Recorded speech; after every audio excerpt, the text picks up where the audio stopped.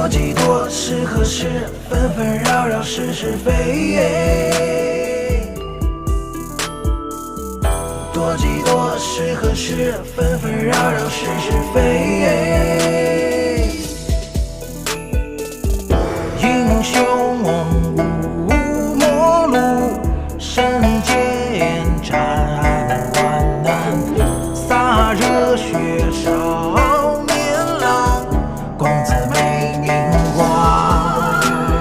江山如烟，剑路急，拒绝一马，船头深途归梅岸，羚羊神浑水寒，助我乘身飞天，龙吟响彻震云端。血溅溅红塔孤独，飞雨多少日落光华不曾见。几杯之地推杯盏，血相融，人落根深，江湖传。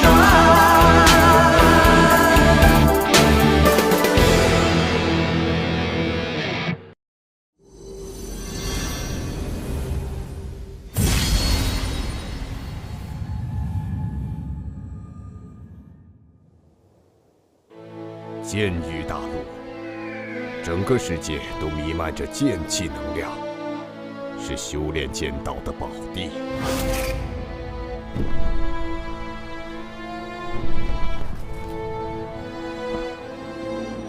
武者修炼剑道，经过明剑心、铸剑体、凝剑魂、铸剑功、悟剑意、长剑道、开剑域7大境界，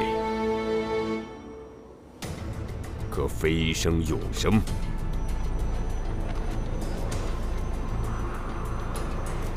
世间留存着10大神剑：天虹、桃神、水寒、星火、震月、逐风、雷祭、荧光、暗灵、血煞，分别代表金木水火土、风雷光暗血的极致力量。时过境迁，如今只流传下的5大圣级势力。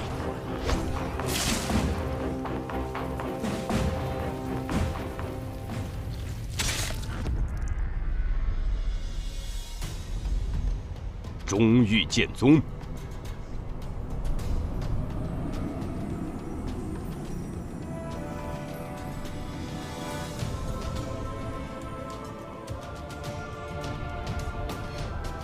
东域画家、南域楚家、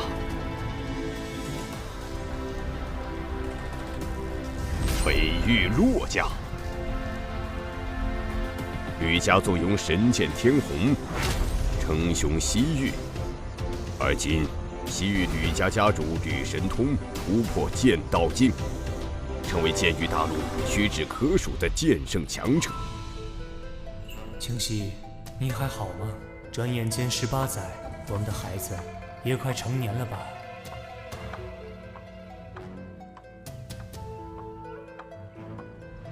家主，吕思明到。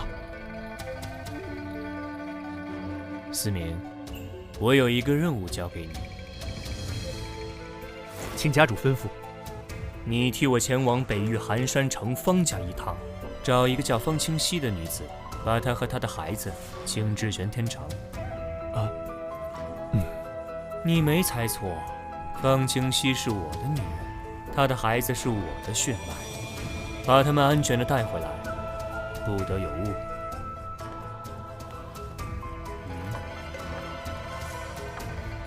将这个带上，玉佩相合才会信你。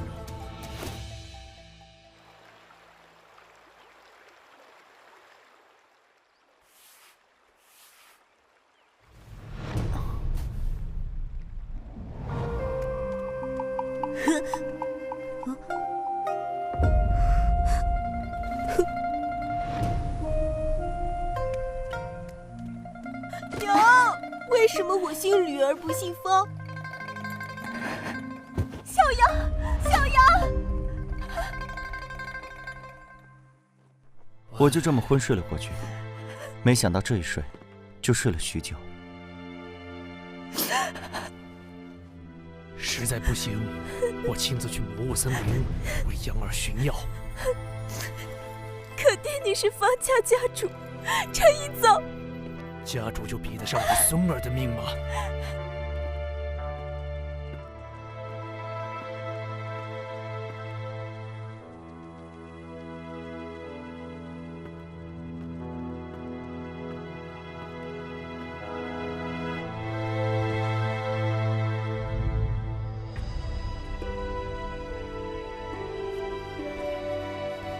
二舅，娘呢？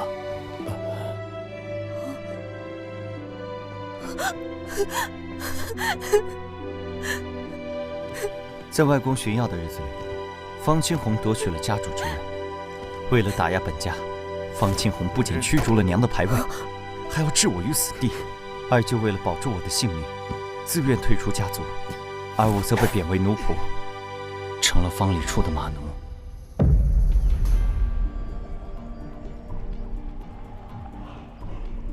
天地之间弥漫着剑气的能量，只有明悟剑心的武者才能发现剑气的能力，而只有吸纳剑气能量入体，使整个身体都宛如利剑般充满破坏力，才能达到剑体境。若你们能够在18岁之前突破剑体境，便不用再来广场修炼，会获得家族功法。今后只需全力修炼武道，为突破下一境界而努力。教习，下一阶段是什么样的？武道第3境为剑魂境，达到这一境界，就可以凝聚剑魂，以剑魂御敌。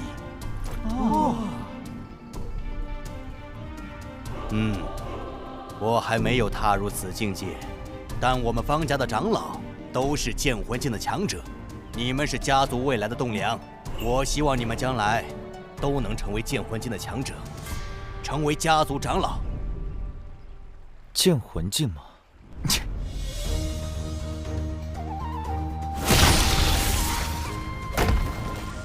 后生可畏，后生可畏啊！木秀于林，风必摧之。小杨，你剑体境界的事情，千万不能让家族中的人知晓，否则会有杀身之祸。按照目前的进展，想必突破剑魂境也用不了几年。到那时，我的苦日子就到头了。恭喜二公子突破剑体境！二公子今年才17岁啊，居然就突破了剑体境，真是了不起的天才。上午教习指导，下午方清红教授，晚上还有上好的补药。结果17岁才突破剑体境，这和饭桶有何区别？嘿，你还敢躲？本少突破剑体境，所有人都向我恭贺，就你跟木柴似的一言不发。怎么？本少突破剑体境，你很不高兴吗？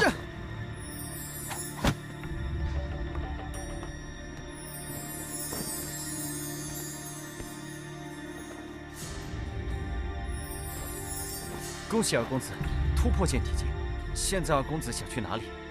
哼，打了才知道规矩。去回龙国，本少现在是剑体境的武者，我要去跟他们切磋切磋。是。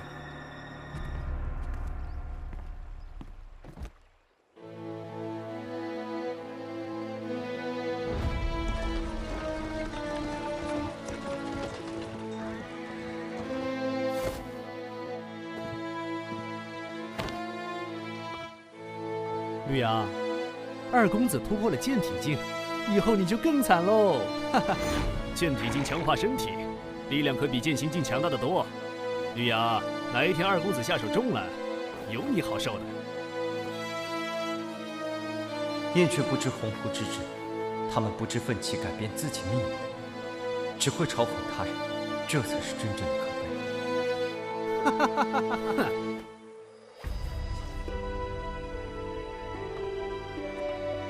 二姐，我突破剑体境了。好，三弟，你总算没给父亲丢人。恭喜二公子。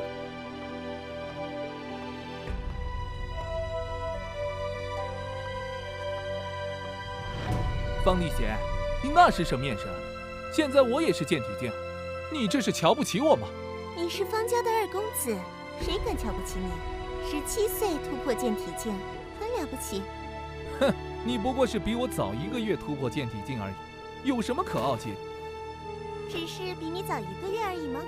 你不会忘了，我比你还小1岁吧？那又如何？武者之间不看年纪，终究是要凭实力说话。不如我们切磋切磋，让你见识见识我的厉害。好，切磋就切磋。三弟，你当心些，力贤的实力可不弱。有父亲私下教我的剑术，我还赢不了他。也罢，让三弟吃吃苦头也好。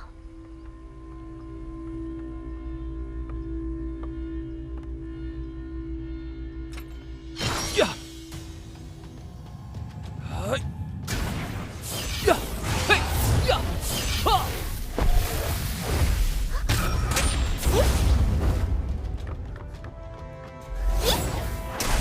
呀！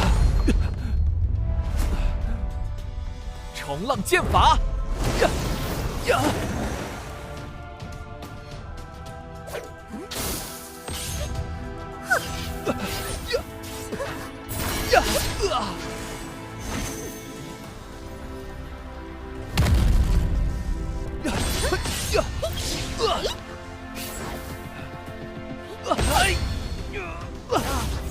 不可能，他的剑术怎么会这么强？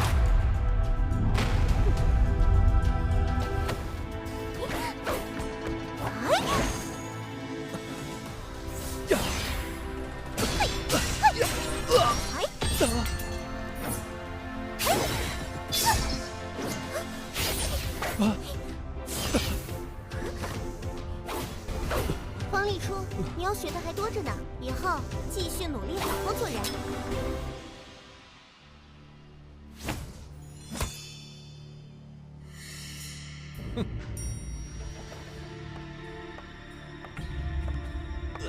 气死我了！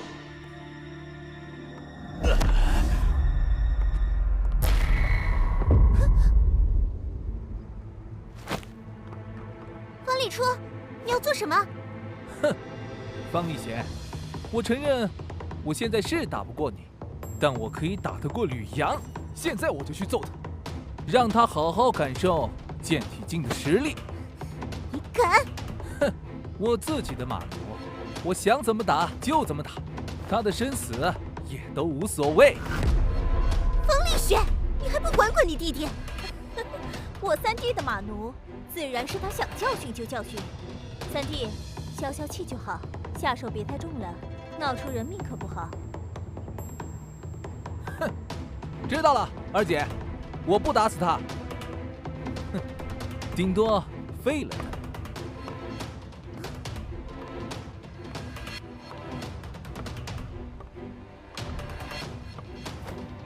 吕阳，跑！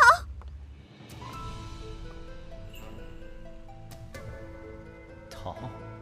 如今我的实力根本无力抗衡方家，一旦逃跑就是死路一条，不如挨着疯子几下罢了。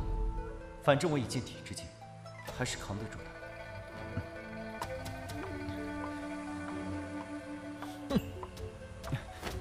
二公子息怒。呀！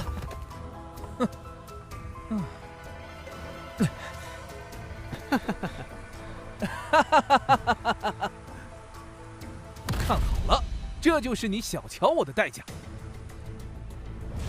呀！呀！住手！呀！哎！呀！呀！你还敢躲？呀！呀！呀！绿芽，以前没看出来，你还真能躲，身体这么灵活，看来你是偷偷的练武了。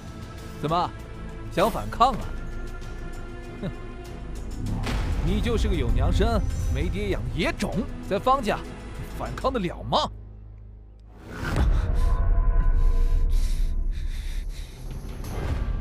杂种，没人要的野孩子，你个小杂种！哼！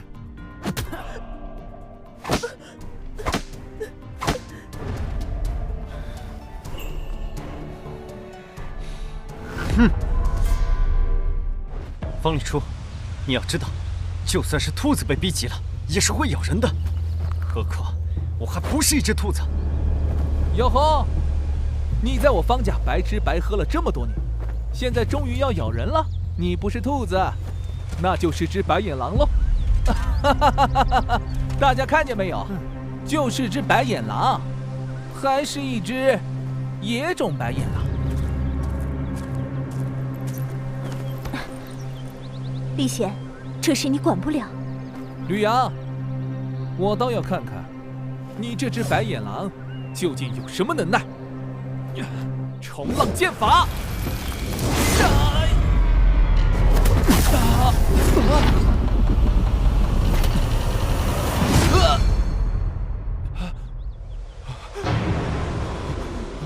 我的天啊！吕阳的实力竟然如此强大！住手！吕阳，有话好商量，你快把剑放下。站住！哼，方立雪，我可不是3岁小孩，现在方家由你爹说了算。他当年就想要我死，今天出了这样的事，你以为他会给我留活路？会，你用我3弟的性命交换，我爹一定会给你留一条活路。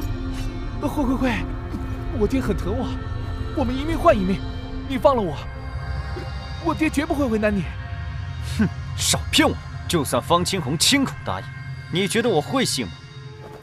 方礼初，我自问小时候对你不差，我以为我们之间会是朋友，所以我很不懂，为什么你对我那么大的仇，那么大的怨，非要让我做你马奴，不断的折磨我。没有，我们之间没有仇，没有怨，是我错了。吕阳，你放了我，我再也不会欺负你，我发誓，我再也不会。别说你口是心非，就算你说的是真的也没用。以往你对我的羞辱，今天该做一个了断。你敢！落叶剑法！落叶剑法！你也是剑体将，而且是中期，这怎么可能？吕阳实力竟然这么强大，这怎么可能？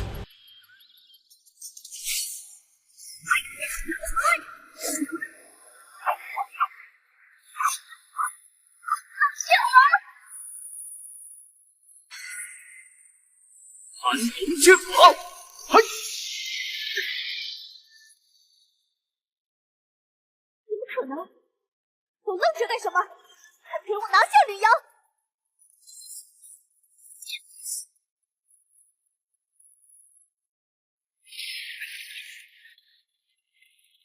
修为被破，丹田受损，还不过来，将我3弟抬上马车！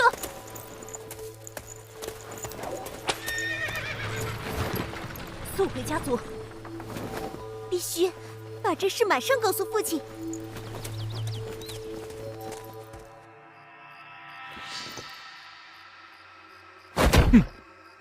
星月，你带领一队人马前往山林中追捕吕阳，一定要活捉回来。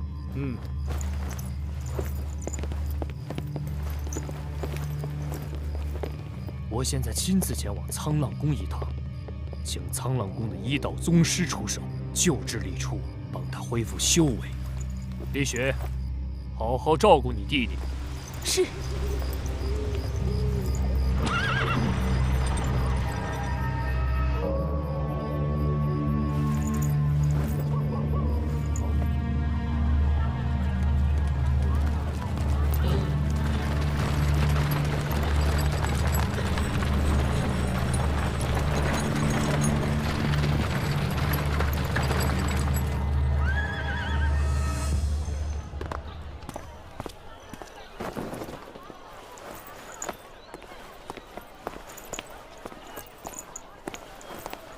那小野种抓回来没有？三爷回来了。似乎没有将吕阳抓回来。没抓回来，难不成让他成功逃脱了？哼！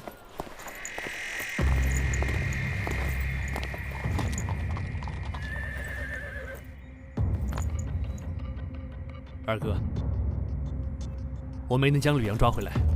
若是碰了面，你不可能让他逃脱。这么说，你追丢了？追倒是没追丢，只是这小子狡猾得很。等我们赶到回龙谷后面的山林中，追他的9个剑体境精英，全部都受了伤，没能将吕阳拖住。我们沿着河流追踪，搜索1日，才在下流发现他的踪迹，然后一路追踪，结果他一路进入魔物森林。方思源等人就是进入魔物森林而就此失踪。我们不敢冒险进入魔物森林，留下几人看守，我便先带人撤了回来。魔物森林，这地方的确古怪得很。你没进去是对的。这小子倒是聪明得很。他肯定是故意往魔物森林去的，知道我们不敢追进去，那里是脱身的好地方。不过，魔物森林好进不好出，就连方四海他们进入其中，都数年杳无音讯。吕阳进到里面，肯定死定了。死在魔物森林，便宜他了。当年我就该除掉这小子，没想到竟成了一个祸害。我听雪儿说，吕阳这小子施展过落叶剑法、盘龙剑法、烟云剑法3门剑法。看来是有人暗中教了他功夫，并且他如此年纪便能达到剑体境中期，肯定有人暗中教了他修炼功法。二哥，你是说传授之人必定和吕阳有莫大的关联？家族内有这个实力的，只有方清流。除了他，还有谁？除了他，还有谁？让他离开了长老团，他还不安生。若非他传授吕阳那小野种武功，楚儿绝不至于落得如此下场。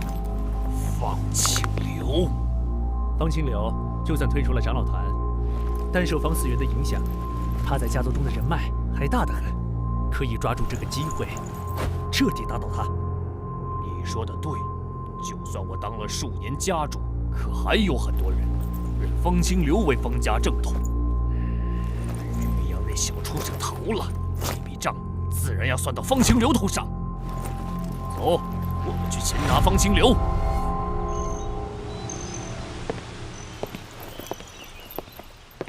方清红，你们要做什么？方清流，吕阳的武功是你暗中教的吧？我果然没猜错。方清流，我儿子今日之伤，都是你的过错。你暗中教吕阳武功，得为此负责。这事我听贤儿说了，若不是你儿子嚣张跋扈，将吕阳逼至绝路，他怎会受到重伤？这一切都是你儿子咎由自取。你放屁！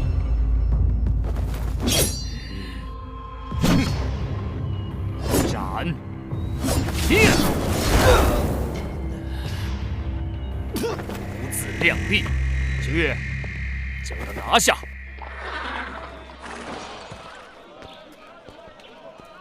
寒山城方家终于到了。什么人？别挡在大门口！朋友，我跟你们打听一个人。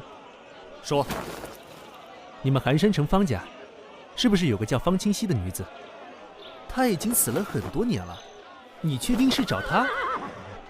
已经死了很多年。方清溪有一个孩子，你可知道？当然知道，方家就没人不认识她的。她在哪里？我找这孩子有事儿，可否引我一见？你来迟了。吕阳前2日破了家主儿子的修为，畏罪潜逃，逃入魔物森林去了。你说什么？魔物森林在哪？谁知道他的踪迹？吕阳逃走，是三爷带人去追的，他们知道吕阳的踪迹。谁是三爷？三爷是家主的弟弟，方清月。前面带路，我要见他。三爷，三爷，有个高手要见你。你就是方清月，正是。阁下是一个远方来的旅客而已。我找方清溪的孩子，听说你知道他去了哪里，所以麻烦你带个路，带我去找他，如何？你是吕阳的傅家人吗？你是谁？我是吕阳的二舅，我叫方清流，方清溪是我妹妹。原来你是方清溪的兄长。失敬失敬，你这是发生了什么事？吕阳破了他儿子的修为，他怪我暗中教了吕阳武功，没抓着吕阳，拿我泄愤。能否给在下一个面子，放了方清流，然后让方清月带我前去寻找吕阳，如何？凭什么？具体情况？剑道宗师，我早就猜到此人来者不凡，没想到居然是剑宫境宗师。现下我根本无力抗衡，只能顺从其意。瓶里的药能快速治疗你的伤势。多谢。方清月，我们走吧。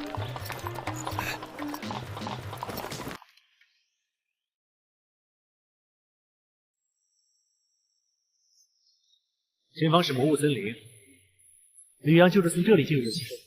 魔雾森林是一处危险之地，里面有剑煞出没，并且时常有雾气笼罩，让人迷失方向。进入其中的人10个有9个出不来。我只敢追踪到这里，不敢前进了。你不怕死吗？你们叫这里魔雾森林，实际上应该叫雪域蛮荒。这里是连接北域、中域、东域的一大片地域。10大神剑之一的雪煞剑第一次出现，便是在这雪域蛮荒中，由雪煞老祖带出。后来雪煞老祖成为剑神，飞身永生，神剑雪煞便留了下来。虽然雪域蛮荒是一处危险境地，但仅限于中心区域。好了，去了。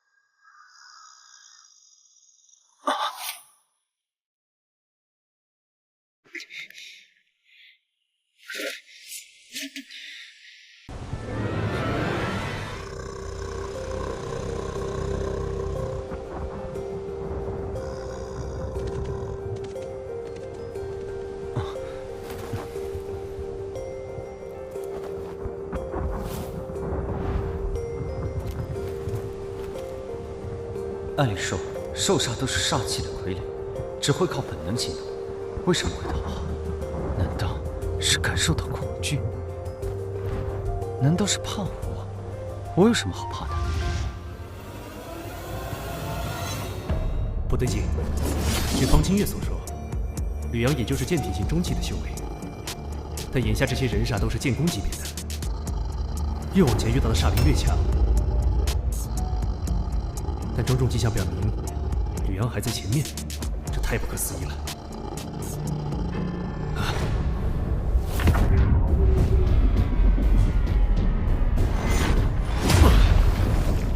不行，得赶快找到吕阳。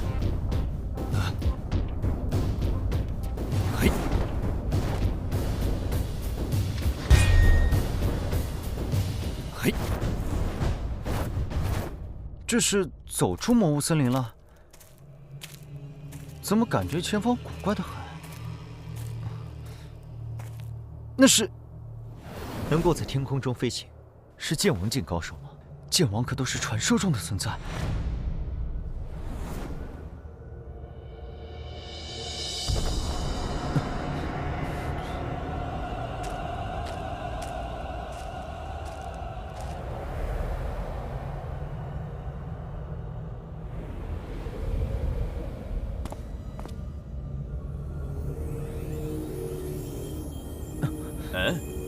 一个剑体境，竟然来到了血域蛮荒之中，真是有意思。小子，你是怎么来到这里的？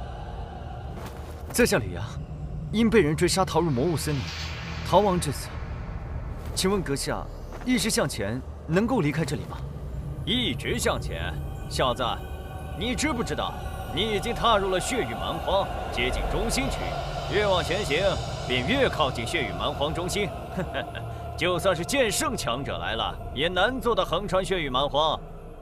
听他的语气，这地方好像很危险，根本不是我这个剑体境的人能够过来的。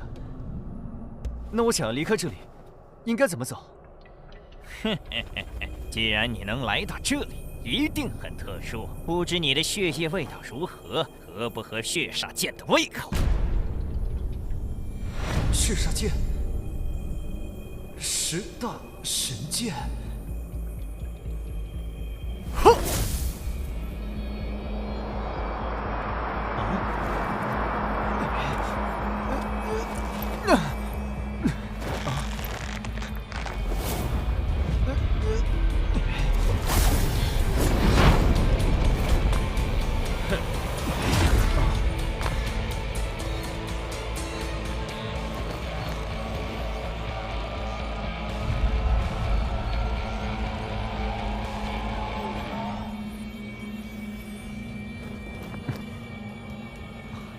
又来了一个凌空飞行的高手，是来帮我的吗？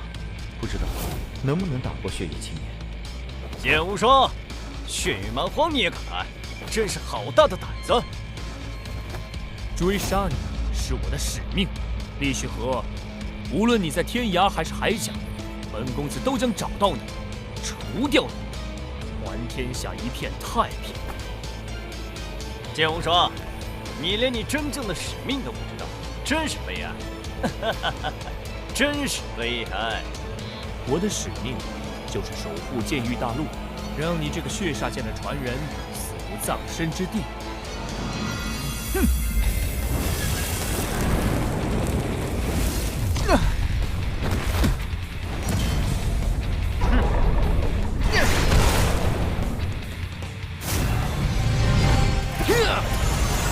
剑无双刚才将我扔至这里，显然是在救我，否则现在这些剑术施展不出，我还在保中的话，必定赢你。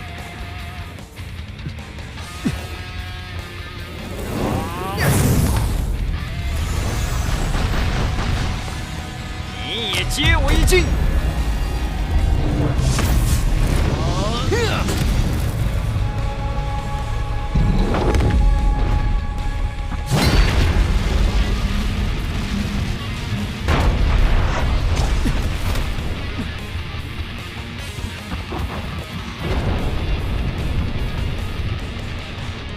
还好不能动。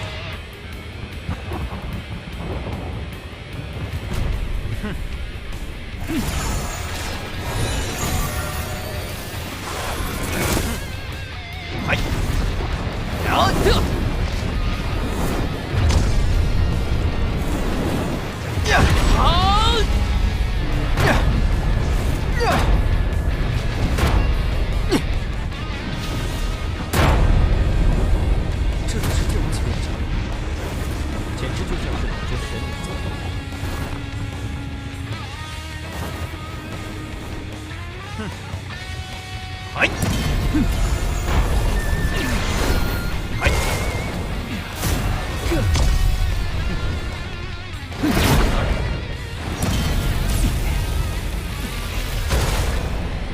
剑无双，你的使命就是喂养我的剑道。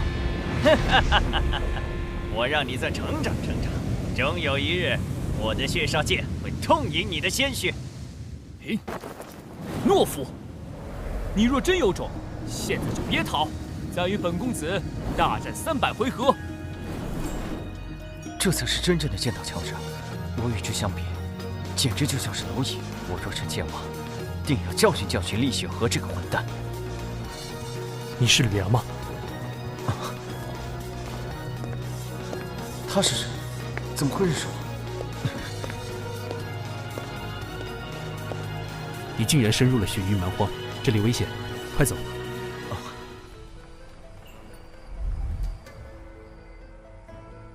万幸，没有在雪域蛮荒中遇到危险，否则连我都有危险。你是谁？你怎么知道我的名字？我到了方家找你，知道了你的下落，便进了魔物森林追寻你。没想到你这么能跑，竟然穿过了雪域蛮荒外围，进入了真正的雪域蛮荒之地。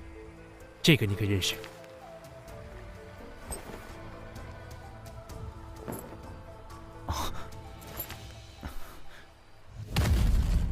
你是？终有一天他会来见你的。倒是见了这个，他就认出你了。难不成他是我父亲？可这模样，未免也太年轻了。果然是你，吕阳。我是西域吕家之人，吕思明。你父亲是我吕家家主吕神通，是他让我带着玉佩前来找你，带你回吕家。西域吕家？那个称霸西域的吕家吗？不错，就是称霸西域的吕家。你父亲是吕神通，不到1甲子便突破剑道境，已成剑圣强者。是他派我前来韩城方家，把你和方清溪请至吕家。可惜我在方家打听到，你母亲已经不在人世了。既然他那么厉害，为什么现在才派人前来找我？也许他有别的苦衷，我也不清楚其中的原因，只是负责请你回去。方家容不下你，你跟我走吧。回到吕家，有你父亲的庇护，再也没人能够伤害你。如果我不愿意回吕家，你要抓我回去吗？吕家是西域霸主，你为什么不愿意回去？不知道，就是不愿意。以前我不知道我父亲是谁，我心里很期盼的想知道。现在知道，只想问他为何抛弃我们母子10几年不闻不问。这个问题我回答不了。也许你应该回吕家后当面问他。我可以跟你回吕家，但不是现在。我与方家还有心愿未了，不完成心愿，我不离开。什么心愿？1. 方清红抢夺了属于我外公一脉的家主之位，我要重新夺还，归还我外公一脉。2. 我要我母亲的灵位重入方家祠堂。这有何难？我帮你做，轻而易举。不，我自己的事，我要自己做。你自己做？那得等到什么时候？你现在才是剑体境的修为，没有我的帮忙，你根本不可能做到。既然吕家是西域霸主，定然有高明武学。你教我吕家的高明武学，我完成心愿不难，用不了多久时间。越是高明的武学，越是难以修炼。你才剑体境中期，学会吕家武功都需要很久的时间。就算学会了，从剑体境修炼至剑魂境，没个几年时间也不可能。这你不用担心，不完成心愿，我不回吕家。你若不愿意教，那就帮我个小忙，带我离开魔物森林，摆脱方家的追杀，然后自己回去。我凭方家的武学也能完成心愿，只是时间久一些罢了。待我完成心愿，自会前往西域吕家找他。这怎么可以？好，你是吕神通的儿子，学吕家武功自然可以。我教你，我倒要瞧瞧，你究竟能不能学会。一定。我不能拖延太久的时间，不如我们做个约定，如果1个月你还没学会，那就先跟我回吕家，等你在吕家修炼成强者，再回方家完成心愿，如何？1个月，这倒是个挑战。一言为定。我们先离开魔物森林。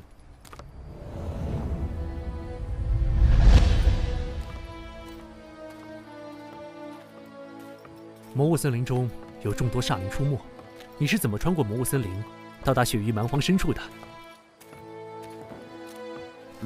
我也不知道。我在魔物森林中是遇到了一些煞灵，但他们看到我，吓得都跑了。什么？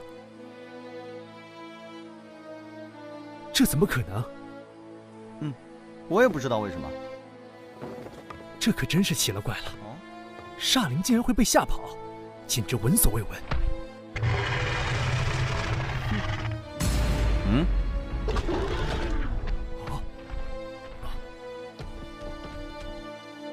看吧，就是这样。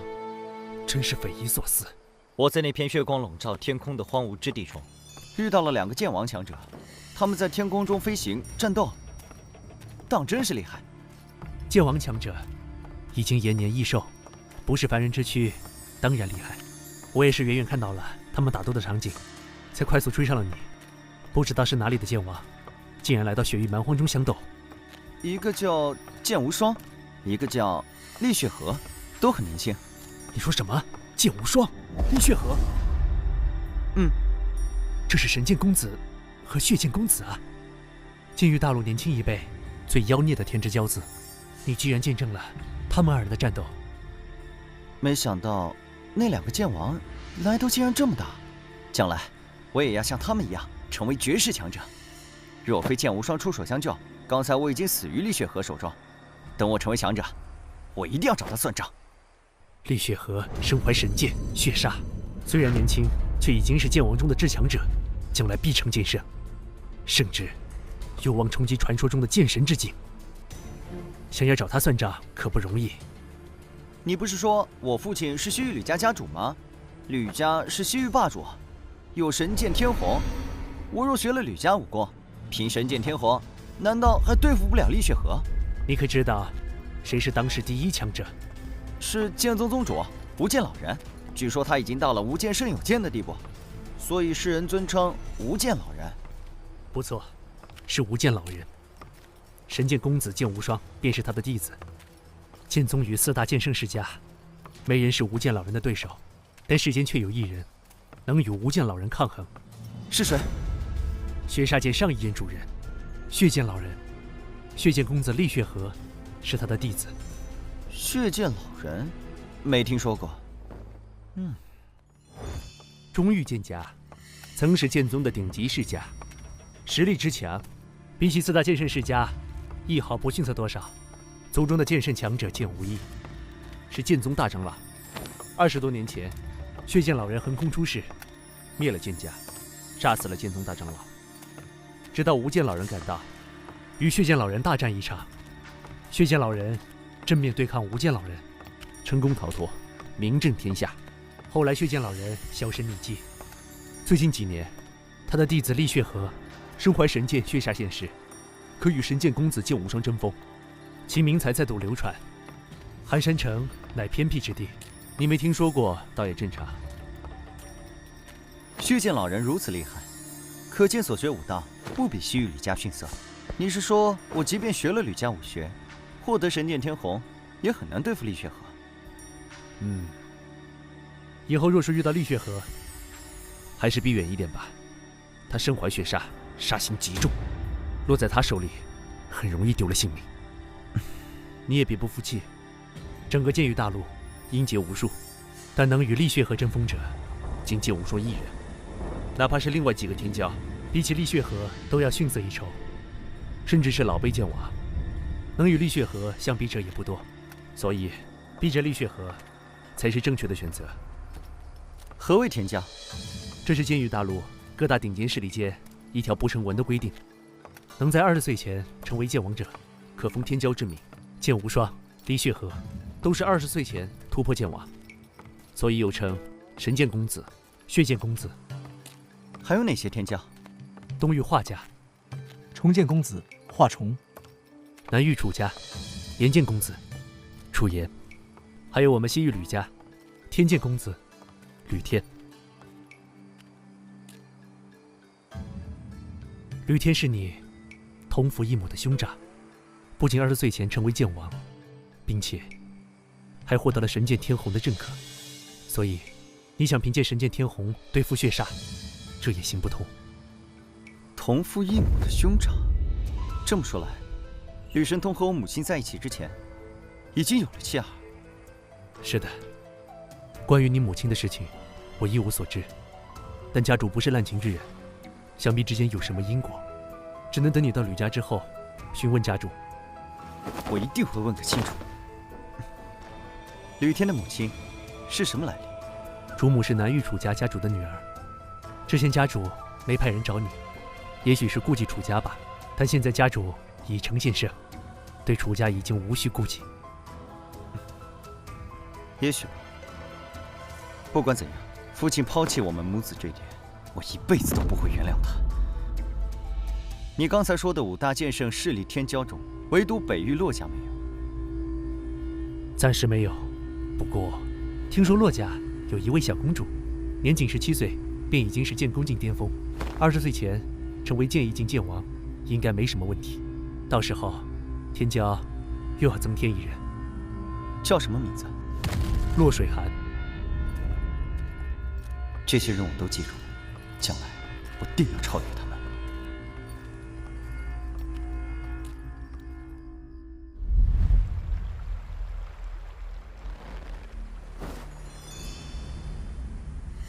我吕家的神剑天虹，是一柄金属性神剑，因此我吕家的武学也多为金属性武学，主要分为3大类：剑经、剑法、剑体。剑经是吸收剑气能量，凝练自身剑气的功法；剑法是运气自身剑气的剑技法；剑体是通过剑气能量强化身体的体术。吕家的至强武学是白虎圣剑经，不过白虎圣剑经只有吕家最核心的人员才能修炼，我也不会，只能教你金虎剑王经。金虎剑王经，金虎剑王经可修成金虎剑气，虽然不是吕家至强武学，但放眼剑域大陆，那也是1等1的绝学，可修炼这剑意境的剑王级功法。那我到了吕家，能不能学白虎圣剑经？你是家主之子，当然能学。我先教你金虎剑王经，若你1个月内能够修炼有成，能将修为提升至剑体境巅峰，我就教你剑法和剑体，等你解决方家事务。金虎剑王经要求天赋极高，想必吕阳1个月内也练不出成果。这样一来也好，能早点带他回去复命。好，那我就先学金虎剑王经，看看吕家武学相比方家的小苍浪诀有何出众之处。这小鬼，方家武学也配和我们吕家金虎剑王经相比？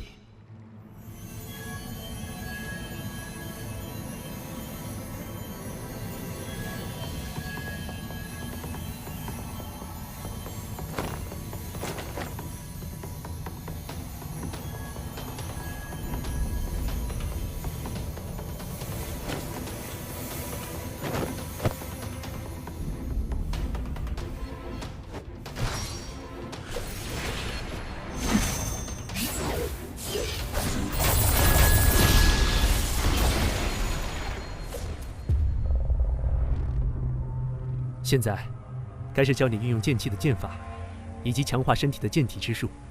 我能教你最强的剑法，是飞鸿剑法；最强剑体是赤铜剑体，都是剑王级武学。飞鸿剑法，剑气化飞鸿，若是剑王施展，剑虹可飞天3000丈。对于剑体境而言，修炼这门剑法难度极大。不过，你既然能在1个月内练成金虎剑王经，想来也不成问题。赤铜剑体是在剑体境大成的基础上打破身体极限，继续提升肉身强度的剑体之术。练成之后，身如青铜，可抗剑气攻击，兵刃难伤。仅凭金虎剑王经，你至少需要半年以上的时间，方有突破剑魂境的可能。但若能练成飞鸿剑法和赤铜剑体，突破剑魂境将不是困难，而是水到渠成的事。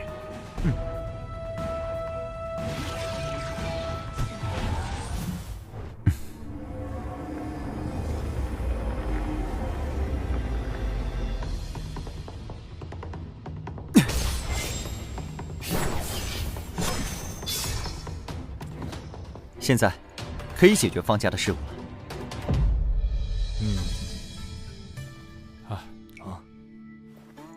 老夫看过了，令郎的伤已经无碍，往后多注意休息。林宗师不愧是行州第一医道宗师，医术当真神奇，简直出神入化，还不多谢林宗师。多谢前辈。不必多礼，对于本宗而言，这只是举手之劳而已。林师叔医术神通，自然只是举手之劳，但对于我弟弟而言，却是大恩大德，方家必定铭记于心。方师侄客气了。林宗师，方家已在迎宾阁设下宴席，还请一步，一尝方家酒水。林师叔请。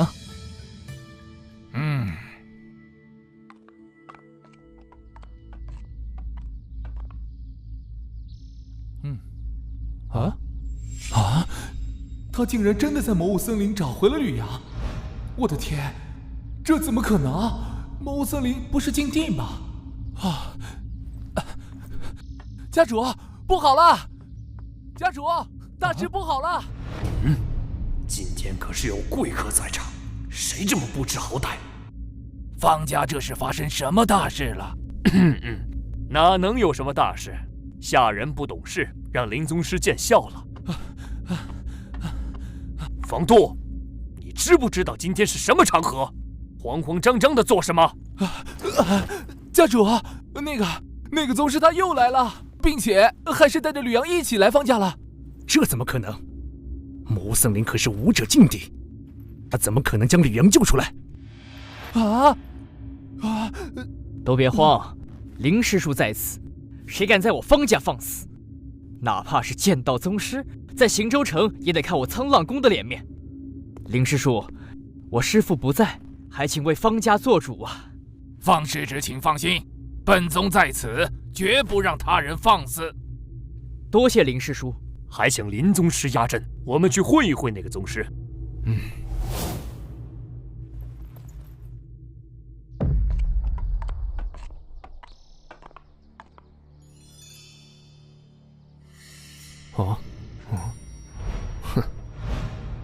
剑功竟初期，奇怪，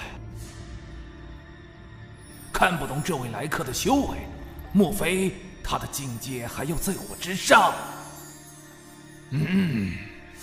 小畜生，你废我而修为，现在还敢回来？你这狗奴才，竟敢反伤主人！今天我要将你碎尸万段，方解我心头之恨。此人实力不知深浅，林师叔虽能看在我的面子上为方家出头，但绝不可能为了方家与人生死相斗，所以今日还是尽量休战为妙。住口！吕阳，袁家易解不易结，往昔之日，方家或有对不住你之处，但你废了我弟修为，以消仇怨。今后我们就此别过，井水不犯河水，如何？第一，方家没有对不起我，对不起我的是你们方四海一脉，鸠占鹊巢。第二，你们待我如何，心中清楚。你想怎样？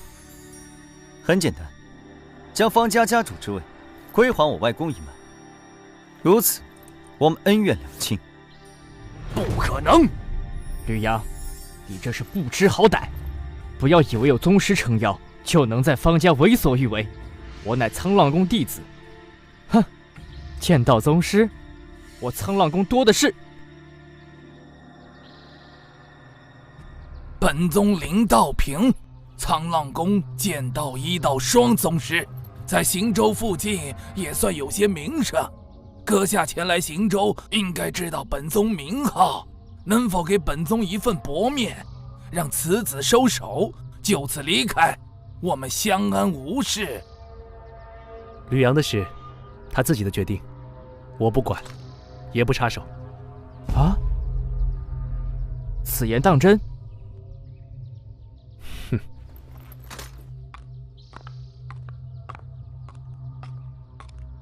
哼，吕阳，你还是别异想天开了。既然已经离开方家，就永远的滚出方家，别再回来。你说的条件，不过是痴人说梦。是不是痴人说梦？试一试就知道了。你居然已经突破剑魂境。哼，就算你突破了剑魂境，那又如何？别说我父亲是剑魂境巅峰强者，仅是我方丽媛，同为剑魂境初期，也不是你能够抗衡得了的。丽媛，你和吕阳是同辈，既然他非要与我方家不死不休，那你就和他做个了断吧，让为父看看你这些年在沧浪宫的长进。父亲放心，绝不留后患。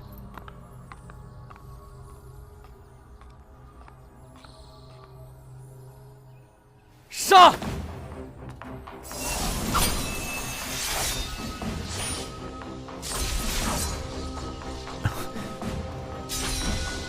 哼，想夹住我的剑，痴人说梦。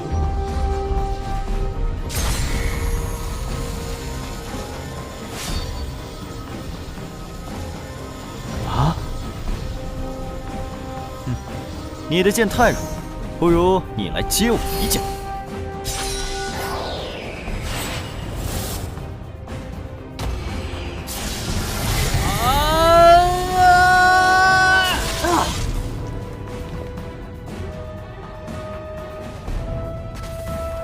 我的修为没了。丽媛，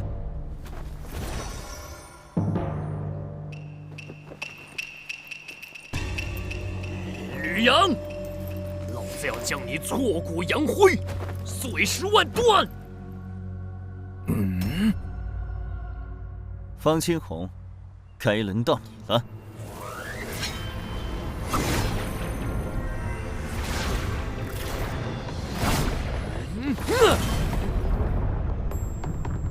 这不正常！剑魂境初期，怎么可能遇见与剑魂境巅峰分庭抗礼？啊！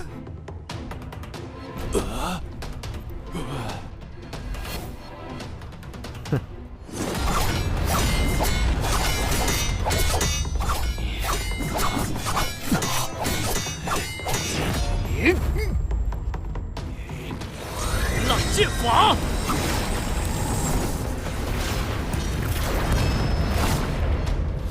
飞鸿剑法！什么？这不可能！吕阳，吕阳，难不成会是那个吕家？方清红，完了！沧浪三叠剑！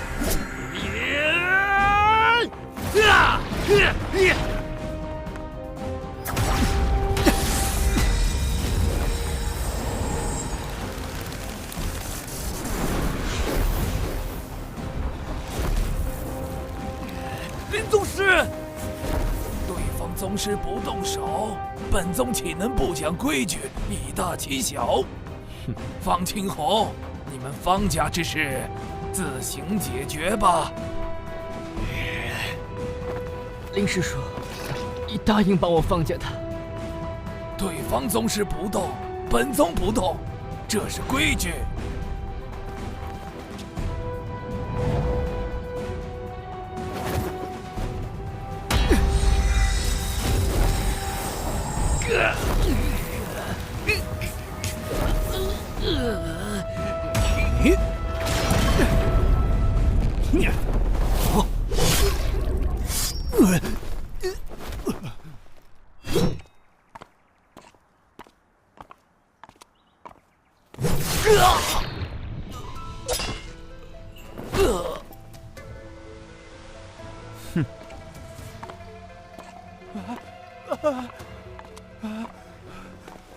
吕阳，求求你，我求求你，不要伤害我，我给你做牛做马。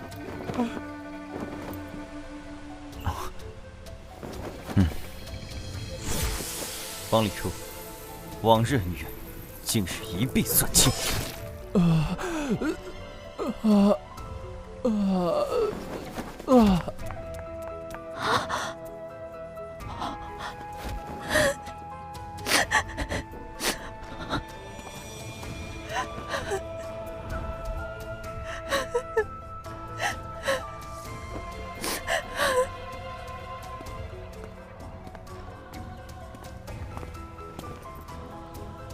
舅舅，方家的家主，今后就由你来做，我娘的牌位就麻烦你。啊？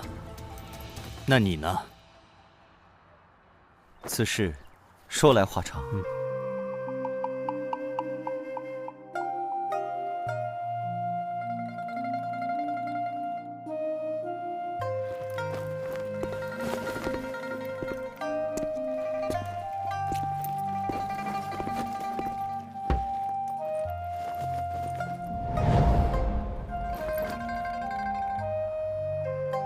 娘，孩儿要走了，要去西域吕家，一来认祖归宗，二来要找吕神通问个明白，当年为何弃你不顾。您在地下好好安息，保佑孩儿平安。子去西域，山高路远，三妹啊三妹，你一定要好好保佑吕阳，让他一路平安。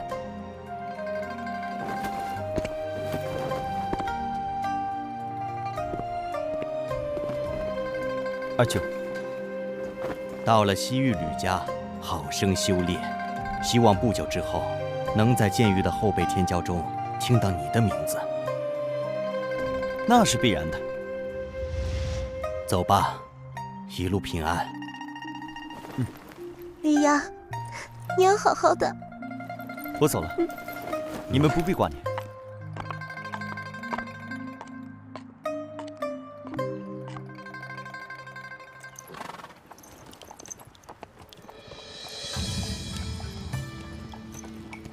10大神剑的威力都一样吗？每一柄神剑的特点都不一样，难以比较。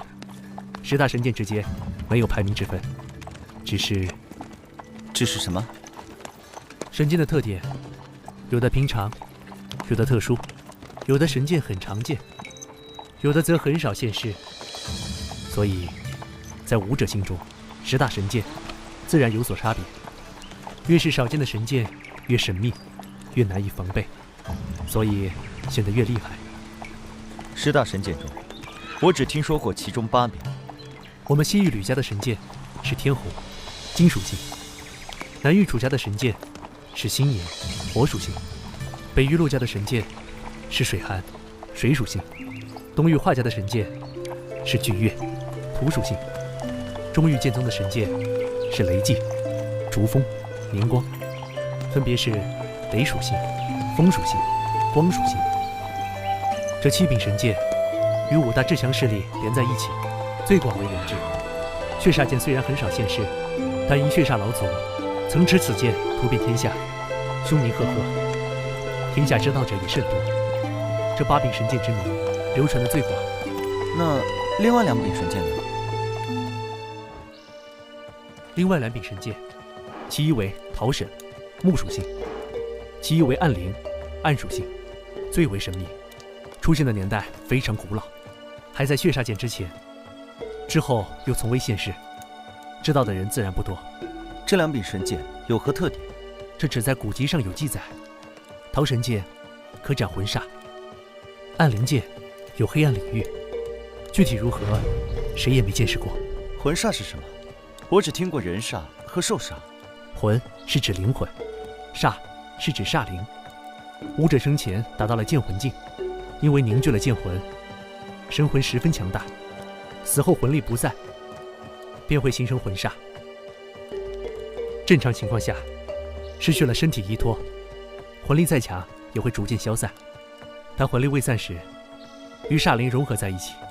人煞、兽煞虽然可怕，但还能够摧毁形体，而魂煞几乎无法摧毁，只有极少数的手段才能对魂煞造成伤害，十分棘手。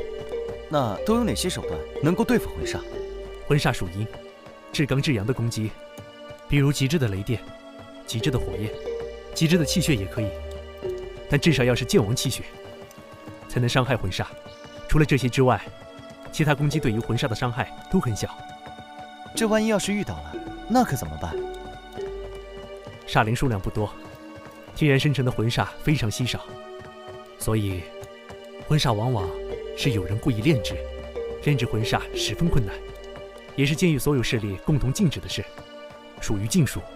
绝大多数武者一生都难遇到一次婚煞，这点你不必担心。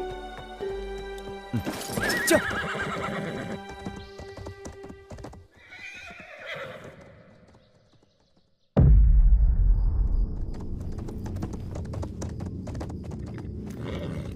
黑山城是豫州西部最后一城，再有1个多时辰，便可到达黑山岭，是连接西域和北域的一条巨大山脉。经过此山需要半天时间。今晚我们在黑山城中休息一晚，明天一早启程，白天翻过黑山岭。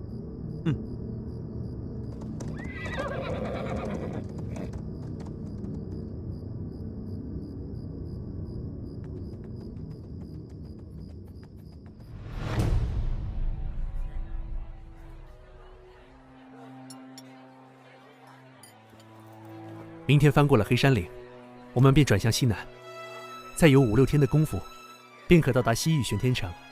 我们吕家便在城中。也是，你从来没有到过吕家，自然有些陌生。吕家作为西域大家，大大小小脉系足有数百支，总人数多达几10万人，其中拥有剑王的脉系足有10数个。其中一些强大的脉系，甚至拥有多名剑王，剑王总的数量多达数10人。天哪，和吕家相比，行舟苍浪宫也只是微不足道的小势力。真期待能亲眼见到这么强大的武道世家会是什么样子。等过几天你见了就知道了。来，先吃菜。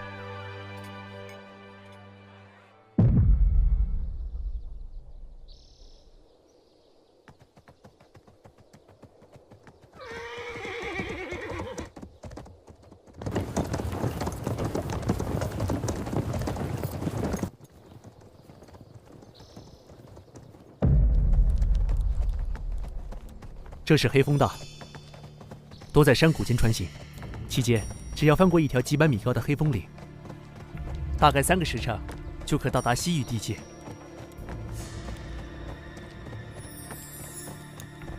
山高林密又处要道，这黑山岭中会不会有劫道的匪贼？哈哈，还真有，有一座金刚寨，藏在黑山岭中，常常劫掠往来商队，需要给通行费才可通行。不过这金刚寨也就是一个剑宫级势力，大寨主是名剑宫境后期宗师。上次我从西域而来，金刚寨不长眼睛，途中劫我的道，被我杀了不少匪贼。金刚寨大寨主出手，也被我断了一臂，借着黑风岭的地形才逃走。现在也不知道还在不在黑山岭中，对我们没有威胁。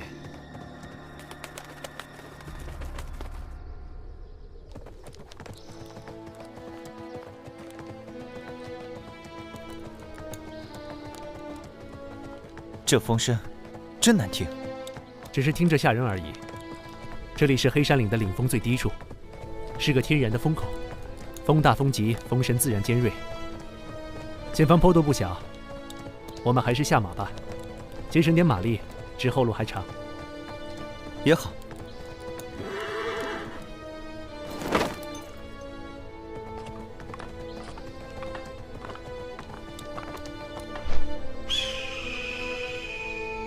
等等，有股不正常的气息。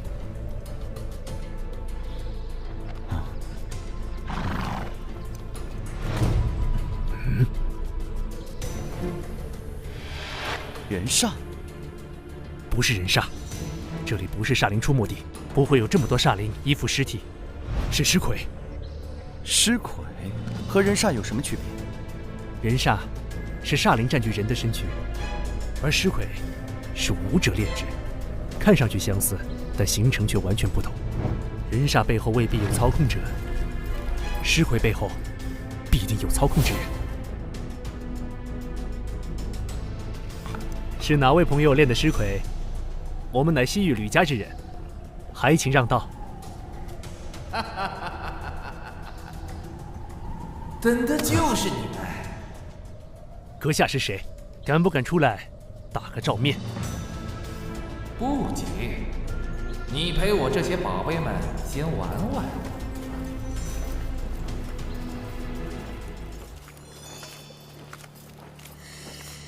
只要不是剑王、剑圣强者，当是他人，我无人可惧。但一个躲藏在暗处的敌人，只会释回出来战斗，让人摸不清底细，这倒是令我有些担忧。这是金刚寨的服饰，看样子，恐怕整个金刚寨都已经被灭了。这些尸魁厉不厉害？尸魁的实力与生前的修为息息相关。眼前这些，只是剑体境武者炼成的铁尸，算不上多厉害。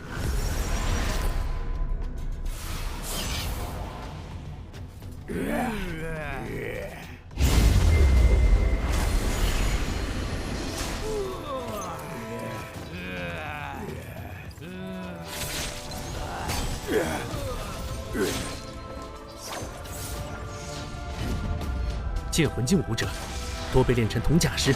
剑弓境武者都被炼成银甲尸将。绿芽，你小心一点，请随我身后。银甲尸将很不好对付。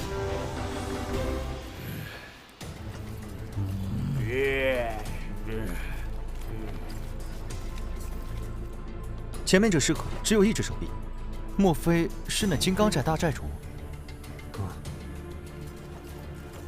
没错，他就是金刚寨大寨主。与西域吕家为敌，阁下可知道是什么后果？杀的就是你们西域吕家的人，吕家能奈我何？你是专门为我而来，怎么知我什么时候经过这里？反正你们都是将死之人，告诉你们也无妨。嘿嘿嘿嘿嘿嘿。有人不想你们回去？谁不想我们回去？家主派我至北域寻人，没告诉过任何人，是一件非常隐秘的事。他是怎么知道的？有人不想我回到吕家，看来这场劫杀不是冲着吕思明，而是冲我来的。哈哈哈，你们知道的够多了，可以死了。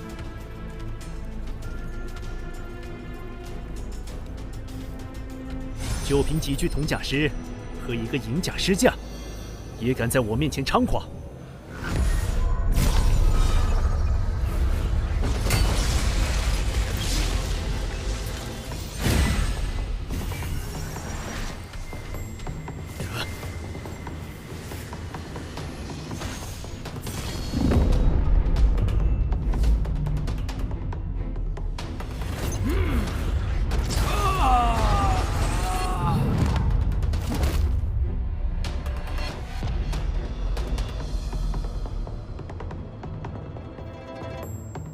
看来这里就是控制尸体的命门。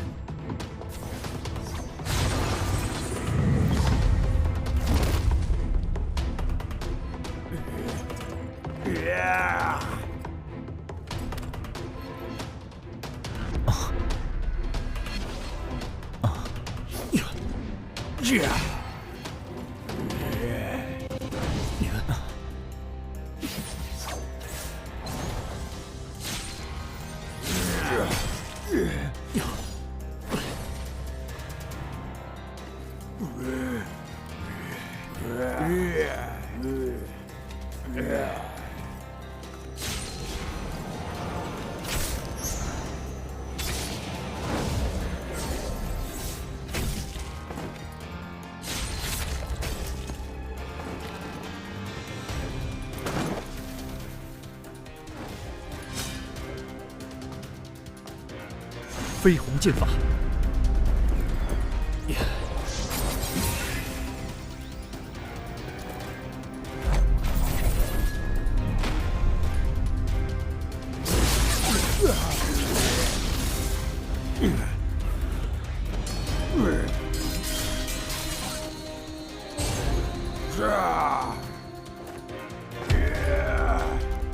同等修为下，尸魁的防御实在是太高，并且不惧生死，不知疼痛。哪怕眼前的银甲尸将实力远逊于吕思明，但却能够与吕思明战个旗鼓相当。哪怕银甲石像中一百剑，都还能生龙活虎的战下去。不，吕思明是血肉之躯，只要中银甲石将一剑，就得受伤。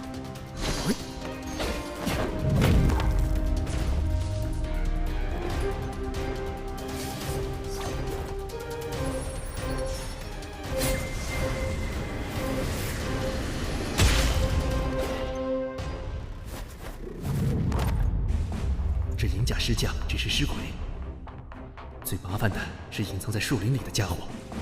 不过，一般炼尸者的实力通常没有尸魁那么强大。阁下还打算继续藏头缩尾吗？有什么手段，尽管使出来吧。吕思明，你不要得意的太早。我早就知道，仅凭这些废物，根本奈何不了你。之前只不过是陪你玩玩罢了，现在才是动真格的时候。刚才的银甲尸将已经非常难缠，还只是玩玩。那么，动真格的又会是什么层次的力量？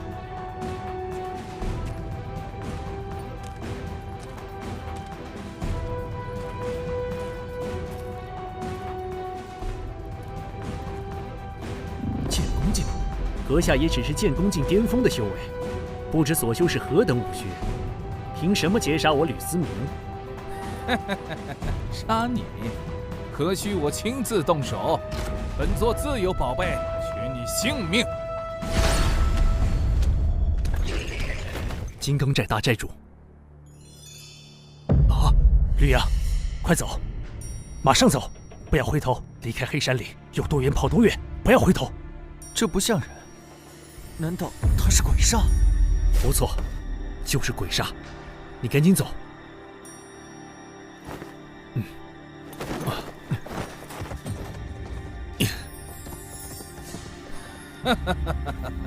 小子，你跑不掉的。今天你们都得死！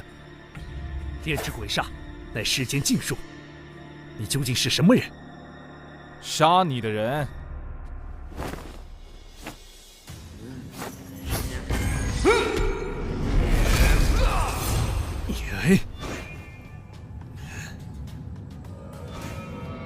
金湖剑气呀！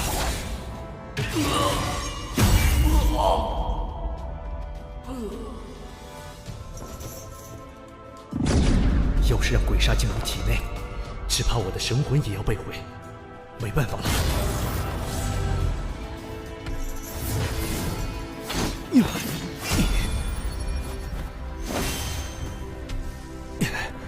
只怪我实力有限，只能为吕阳多争取点时间了。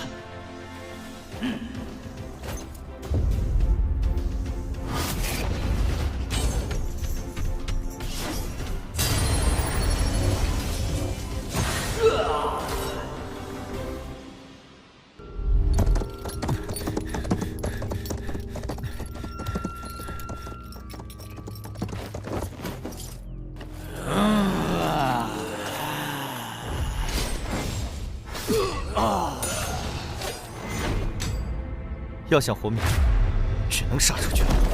金虎剑劲，赤铜剑体，飞鸿剑法。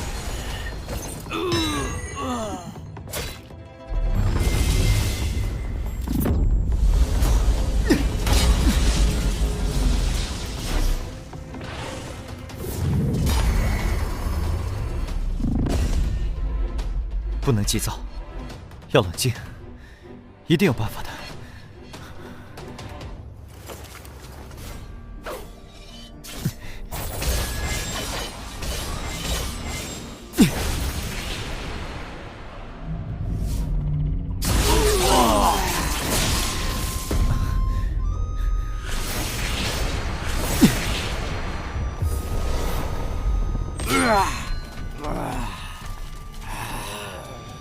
按照这个威力，至少得刺上30剑，才能解决一个铜甲师。要是这把剑能削铁如泥，也不用这么麻烦了。眼下，只有耗了。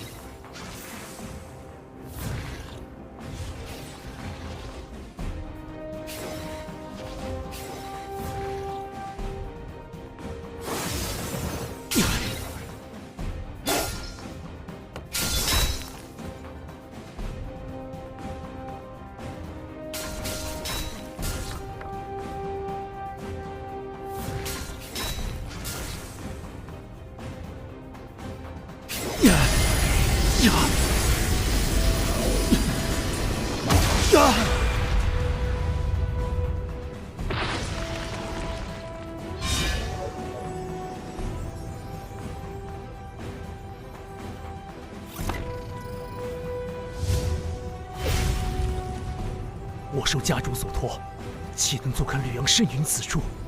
看样子，只能拼死一搏了。呀！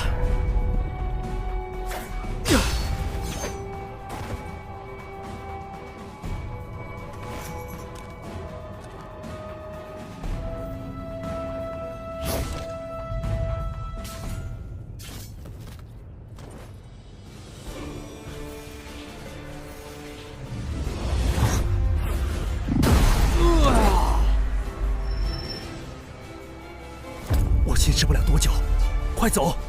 先不要回西域，保住自己，提升实力。我一定会查出背后指使的人，一定！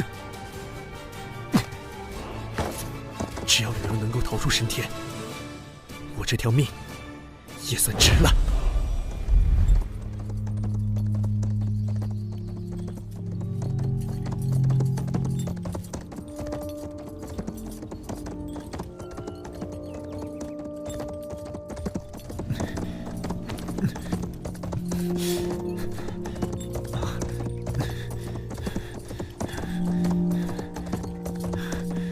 快了，就快逃出黑山岭了。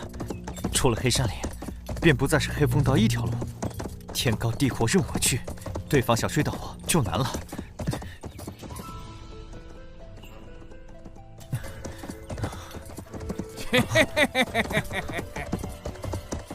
该死，他追上来了！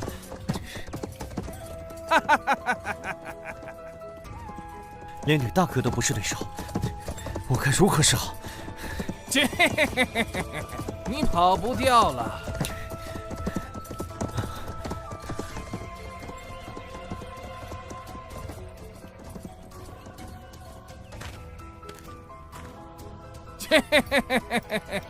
小子，你逃不出我的手掌心。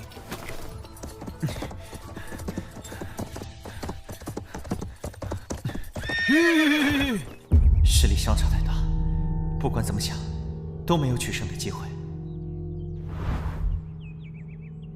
我跟你无冤无仇，为什么要置我于死地？有人要你死，有人要你死。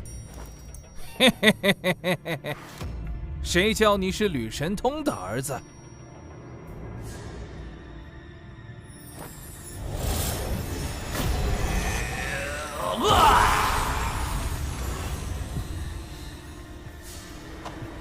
这，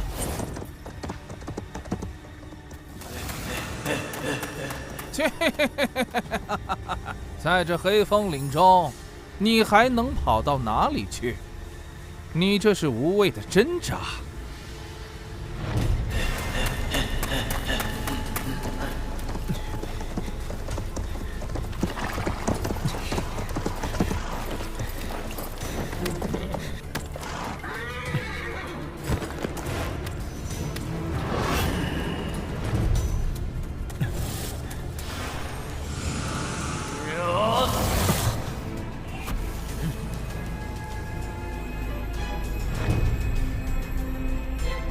一个剑魂境武者，鬼煞入体，最多3个呼吸，便能取其性命。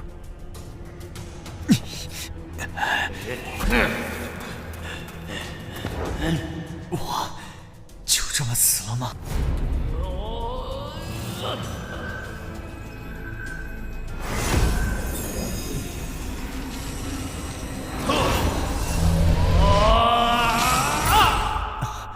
这不是我的剑魂，为何我的剑魂中还藏着一道剑影？这力量是……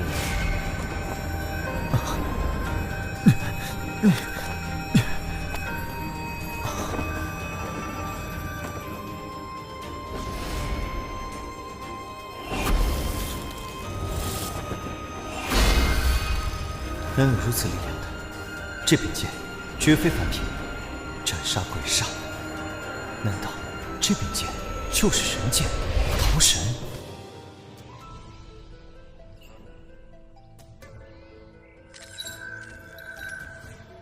啊！怎么会？鬼煞怎么可能被瞬间消灭？啊！就算鬼煞遇到被克制的力量，被彻底打散，那也会化成剑煞能量融入天地之间。这个过程，我的招魂灵不会碎。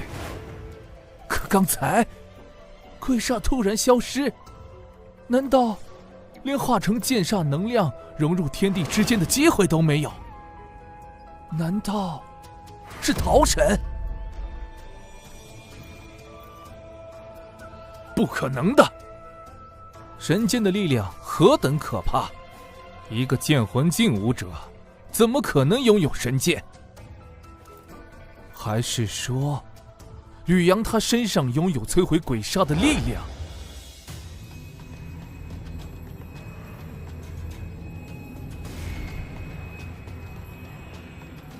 御空飞行，这小子难不成是剑王境界？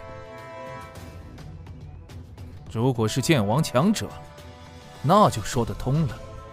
剑王强者的气血极其可怕，对于鬼煞有着极大的杀伤力。此地不宜久留，我得赶紧走。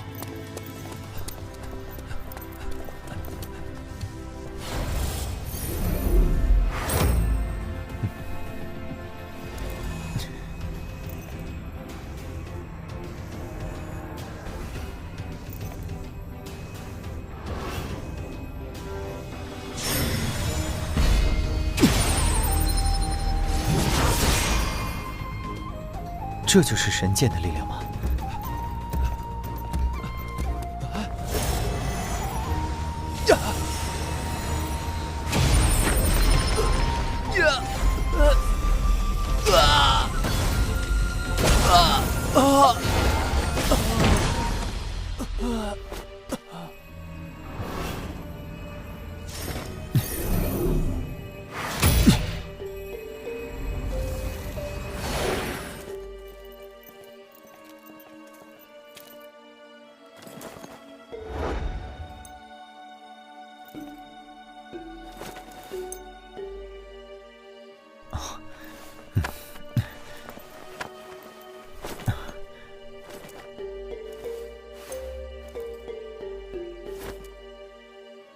不行，他的同伙可能会通过令牌追踪到他，还是不要带在身上为好。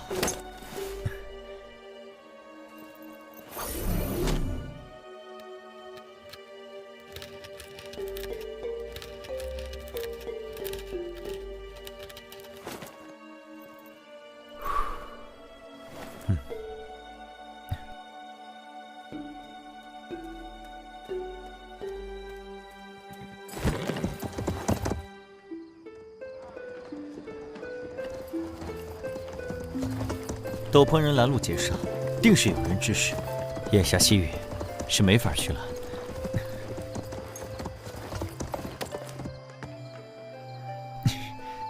我必须为吕大哥报仇，查出幕后主使。我现在实力太弱了，必须得找个地方藏起来，潜心修炼，修成剑王，再回西域找吕家。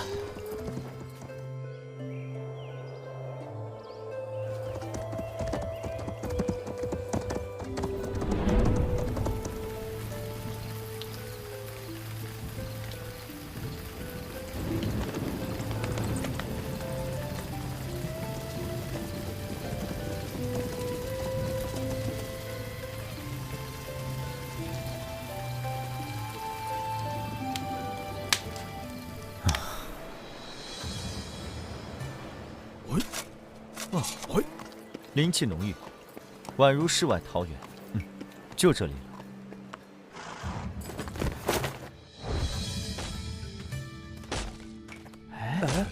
怎么有个陌生人在这砍树？没见过呀。家乡蒙难，在下一路逃难至此，见此地山清水秀，所以决定留下来。哦，原来如此啊！我们也来帮帮忙吧。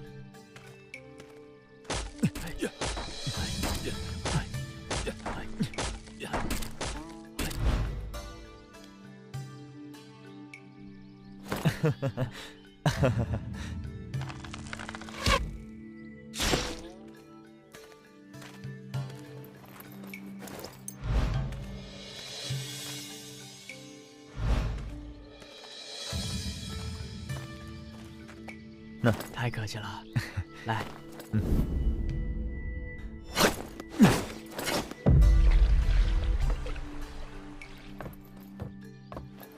如今我已经达到剑宫境，和吕大哥一样，可这远远不够，我还要再进一步，达到剑王。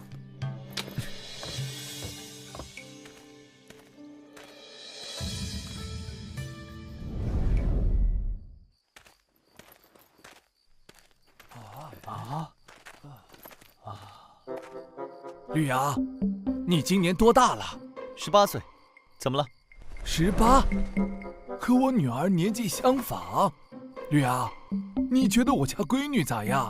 得了吧，就你家女儿那样，配得上人家吕阳吗？还是我家闺女和吕阳最配。我来元福村，只为亲近修炼武学，等修为大成，便要离开，哪能在此留下牵挂？那个，这位乡亲，其实我还有一事隐瞒。当年家乡蒙难，家母也因此去世。当初我就决心披麻戴孝3年，3年之内不谈儿女婚嫁，待到3年扶丧之期过后再议。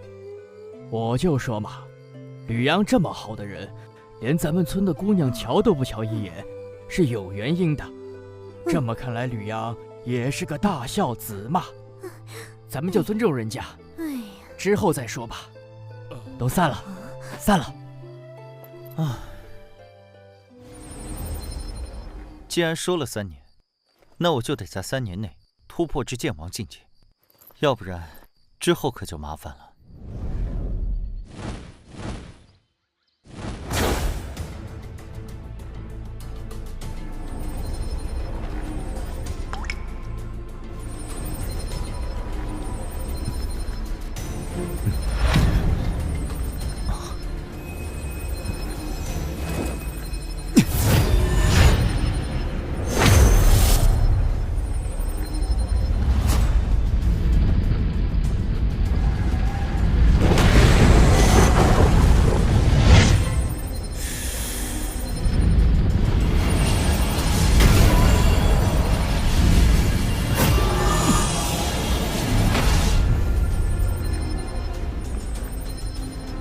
终于成为剑王强者了。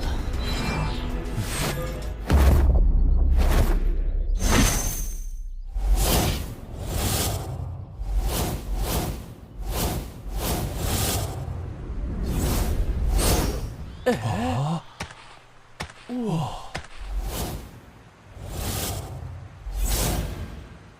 飞了，飞天了！我的天，怎么飞起来了？他究竟是什么人物？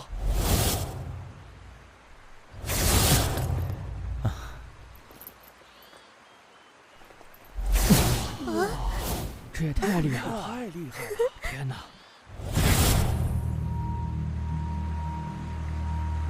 这些年，我一直在考虑一件事：劫杀我和吕思明大哥的人，不可能是李神图派。吕思明大哥说过，这是个秘密任务，所以消息外泄几乎不可能。那么，只可能是某个环节暴露了身份，引来了杀机。吕思明大哥只在方家表明过身份，因此还是要从方家开始查起。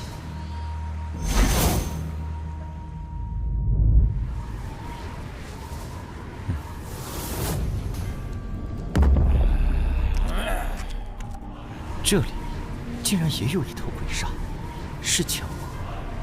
还是两者之间有联系。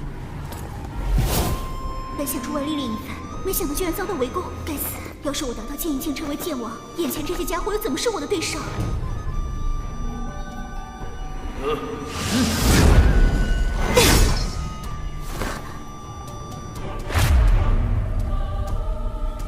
灵破剑法！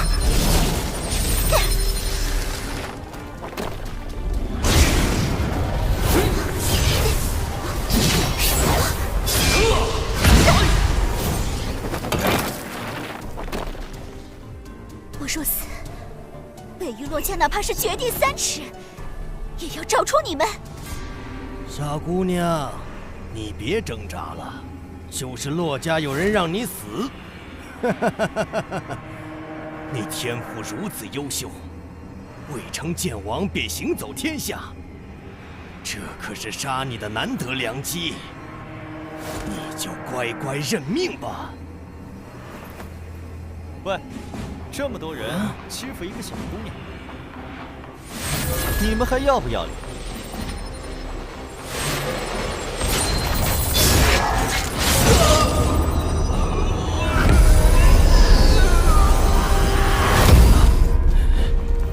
剑王强者，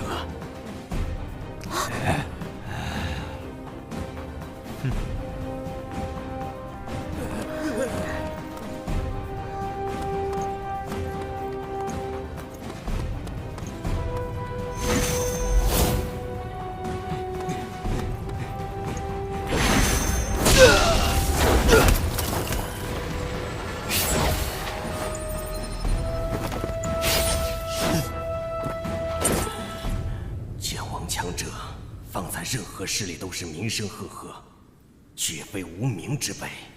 可眼前这人，我却从未见过。你是什么人？你不是洛家剑王。多谢兄台相救。先别管我是谁，说说，你是谁？他们应该是煞盟的人。煞盟，这是什么势力？一个潜藏于暗处的组织，炼制鬼煞，乃多方势力共同约定的禁术，只有煞盟才炼制鬼煞。原来是个见不得光的组织。你如果想活命，我问什么，你最好答什么，否则休怪我心狠手辣。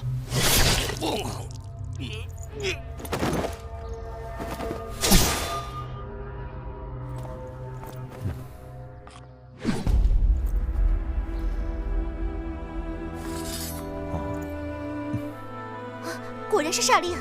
他就是煞盟的人。他们好生嚣张，在北域地界竟敢杀我洛家人。姑娘可是洛家小公主洛水寒？是我。不知兄台是？在下方阳。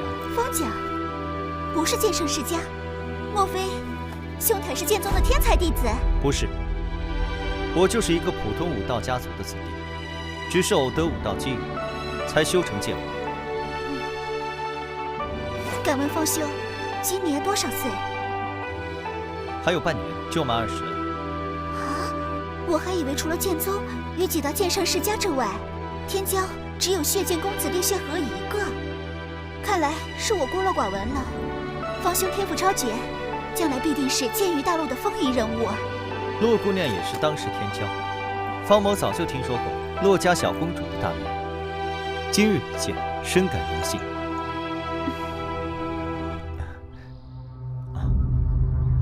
洛姑娘，你对于这个煞盟知道多少？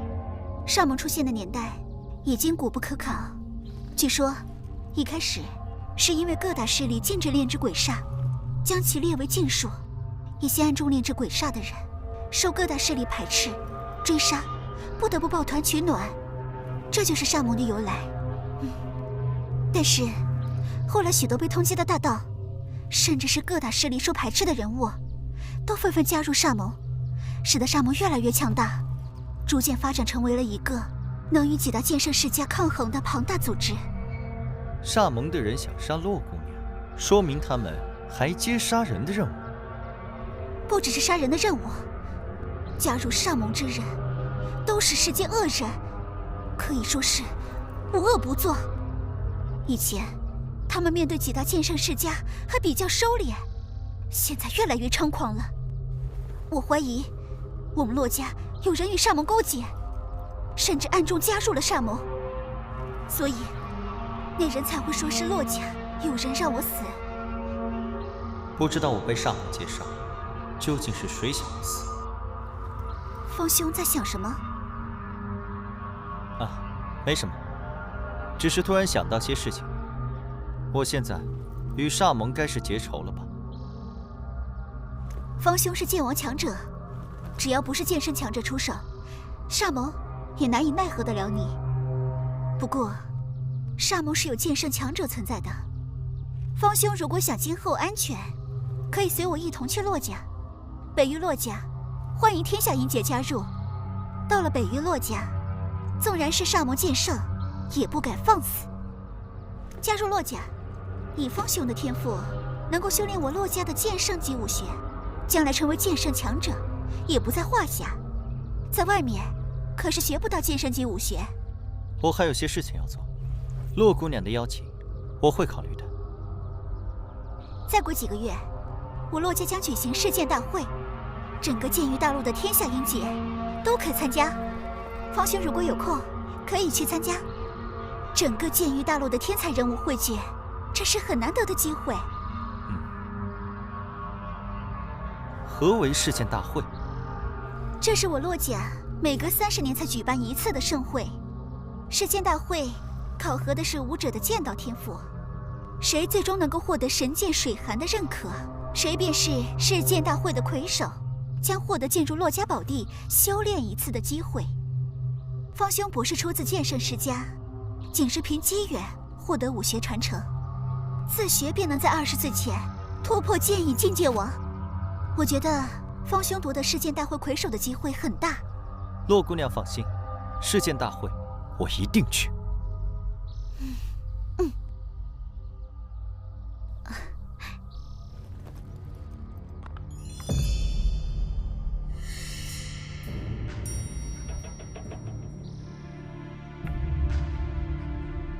杨儿，没想到几年不见，你的修为连我都看不透了。看来这次你去吕家修为大涨啊！啊，对了，吕思明怎么没和你一起来？舅舅，吕家事务繁多，吕大哥有别的事要处理。对了，我刚来之时，听门人说你辞去了家主之位。哎，我老了，实力也不如从前了。正好你堂哥方力行从苍浪宫学成归来，为人正直，我便退位让贤了。那方金红等人再有姿势吗？老实多了。样儿，你此次来是有事吧？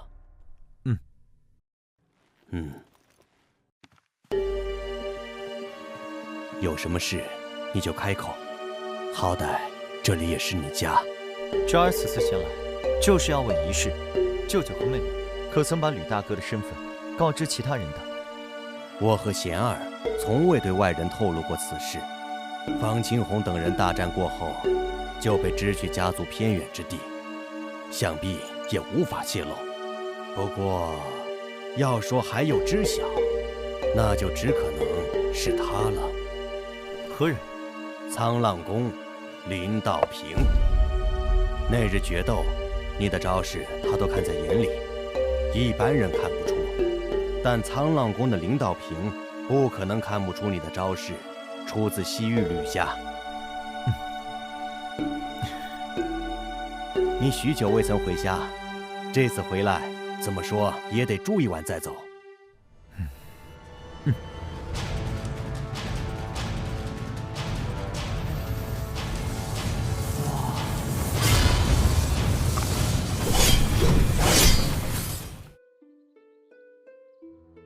莫不是哪位天骄？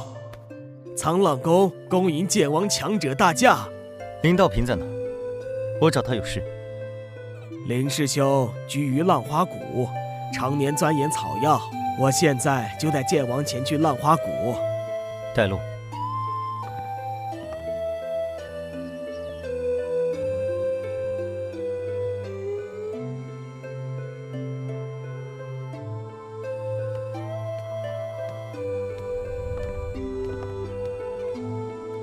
怎么是你？林宗师，我们又见面了。林师兄，你认识这位剑王强者？剑王强者？对呀，这位剑王强者驾临沧浪宫，点名要见林师兄你。仅仅2年的时间，他居然从剑魂境迈入剑意境，这怎么可能？林宗师，不请我进去坐坐？吕阳公子，请。多谢他了，你可以回去了。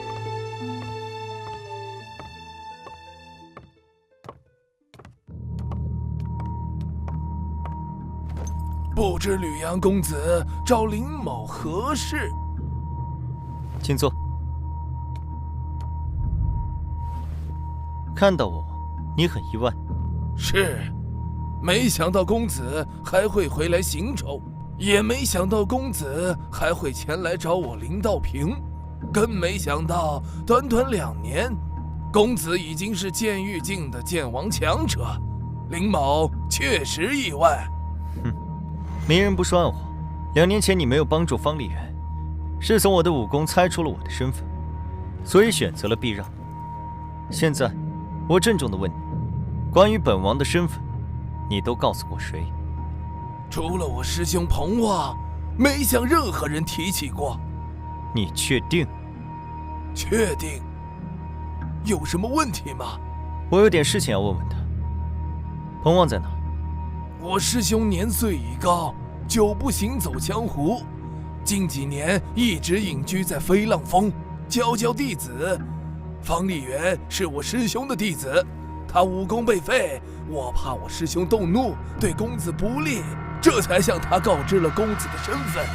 带我去飞浪峰，找一找你师兄彭旺，他有没有问题，我问问便知。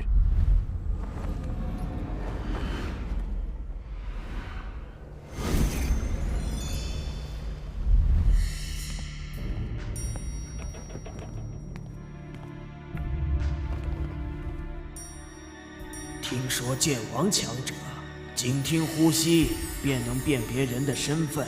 我当时虽然蒙着面，但如果被他留意，他一见到我就能认出来。眼下只能希望别与他相见了。可恶，当时要是杀了洛水寒就好了。师傅，林道平师叔求见。林师弟，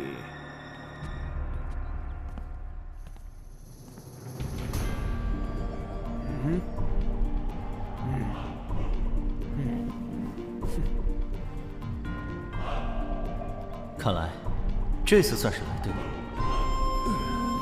师兄，林师弟，师兄闲着无事，正想找你聊聊呢。这位公子是？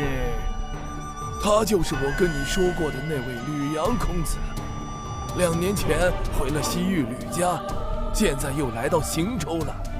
吕阳公子天赋出众，短短2年时间便已是剑王强者了。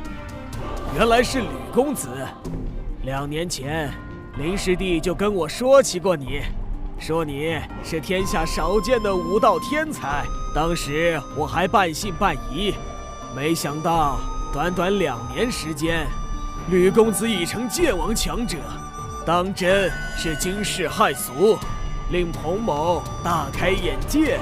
彭先生，我们又见面了。我有个问题，想请彭先生回答一下。我们见过面吗？吕公子有什么问题，尽管问，彭某知无不言。关于我的身份，彭先生都跟谁说过？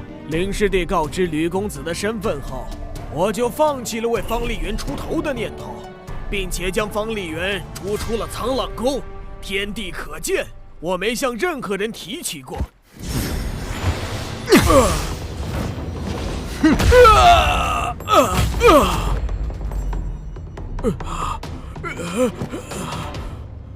吕公子，洪旺，你这是敬酒不吃吃罚酒。哼！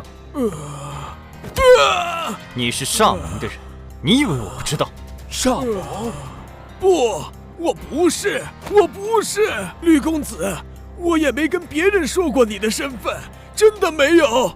公子息怒，我师兄年岁已高，气血开始衰败，经不起打了，请公子手下留情。看来你不知道，我返回西域吕家的途中，遭遇了煞盟的劫杀。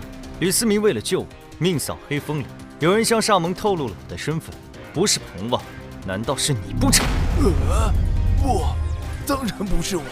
2天前，我路过元苍山脉时，已经跟彭旺见过面了。当时他蒙着脸，和煞盟的鬼煞操纵者一起，但我却记住了他的气息。刚才我一眼便认出是他。你说我在黑风岭遭到劫杀，与他有没有关系？说吧，你将我的消息都透露给了谁？我不能说。敬酒不吃吃罚酒，看来不给你来点狠的，你就不知趣。哼！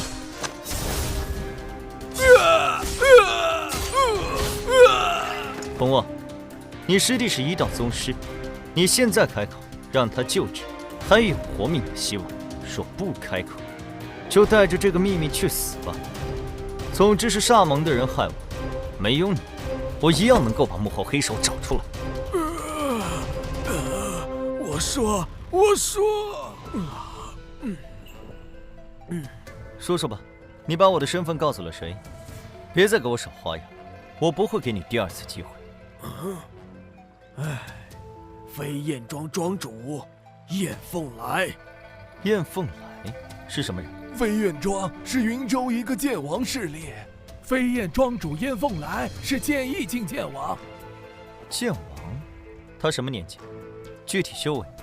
燕凤来30余岁，突破剑意境，成为剑王已经10余年，没听说他在剑意境的修为有提升，应该还是剑意境初期。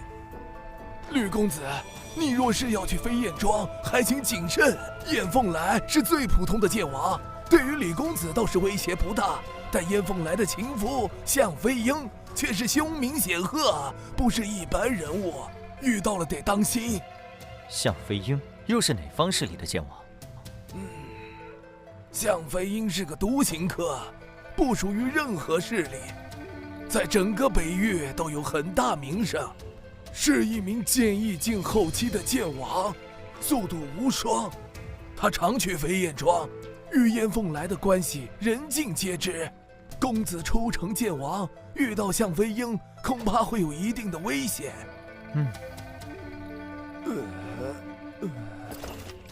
飞燕庄除了燕凤来，就没有别的剑王了吗？没有，飞燕庄的上一位剑王在30多年前便去世了，中间有20年退化成了剑宫级势力，直到燕凤来成为剑王，才重新成为剑王级势力。我得去一趟飞燕庄。彭旺，你来带路。若是煞翁知道是我告的密，一定会杀了我的。吕公子，你开开恩，饶了我吧，我去了就是送死。你以为你有的选吗？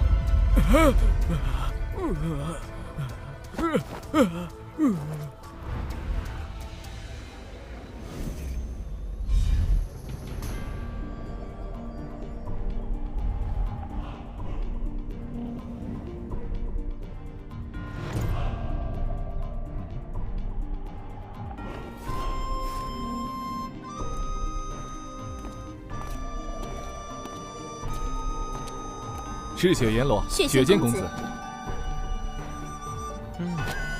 准备好了没有？一切都已准备妥当。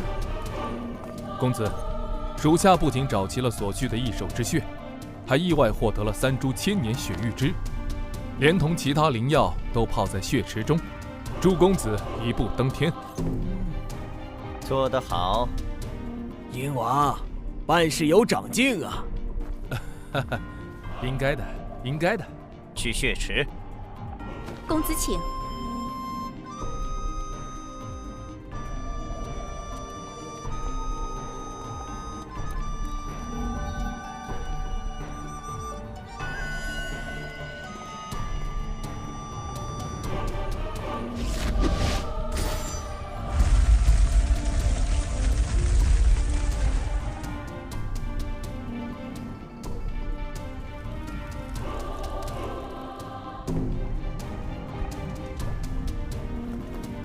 本公子若能一举突破剑圣，你们都是大功臣，将来可以满足你们一个愿望。多谢公子。公子天赋绝世，突破剑圣势在必得。突破剑圣，须得参悟大道，不可受任何干扰。赤血阎罗，你留在石室之中，为我护道。是，公子。燕凤来向飞鹰，你们守在外面，不许任何人靠近，以免本公子领悟剑道时被打扰，前功尽弃。是，公子。哪怕是一只苍蝇，我们也不会让它靠近。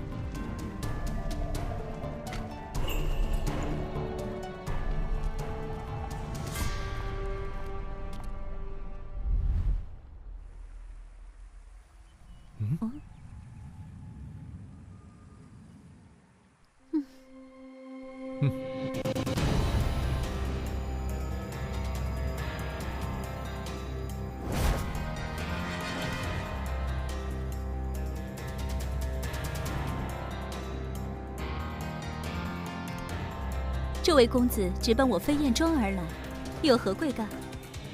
我叫李阳。哼。燕庄主，看到我很意外。若是知道你2年前的修为，任何人对于现在的你都会感到意外。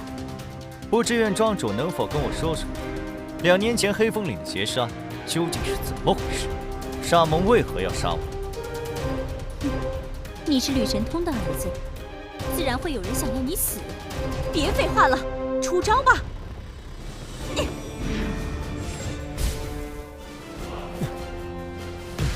不见棺材不落泪。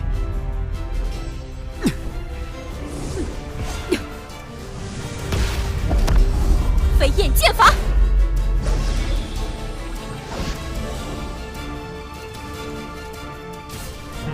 飞鸿剑法。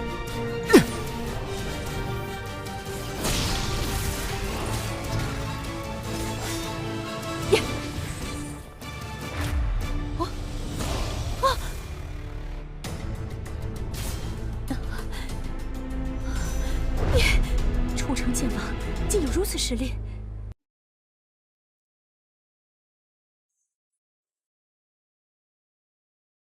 飞天鹰王向飞鹰，哈哈哈哈哈！看来本王威名远播，你这个初入江湖的新晋剑王，也知道本王的大名。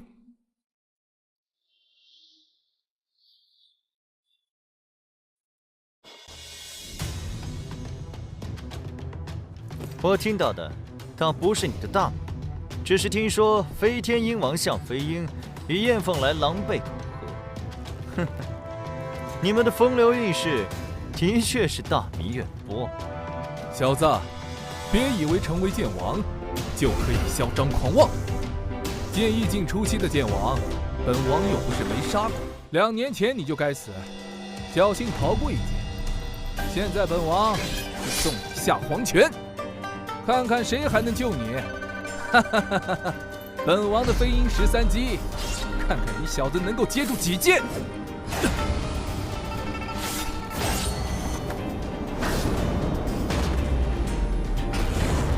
飞鸿剑法，惊鸿锁天。呀！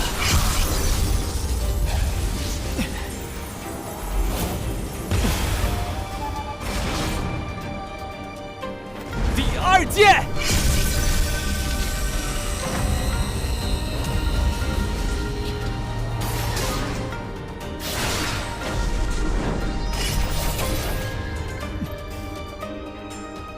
哈哈哈哈哈！本王的飞鹰13击，每3剑便提升1个威力档次。前3剑只是开胃菜，第4剑开始才是正戏。小子，看剑！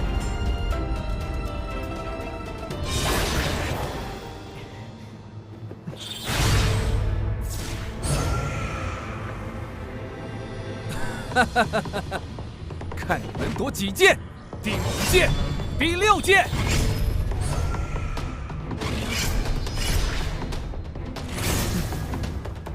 第7剑，给本王死！赤铜剑体。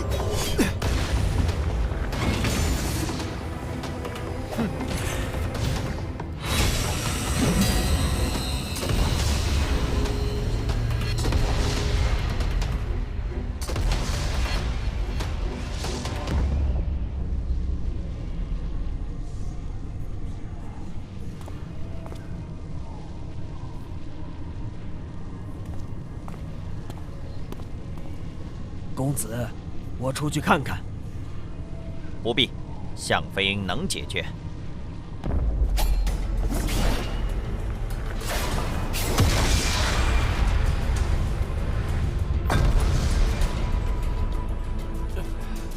好小子，竟然同时将3门剑王级武学修炼到了如此境界，你的天赋倒真是令人震惊。可惜，今天必死无疑。还有6剑，看你要如何挡！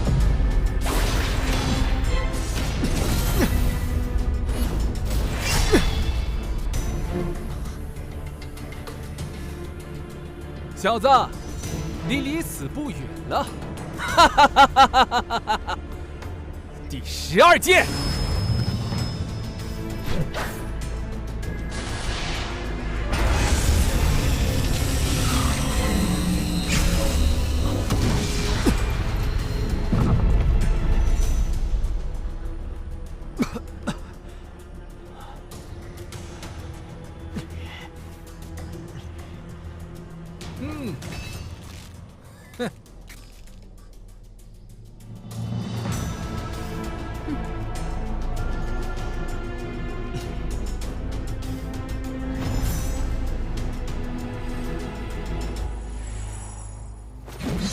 第13剑，小子，受死！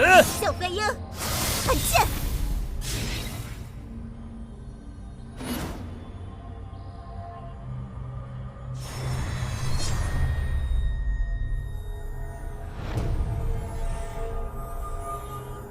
陆家剑王。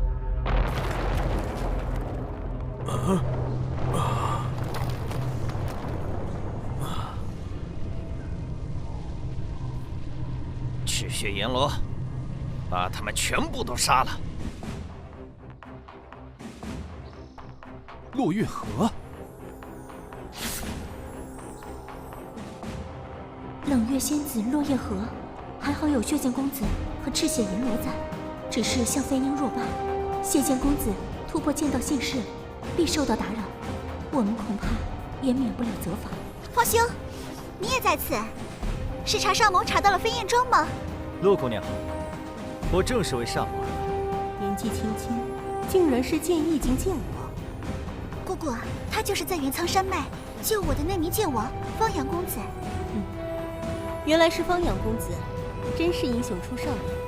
多谢你对水寒出手相救。正好路过，举手之劳而已。我不是向飞鹰的对手，交给仙子对付，如何？没问题。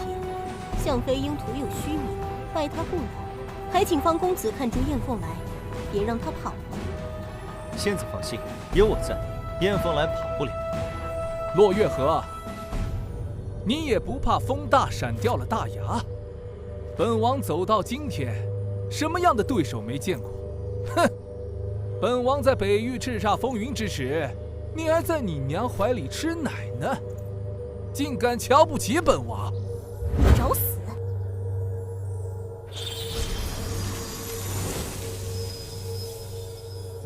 本王的飞鹰13击还剩最后一剑，也是至强一剑。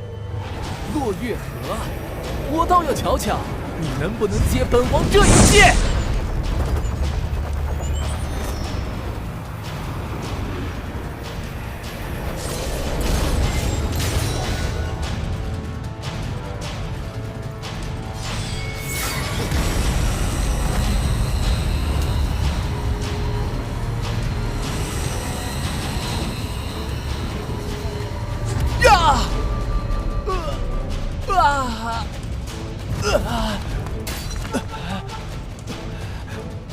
这就是洛家的实力吗？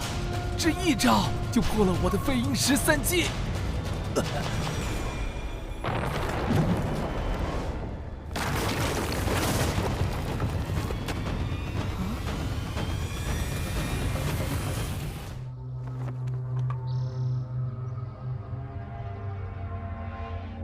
这飞燕庄里竟然藏龙卧虎，赤血阎罗！不愧是洛家剑王，眼界非同一般。本王久不行走江湖，你个后进剑王，竟然还能认出本王？你也是煞盟武者？就连你们这些剑圣势力中，都有我煞盟武者。本王乃黑道巨擎，横行天下，是煞盟武者很奇怪吗？你乃剑意境巅峰剑王，在煞盟一定身居高位，肯定知道我洛家谁是煞盟武者，是谁想置水寒于死地？哼，你们马上就要命丧黄泉，何必知道的这么清楚？奉公子之命，将你们全部杀光！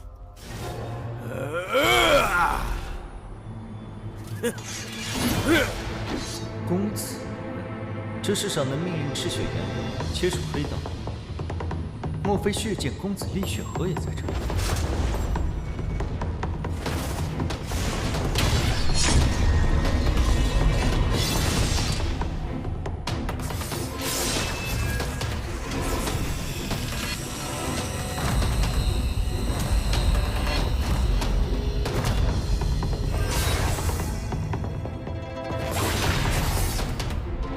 血河落九天！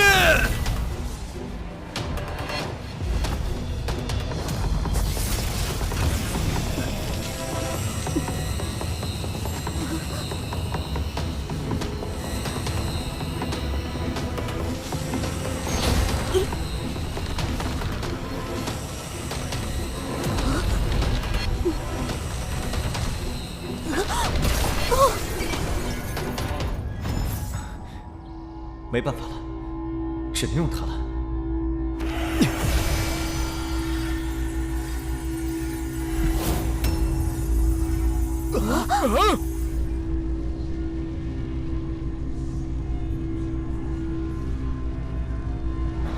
有神剑！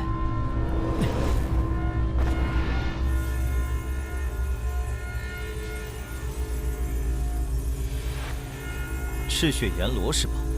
现在我就送你下黄泉，变成真正的阎罗，借我一剑！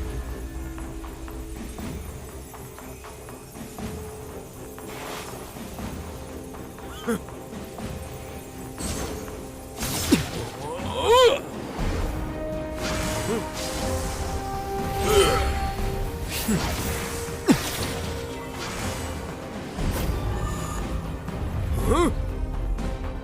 公子救我！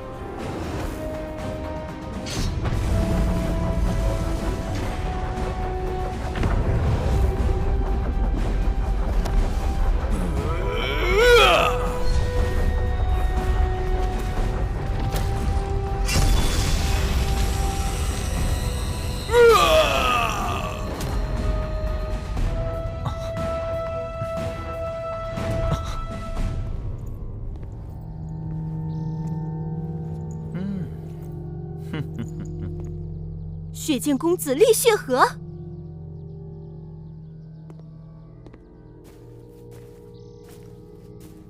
没想到这北域云州竟然能遇到一位天骄。你是华宠，还是楚言，还是吕天？我不是华宠，也不是楚言，更不是吕天。厉血河，2年未见，看来你早已把我忘了。但我对你可是记忆深刻的很呢。哦，我们见过。哼，你厉血河号称血剑公子，自然是贵人多忘事。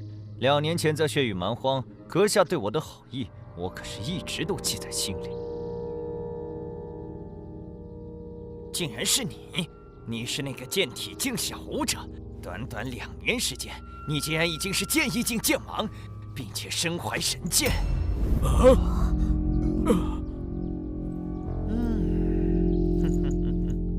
没想到之前遇到的一只小蚂蚁，今天却成长成了一名剑王，的确是令本公子意外。不过这又能如何？即便你已成剑王，本公子要杀你，你依然只有死路一条。2年前有剑无双救你，今天看谁还能救你！哼！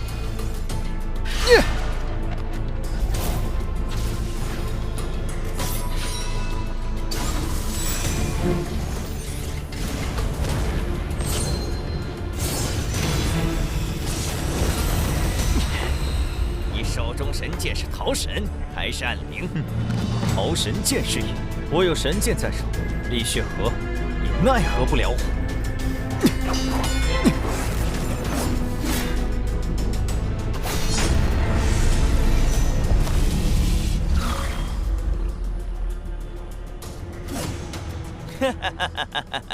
你以为仅凭一柄神剑就能保住你性命？今天就让你好好瞧瞧神剑的正确使用方法。血煞剑，脱离！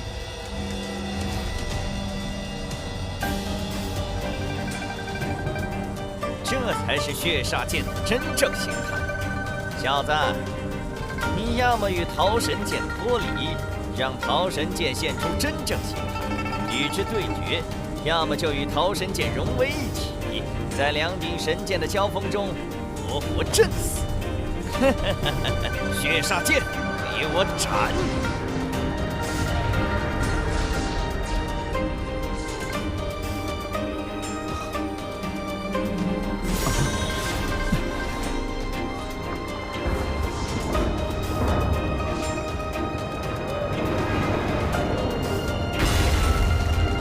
神剑护体，本公子杀你易如反掌。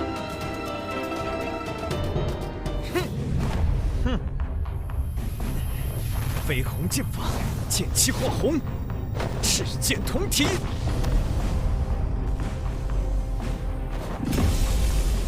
啊！西域吕家功法。嘿！哈！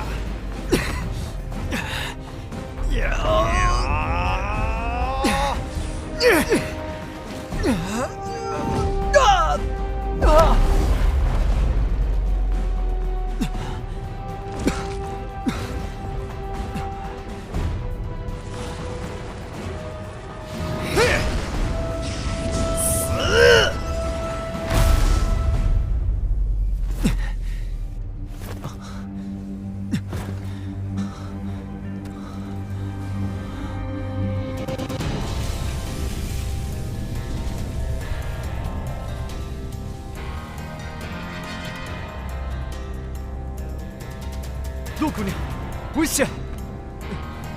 方兄上次救我一次，这次我也救方兄一次。剑宫境的蝼蚁也敢阻我！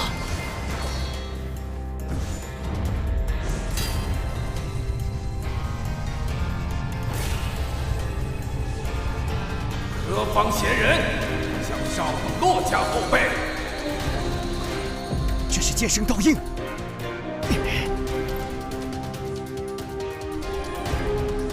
啊！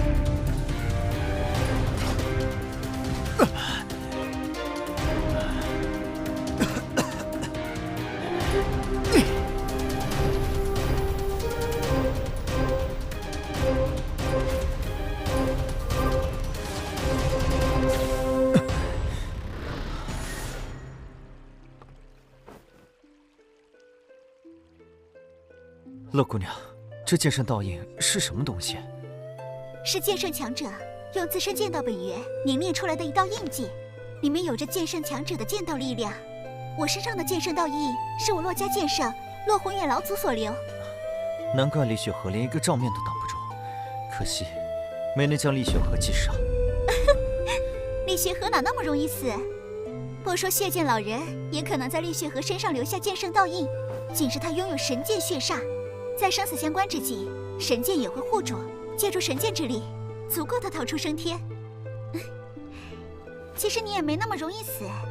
刚才我若没有阻拦厉血河的攻击，你遇到生死危险，桃神剑也会护住。我刚才算不上救你，只是让你少受点伤罢了。你身上有剑圣道印，在元苍山脉时也不会有真正的危险，我也算不上救你一命。你不懂剑圣道印的珍贵，剑圣强者每分出一份剑圣道印，就是一次修为的退步，而且每动用一次，消耗都极大。对我而言，剑圣道印就像性命一样宝贵。那就谁也不欠谁了。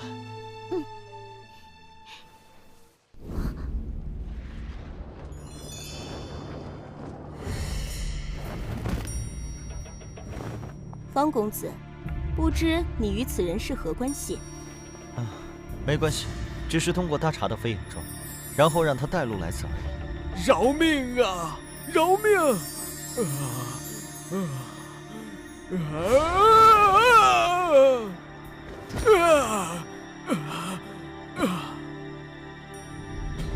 你已经查出在苍岩山围攻你的人都是谁了？我们先是找到了台州黑剑宗的穆天风，从他口中得知了其他人的消息，顺路解决了几个，便先来飞燕庄了。就剩下彭旺，本来打算从飞燕庄离开之后，再去咸州苍老宫找他，现在正好免得我们再跑一趟。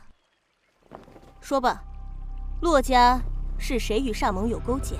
谁想置水寒于死地？怎么，想跟彭旺一起死？我不知道，我在煞盟也只是小人物，只是通过向飞鹰和煞盟联系。你们骆家若有煞盟之人，必然在煞盟地位非凡，那是我能够接触，就连向飞鹰恐怕也未必知晓，除非你刚才将赤血阎罗或者是谢剑公子留下，他们才能接触煞盟的核心人物。不管你所言是真是假，跟我们到骆家走一趟吧。方公子，你来飞燕庄不知有什么事情，随便问吧。我与水寒回避。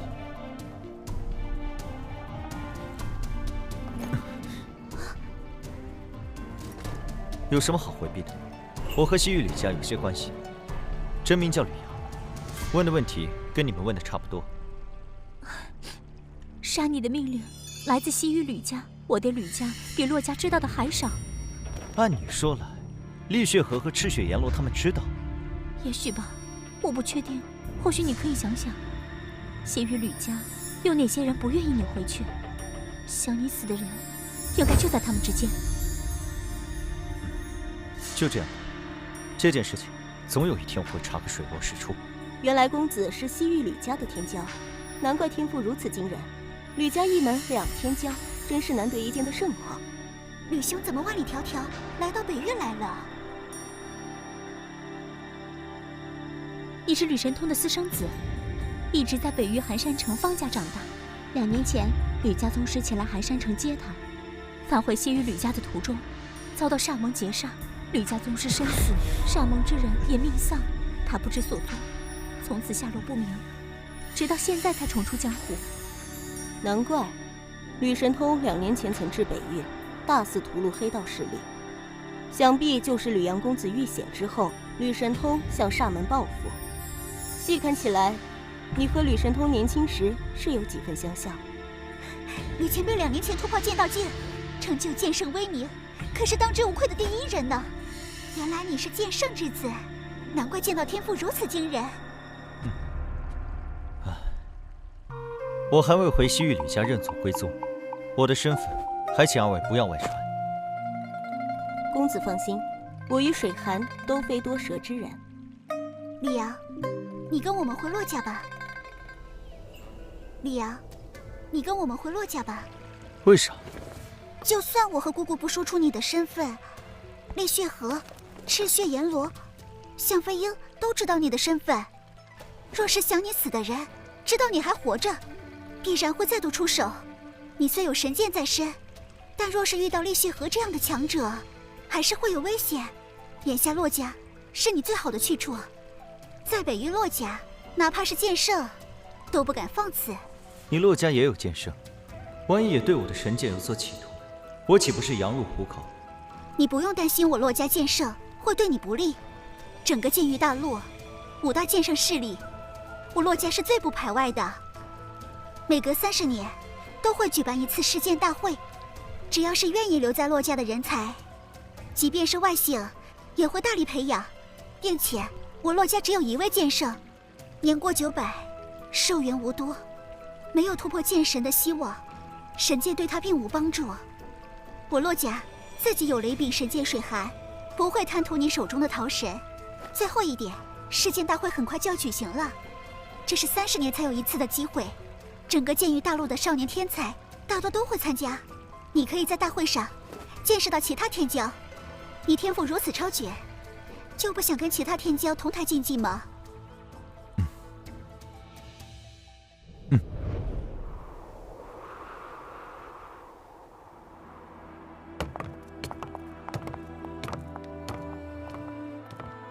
世剑大会还有2个月左右便会举行，你就住在这梅园区，那里是天雪阁，我就住在那里，有事随时都可以去找我。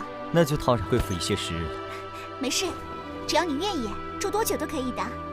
好了，吕公子，今晚洛家会在听雪楼设宴，欢迎公子的到来。你先休息，到了时间，我会让人来请公子前往。多谢。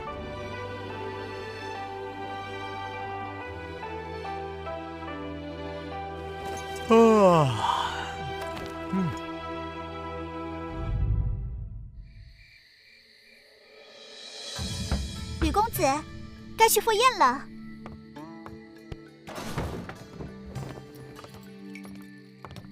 你说要我们别将你的身份外传，我和姑姑没有告诉任何人，就连我父母也不知你是吕神通之子。今天就是我父母还有姑姑为你接风，宴席不大，还请不要介意。你将我带到洛家，供我吃喝，已经是对我极大的帮助，设不设宴都无所谓的，我不在意。那有别人在，我就只能叫你方阳了。当然。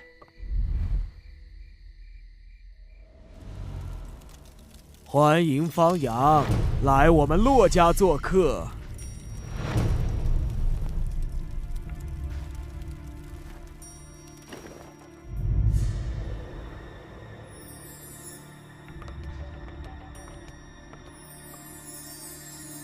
这个方阳的确不错，长得一表人才不说，出身寻常武道家族，竟有如此惊人天赋和机缘，但能单独修成剑王，名列天骄，可见他的天赋比起另外几位天骄有过之而无不及。他不是出身剑圣势力，反而是他的优势，这意味着他可以加入洛家。这些天骄，个个都是剑圣潜力，一位剑圣，客户千年平安。对对对，若能加入洛家，那就再好不过，当属寒儿良配。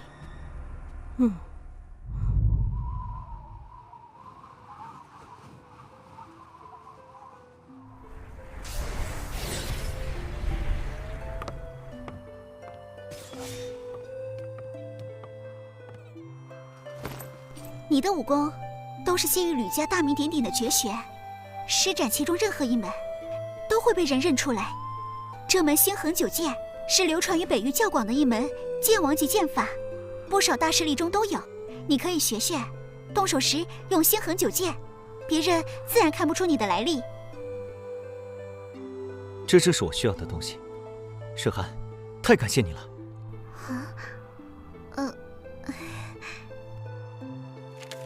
这剑法，感觉比飞鸿剑法还要高深。星横九剑，知道的人多，练成的人少。但你能20岁之前突破剑王，修炼星横九剑应该不难。这门剑法威力极强，足够你在世剑大会上使用了。吕阳，今天过后，很长一段时间，我都不能来找你了。为什么？我感应到突破剑意境的契机了，准备闭关一段时间，争取在世剑大会之前一举突破剑意境，成为剑王，让我洛家在世剑大会上也露个脸。那是好事呀。加油！祝你早日突破剑王。你继续修炼，我先走了。这些天，他天天来，我已然习惯了。可一想到他明日不来，我心里倒是有些空落落的感觉。以后，要是能一直有他陪在身边就好了。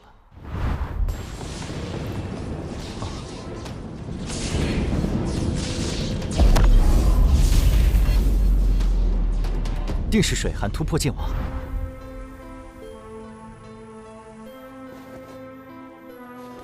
水寒，你成剑王，便可修炼我洛家剑神先祖留下的至强武学。你上前来，我将这3门武学直接烙印于你脑海，日后你认真修炼。多谢老祖。我不知还能坚持多久。水寒，你要努力修炼，争取在我寿终之前突破剑道境，成为剑圣，护我洛家。老祖，你一定能活得久久的。能活得长久一些，自然更好。但剑圣寿元最长也只有1000年，洛家未来还是要靠你。这3天好好参悟一下冰皇圣剑经，争取在世剑大会上获得水寒剑的认可。水寒告退。在洛家出现新的剑圣强者前，我必须用尽一切方法，活得更长久一些。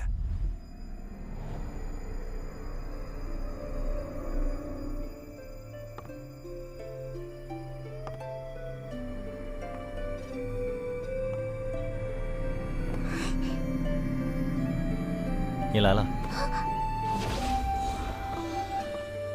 不错啊，1个月没见，你的突破剑已经出奇了。你也是啊。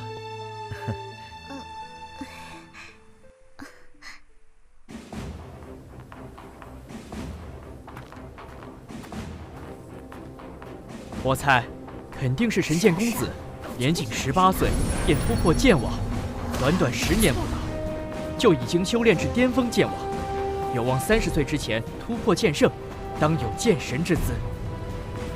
不错，神剑公子乃剑宗弟子，更是无剑老人的高徒，自身天赋妖孽，又有天下第1人，谁能与之相比？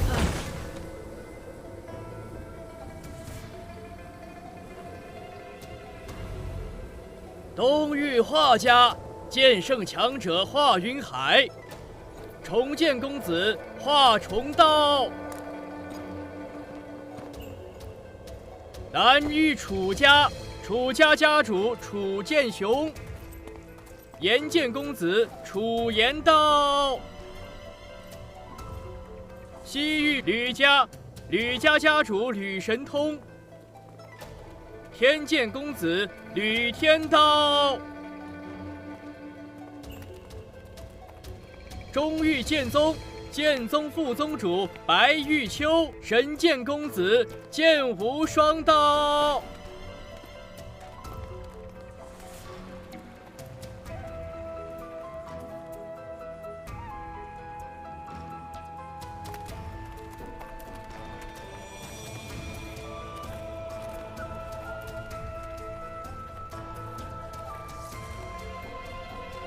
神剑公子，请。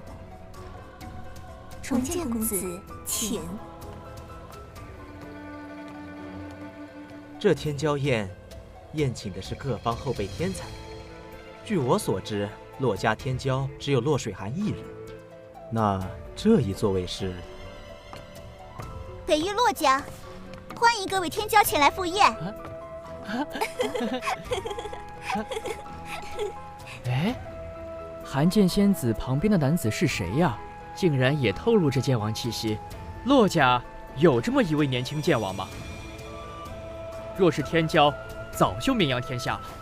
当世的天骄，除了血剑公子厉血河之外，都已到场。他不可能是厉血河吧？世剑大会是我正道联盟的盛会，厉血河怎么敢来？肯定不是厉血河。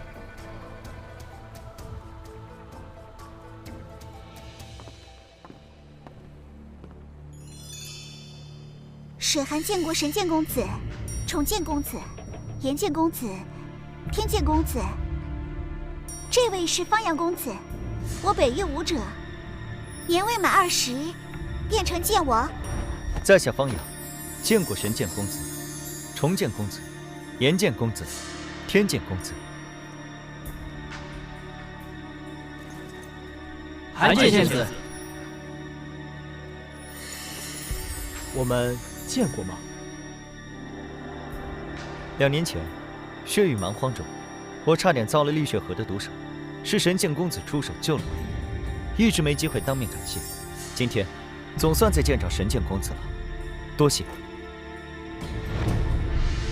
你是那个剑体境小武者？短短2年，你竟然已经修炼成剑王？啊！偶得机缘而已。不管得了什么机缘，能够2年时间修成剑王，那也是惊世骇俗。你自身的天赋潜力肯定很不一般，不在我之下。神剑公子过誉了，我一直以公子为榜样。那我可得努力了，否则很快就会被你追上了。方阳公子，你看我时目光也异于平常，难不成我们曾经也见过？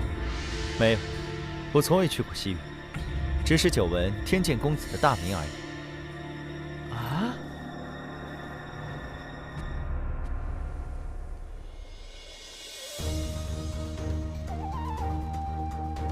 吕神通，你吕家老祖身体可还好？劳洛老祖挂念，我吕家老祖身体还好，只是不愿走动，开始闭门幽居了。你吕家后继有人，吕天桥可以安心当放手掌柜了。哪像我，年纪比他还大，还得为家族操心。洛家有寒剑仙子，突破剑圣，应该用不了太长的时间。等水寒突破剑圣，我还在不在世都是两说喽。千年寿元虽然与飞升永生的剑神强者不可相提并论，但相对于其他武者，已经是十分悠长的岁月。宏远兄，洛家有剑圣种子在，你可无憾了。剑神不可求，哪怕强如无剑老人，亦只能望而生叹。可活1000年，亦是大幸啊。初成剑圣，年纪还轻，朝气蓬勃，洛老见之心生感慨，也是正常的。哈哈哈，宗主他老人家心比天高，时常对于只拥有1000年寿命而苦恼，一心想突破剑神，却无门路。哈哈，若是宗主来了，和洛老定有共同语言。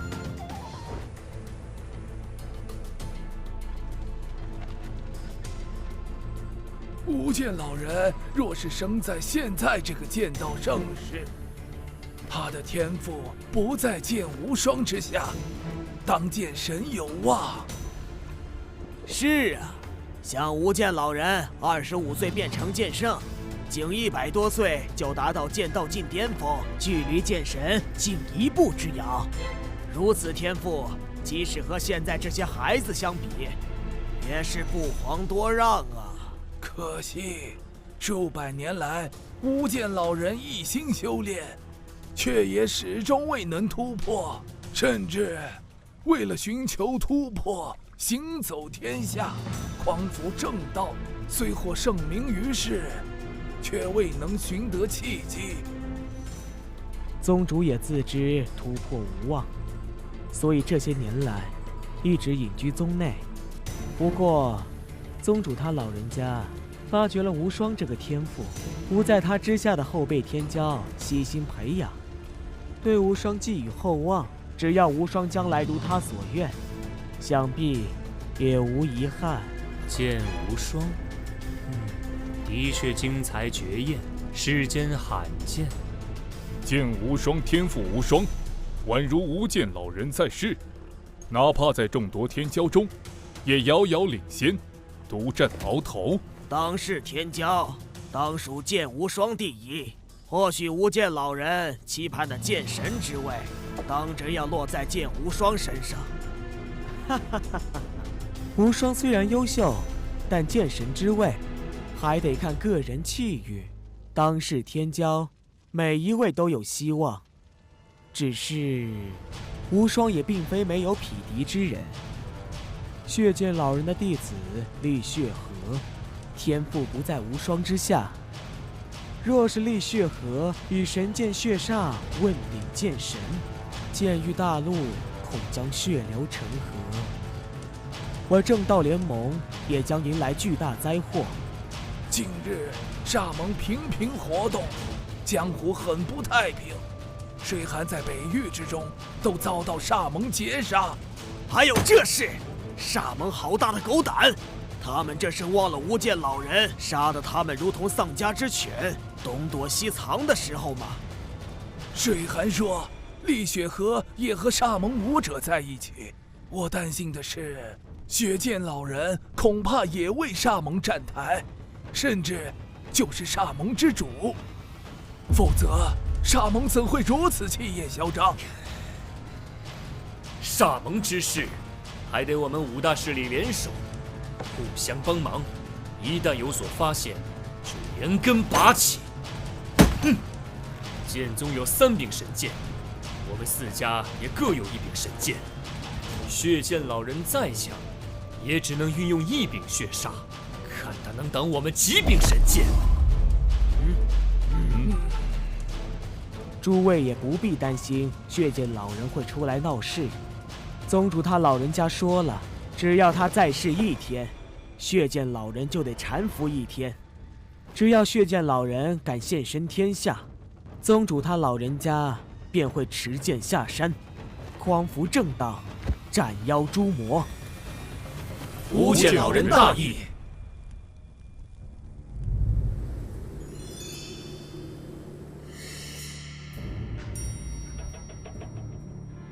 我为了突破剑王，被家独自历练，谁知却遭到煞盟偷袭。提起修炼，大家别觉得我天赋最高，其实当年我在剑宗的修行，现在回看也称得上残酷。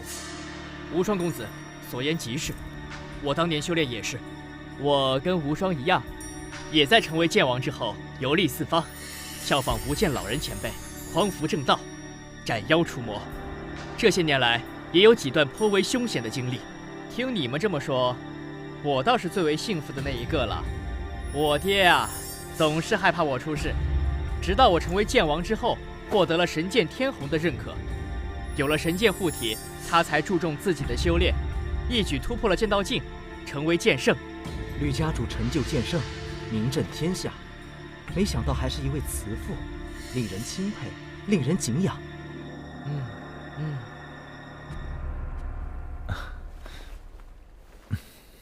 神剑公子，听说你与血剑公子交过手，我也曾遇到血剑公子一次，借助剑圣烙印才将他击退，不知他与你相比有多少差距？厉雪河此人，很有可能还在我之上。神剑公子，此话怎讲？唉，你们都只知道我追杀过厉雪河几次，每一次都是厉雪河逃走，就以为他不如我。其实，我与厉雪河的战斗，我从未占过上风。他每一次逃走，都是主动身退。那也不能说明厉雪河在你之上，或许是他知道再战会落败，所以提前抽身而退。你们没遇到过厉雪河，不知他的厉害。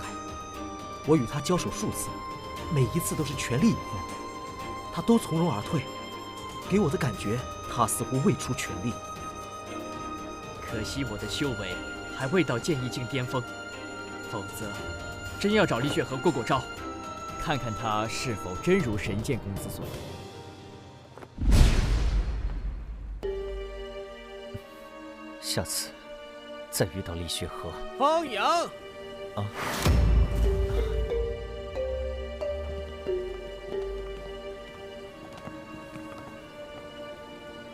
本王乃海州剑王洪志武，前来领教一下方阳公子的高招。这下可就好兴奋了。这么好的扬名机会，我怎么没想到？就算击败10个天才剑王，也不如击败一个天骄有影响。看来大家觉得我这个天骄名不符实，这是把我当软柿子。这个洪志武，来自东域海州的顶尖剑王世家，是洪家家主之子。23岁突破剑意境，成为剑王；29岁突破剑意境中期，现年30岁。洪家的怒涛剑法很不一般，洪志武的实力在剑意境中期剑王中居于上位。去年曾与我切磋，本公子用了12招才将他击败。方阳，你可要当心，别败在一个普通天才剑王手下，夺了天骄的威名。是啊，普通天才剑王与天骄之间有质的差距，若连一个洪志武都不如，简直让人贻笑大方，怕是没面子再坐在这里喽。天骄代表着未来的潜力，别纠结于一时成败。方公子的实力绝非普通剑王能相提并论，各位尽管瞧好了。我接受你的挑战。哼！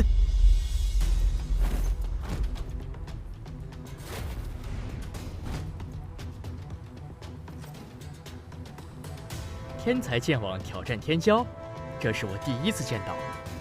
若是这个洪志武胜了，那今晚就精彩了。哈哈，对方毕竟是天骄，能够20岁前成为剑王，剑法造诣肯定也很惊人，哪那么容易败？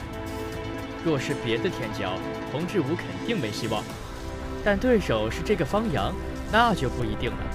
凭借机缘奇遇而成的剑王，即便是天骄，实力也未必出众。这么说来，这个方阳铁定不是洪志武的对手啊！洪志武抓住了这个好机会，说不定可以名扬天下。哼，2年修成剑王，我一眼就看出你不是靠自身修炼，而是靠机缘奇遇，在外力的刺激下强行突破的剑王。说说吃了什么好东西，既能让你在短时间内突破剑意境？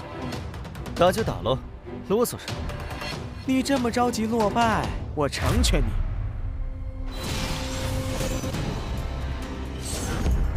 心狠矫健。怒涛剑法。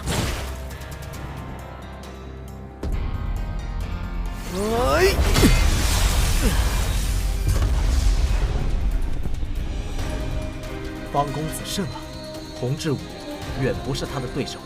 不错，看来他能成为剑王，也不是全靠机缘，而是有着非同一般的剑道天赋，有资格与我等并列。我早就说过，方公子会赢。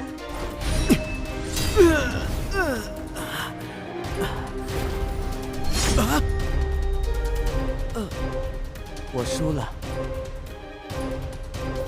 承让。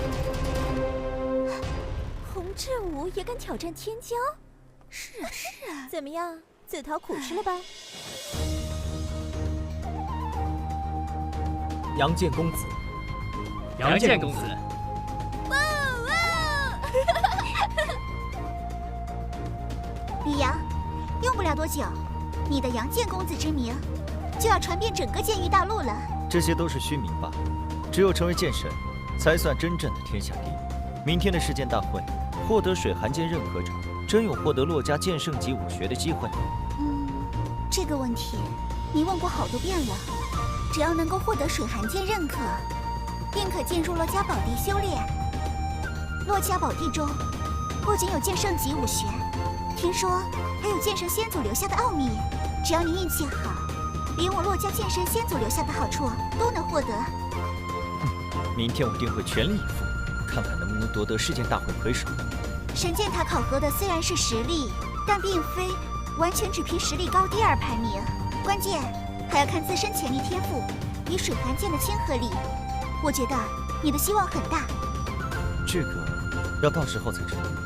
今晚好好休息，我们明天见。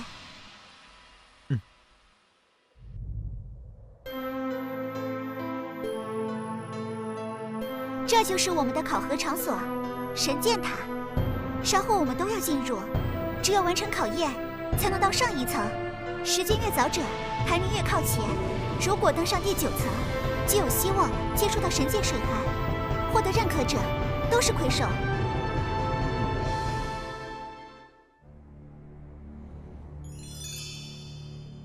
昨晚的天骄宴似乎极为热闹，出了一位新的天骄，叫什么方阳，称为阳剑公子，不知是哪一位？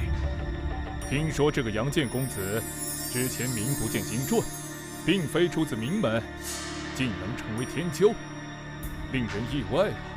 不是出自于我们5大势力的天骄，真是罕见。我们5大势力的天骄都有剑圣教导，这个阳剑公子出身于平凡，竟能不声不响成为天骄，纵观历史也是极其罕见。不知他的天赋高到了什么地步，才能够年纪轻轻在20岁以内自学成为剑王。骆老，你们骆家小公主旁边那位就是阳剑公子方阳吧？肯定就是他。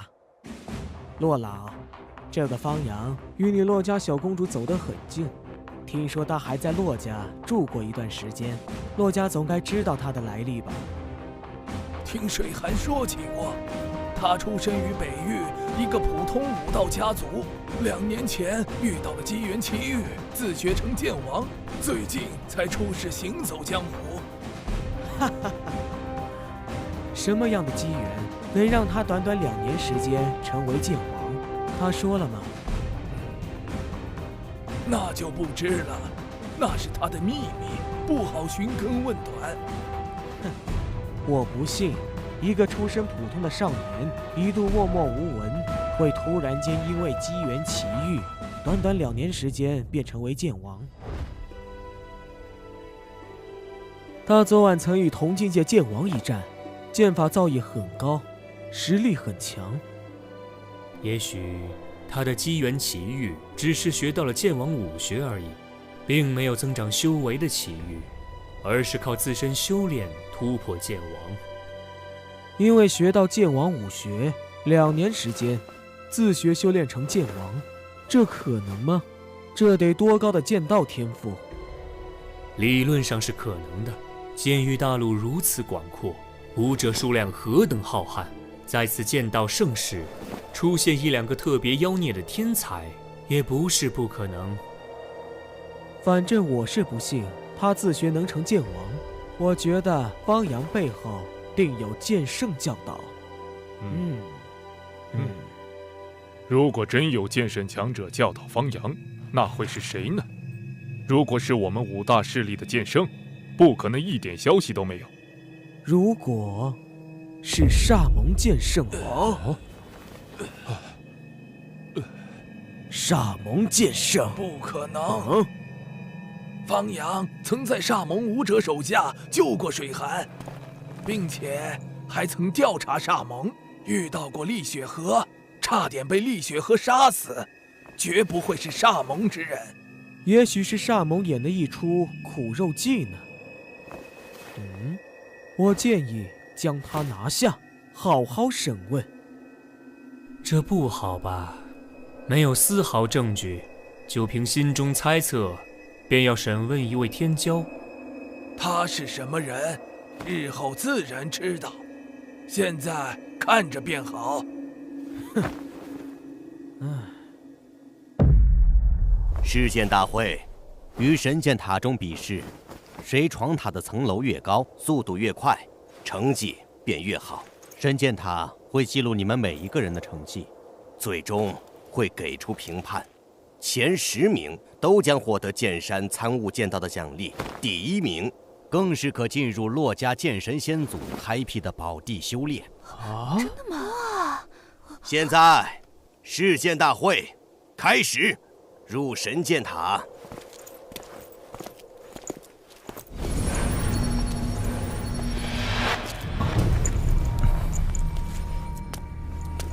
不愧是洛家剑神先祖留下的杰作，真是奇妙。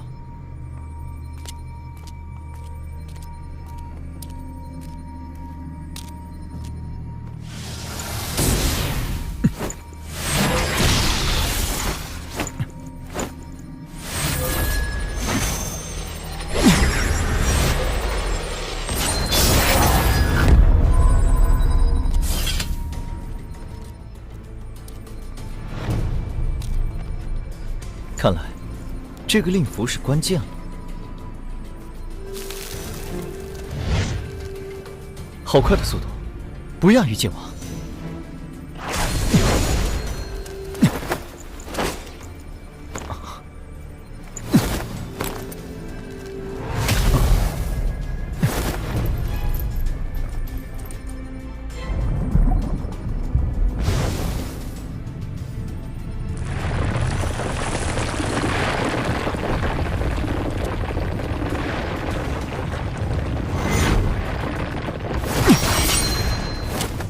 原来如此，之前考验的是攻击力和速度，这一层考验的就是反应。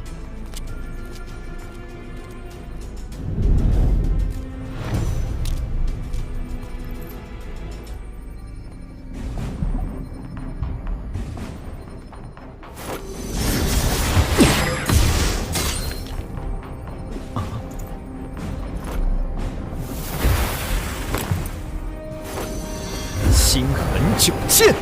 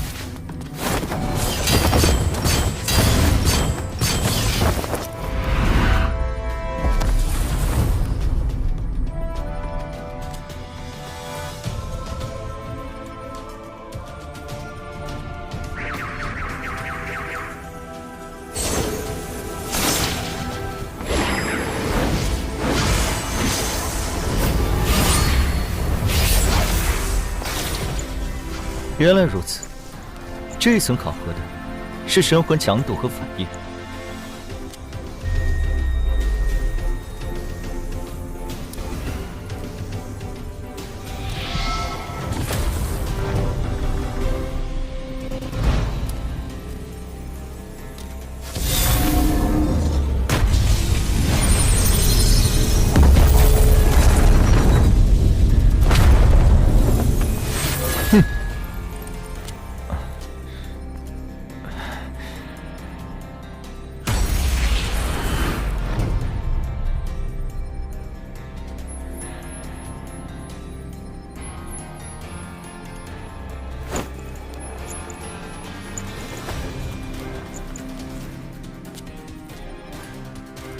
啊！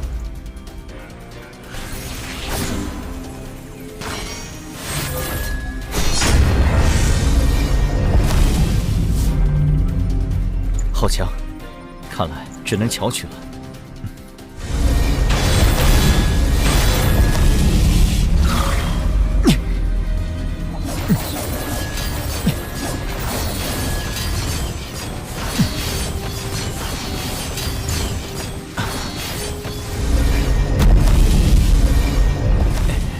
至少最后一步了，我绝不能就此结束。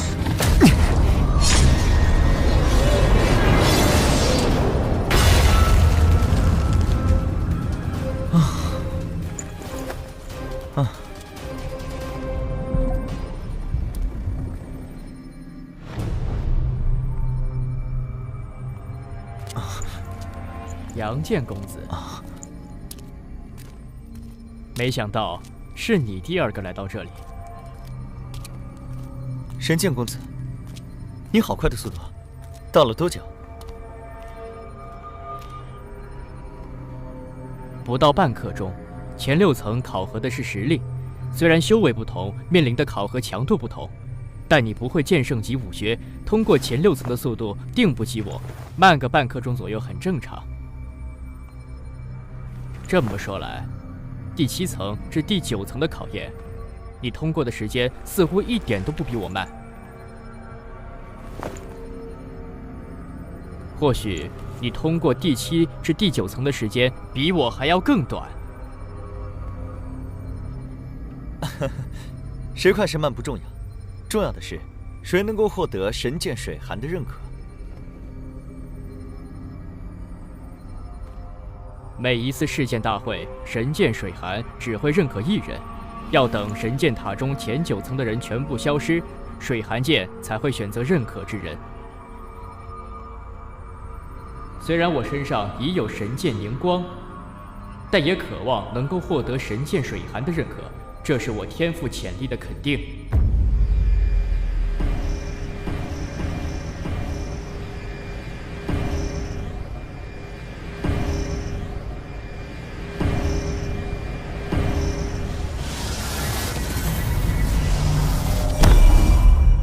神剑公子果然不愧为第1公子，我所料没错，第1个登上第10层的天骄果然是他。那么，谁会是第2个到达第10层的天骄呢？重剑公子吧？听说重剑公子是除了神剑公子和厉血河之外，几个天骄中年纪最小突破剑网的。我觉得应该是炎剑公子，他横行南域，所向无敌，击杀过不少强大剑王，潜力定然出众。我觉得应该是天剑公子。天剑公子突破剑王的年纪虽然比重剑公子大一些，但他后来居上，更早突破剑意境后期，天赋之强，直追神剑公子和厉雪河。也许是洛家的寒剑仙子呢？试剑大会考核的又不是实力，而是天赋和潜力。也许寒剑仙子会在试剑大会上一鸣惊人。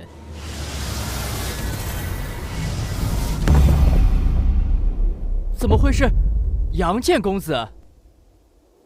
这个杨剑公子，好高的剑道天赋！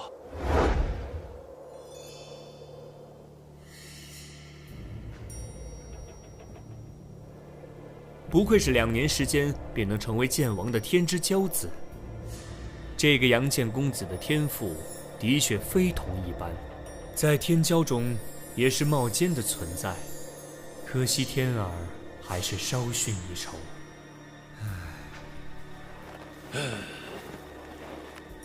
的确是数1数2。方阳不是出自名门，更非5大剑圣势力，天赋却如此出众，与水寒关系又好，当可收纳入洛家。如此，我洛家未来便有2位剑圣强者。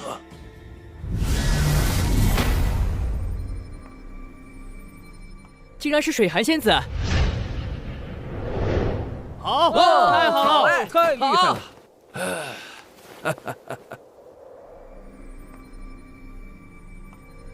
太棒了！好！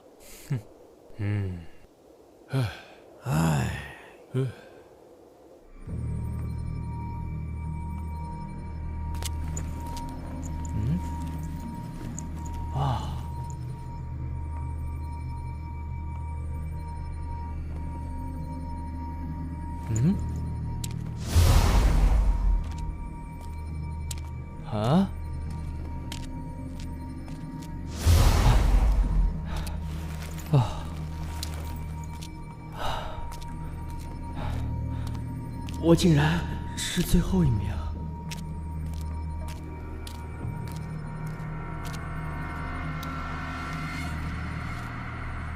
他第几？他第几？啊？问我，我也不知道啊。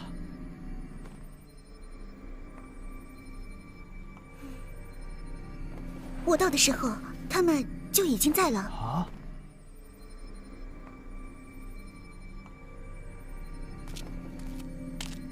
我第2。还好不是第1。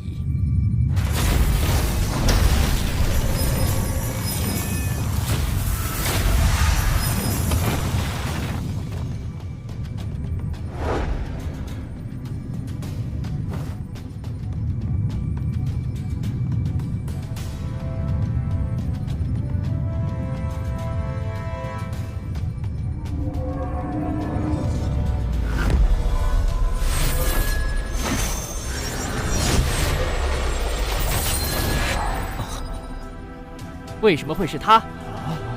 啊！太好了，水寒剑果然认可了李阳哥哥。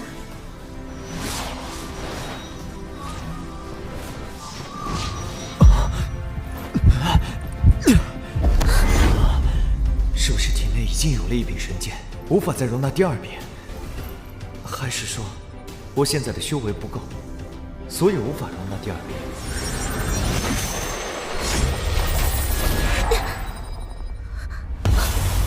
这怎么算？水寒剑这是选择了寒剑仙子，寒剑仙子获得了水寒剑的认可。这么说来，寒剑仙子是本次世剑大会的魁首。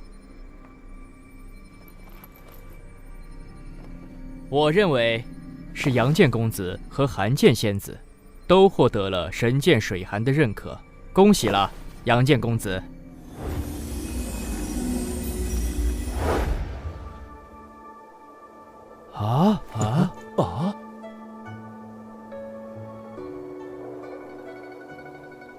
为什么水寒剑选择了杨剑公子后，又改变了目标？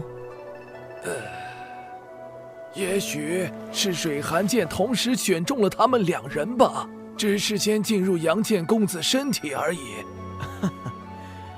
也许是一开始水寒剑选择了方阳，但进入他体内，发现他的真实天赋其实不怎么样，这才改变方向。这样的话，方阳还算是世剑大会的魁首吗？当然算，不管什么原因，总之水寒剑的第一选择是他。他就是本次世剑大会的魁首，各位没有意见吧？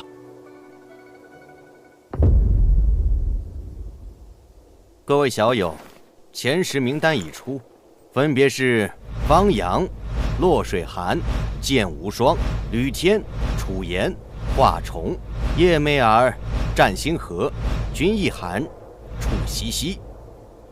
叶媚儿、战星河、君一寒皆为剑宗天才弟子，再加上剑无双，剑宗弟子在前10之中几乎占据了半壁江山，足见剑宗强大。前10之人将获得在剑山悟道的奖励，为期3天。获得魁首者，在剑山悟道之后，便可进入我洛家宝地修炼，为期3年。这么好啊！没有获得前10的各位小友，你们也别失落。我洛家欢迎天下各地的阴杰加入，加入洛家的阴杰将会受到大力培养，剑山会定期对你们开放。愿意加入洛家的小友们，可与我洛家联系。现在，请获得前10的天骄们，随我前去剑山。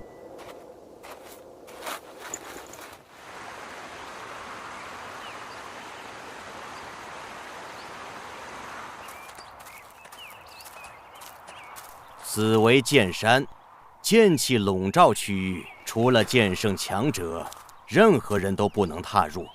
在剑山之上，有10个安全区域，没有被剑气笼罩。武者可以在安全区域中领悟剑山所蕴含的强大剑道。好了，大家请自便吧。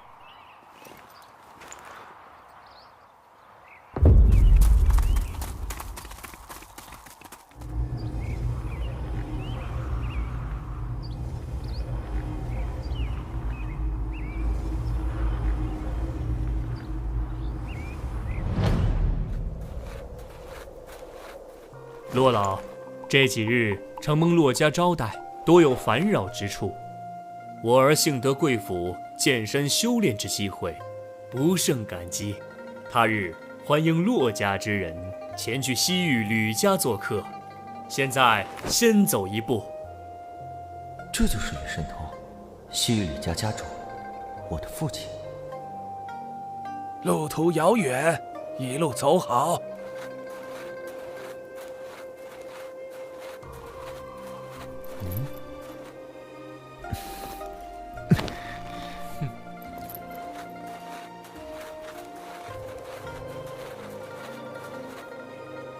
这是我洛家宏远老祖。晚辈见过宏远老祖。老祖，方阳小友，在剑山之上修炼的如何？很好，承蒙贵府宝地修炼，令我的剑意领悟，在短短3天内已经更上一层楼。你天赋出众，能在剑山短短3天便有所收获，进入宝地修炼3年，定然会有更大的收获。借老祖吉言。打开宝地封印，带他俩去宝地修炼。是，你们2个跟我来。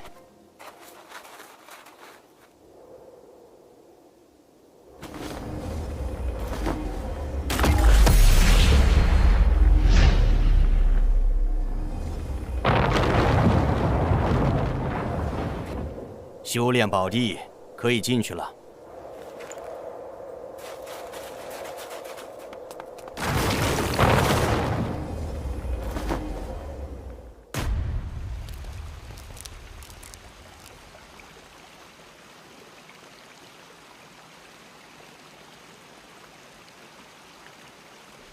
哇，这就是你们洛家剑神先祖的雕像。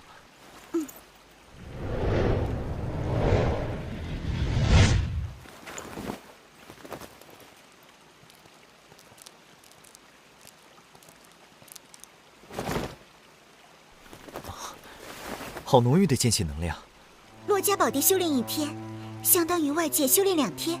我们在剑意境的修炼时间短，正好在此闭关3年，争取一举追上其他天骄的修为。吕阳，修炼的时候也别忘了用魂念感出雕像，可以领悟剑意，参悟剑道，这对于突破道境剑圣也大有作用。那剑圣级武学呢？也在雕像蕴含的剑道之中，需要自身领悟。听老祖说，悟性越高，领悟到剑神级武学的几率越高，甚至领悟2门剑神级武学都有可能。领悟到2门剑圣级武学的人多吗？少，非常少。哪怕是领悟1门剑神级武学的人，都屈指可数。后来，都成为了剑圣强者。历史上领悟到2门剑神级武学的人只有1个，那个人跟你还有渊源。哦，是谁？金鸿剑神吕金元，是你吕家先祖剑神。3000年前，他年轻时参加世剑大会，也曾获得魁首，进入这里修炼。我吕家先祖剑神竟也在此修炼过。每隔数千年，剑域大陆才会出现一次剑道盛世。每当剑道盛世，就会出现新的剑神之位。最近一位登上剑神之位的无上天骄，便是3000年前你吕家先祖金鸿剑神。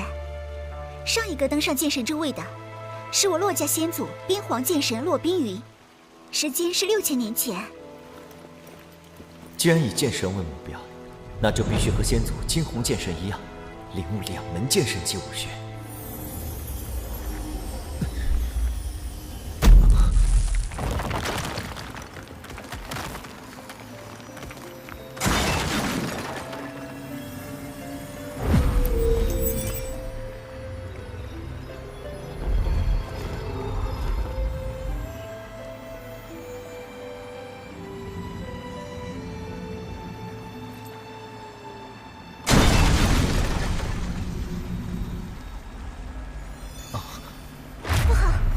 这里的剑阵坏了，被封印在冰雪魔域的妖灵又出来了。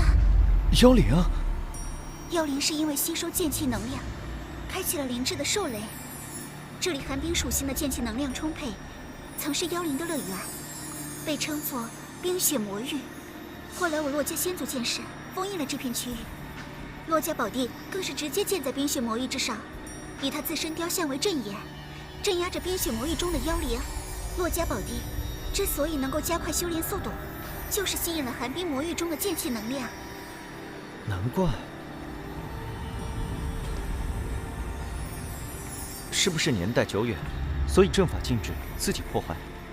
现在我们怎么办？可以离开这里吗？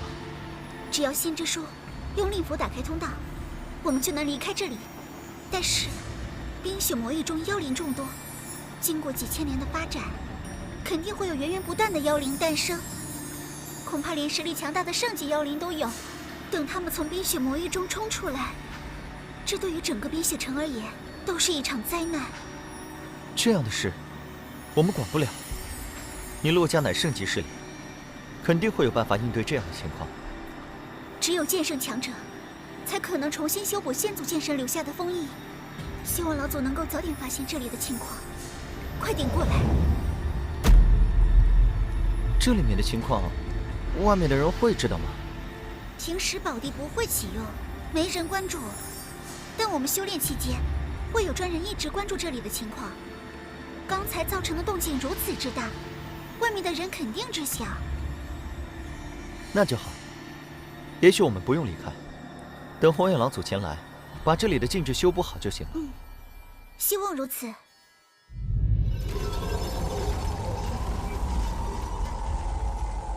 你在这里继续看着，我去禀告副家主。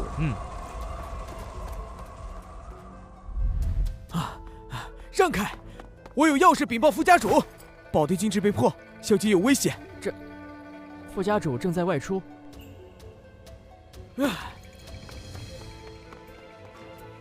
老祖，老祖不好了，大事不好了！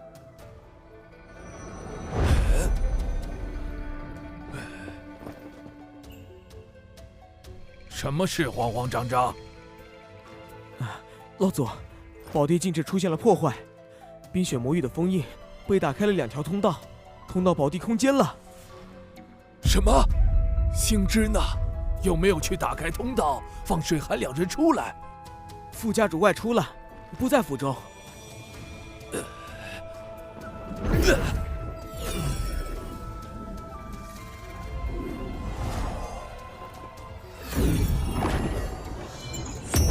开！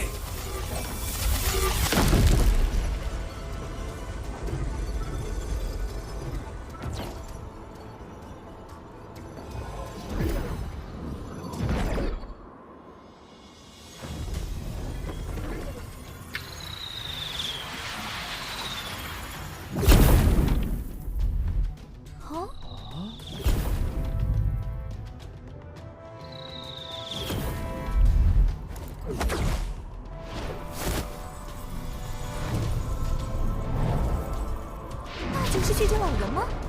他怎么会来我北域洛家？他想干什么？红远老祖呢？老祖在哪儿？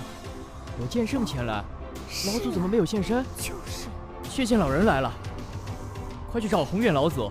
只有老祖使用神剑水寒，才可抗衡。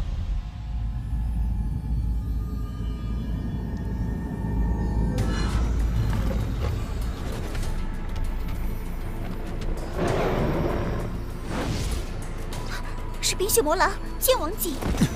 我来试试这畜生能有多强的实力。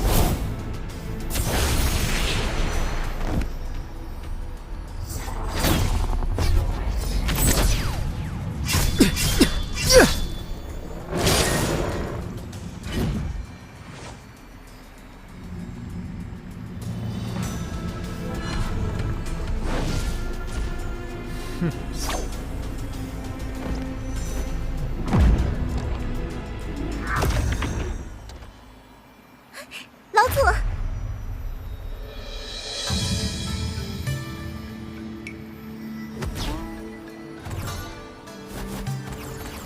怎么了，老祖？这里的阵法封印是人为破坏的。洛家宝地，除了剑圣，只有令牌才能进入，谁能进来这里破坏封印？没错，事到如今，只能去问问星之了。现在当务之急是修好封印，剑来！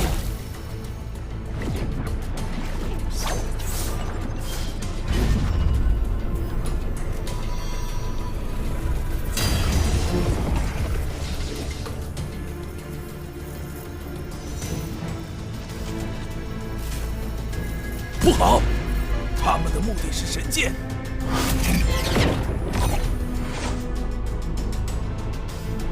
血剑老人。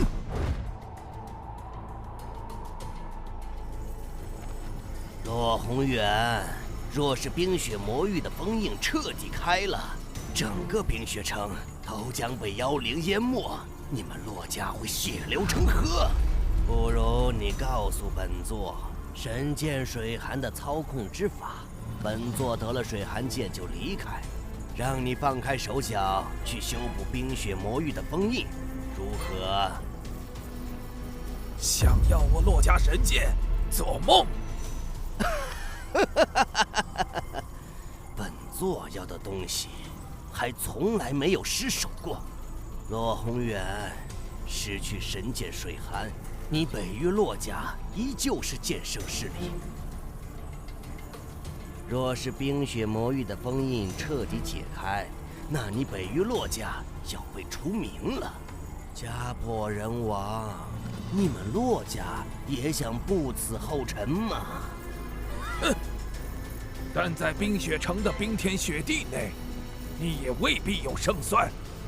你能在中域剑家作威作福，在我北域骆家面前休想讨得好处。或许你的实力更胜于老夫，但在冰雪城这1亩3分地，你也毫无优势。而且你在这里的消息会马上传至剑宗，不到2天。不见老人君神望，便可赶到这里。不到2天的时间，你想破我骆家，夺走神剑，简直痴心妄想！你骆家天才凋零，好不容易出了一个骆水寒，有剑圣之姿，你要让他死在冰雪魔域的妖灵手中不成？别说是2天，就算是2个时辰。他都坚持不下去。等到明天，冰雪魔域中的妖灵早就倾巢而出，封印必定全面瓦解，10个落水寒也得死无全尸。神剑再强，毕竟是死物。你骆家小公主可是天骄，将来必成剑圣，甚至有望冲击剑神。你是保神剑，还是保落水寒？自己心里好好想想，再做决定。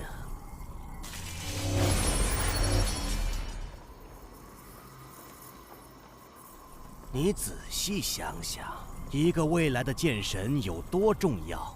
现在，选择权交到你手里。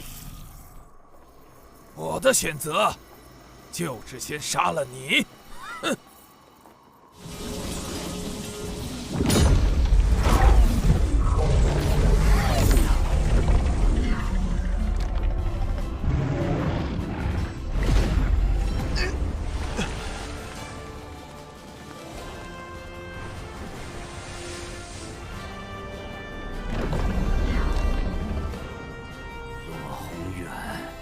你选择的是一条死路。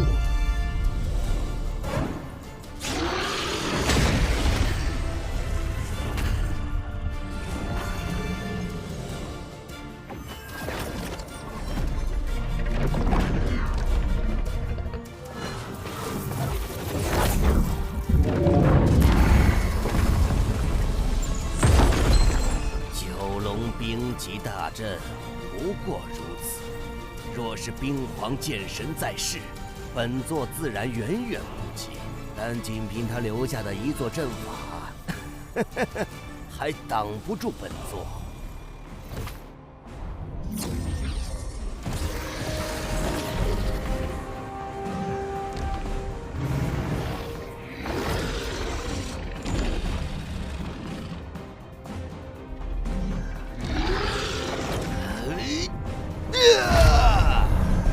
血魔煞神，能让本座动用血魔煞神，北域骆家的确比中域剑家要强大得多，但也就此为止了。看本座破你九龙冰级大阵！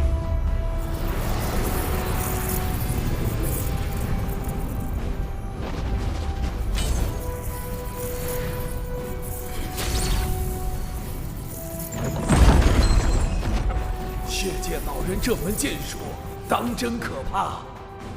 若仅靠9条冰龙攻击，迟早会被血煞之气进入污染。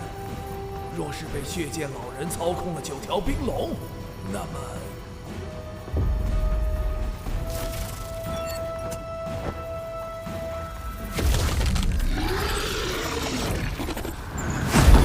洛宏远，与本座在此拼命一战，就不担心你洛家小公主惨死于妖灵手中吗？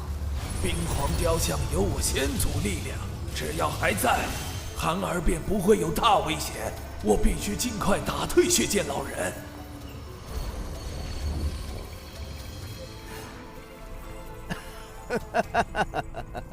洛宏远，以你我现在的战况，再打上几天几夜都没问题。可你孙女还有时间吗？冰皇道真，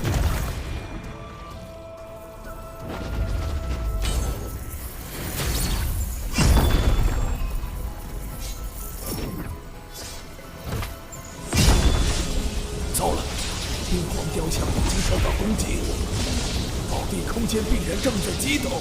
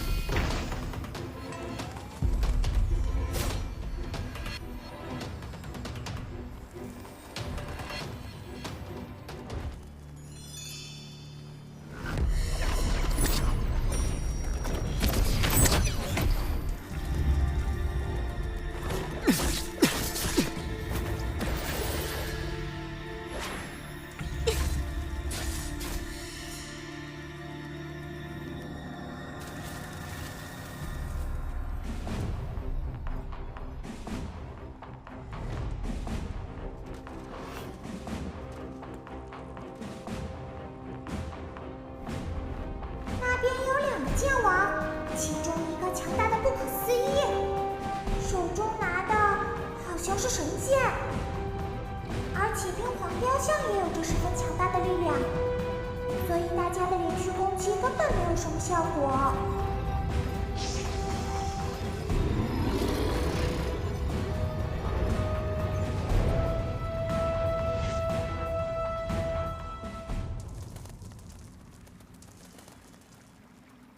幽灵的攻势结束了，恐怕没有。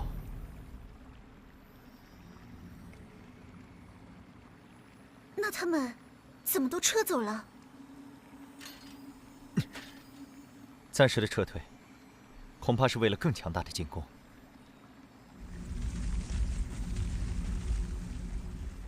可能是更加强大的妖灵。该不会有妖圣过来吧？应该不是妖圣。据先祖笔记记载，妖圣的身躯非常大，如同小山一般，哪怕是体型小的，也有10几20丈高；体型大的更是可达到30、40丈高。这个通道太小了，妖圣应该过不来。不，就是妖圣。不知外面什么情况，我凭神剑逃神，能不能挡住妖圣的攻击？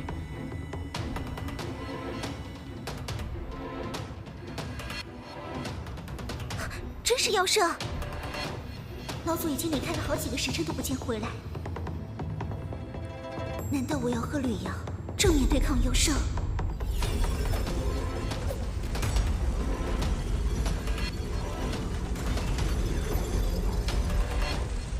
难怪这头剑圣级妖灵能够穿过通道来到这里，原来是一条蛇妖。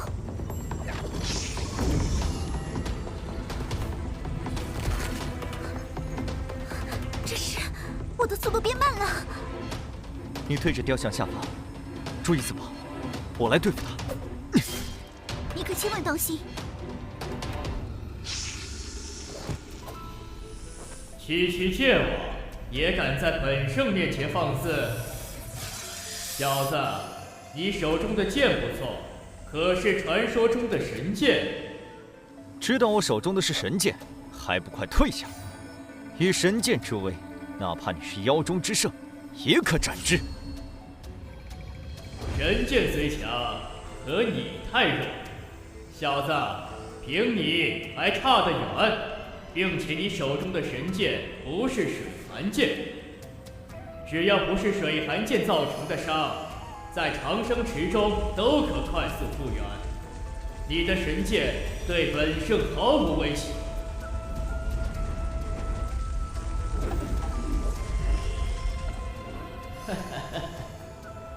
你们都很年轻，如此年纪就已经是剑王，看来你们是人类武者中的天之骄子，击杀你们应该很有乐趣。现在让你们知晓什么是圣级实力。星恒剑气！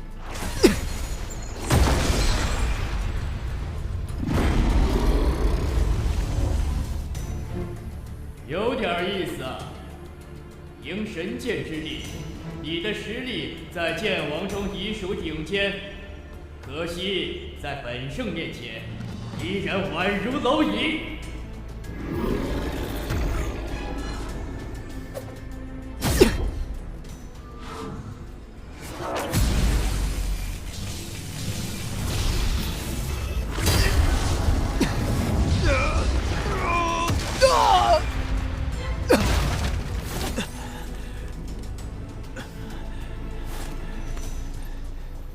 你怎么样？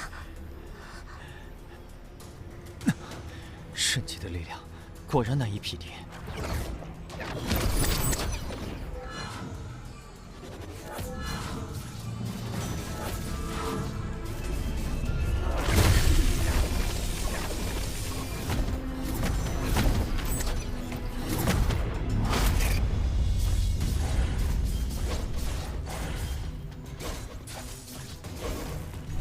这是先祖的边皇绝身斩。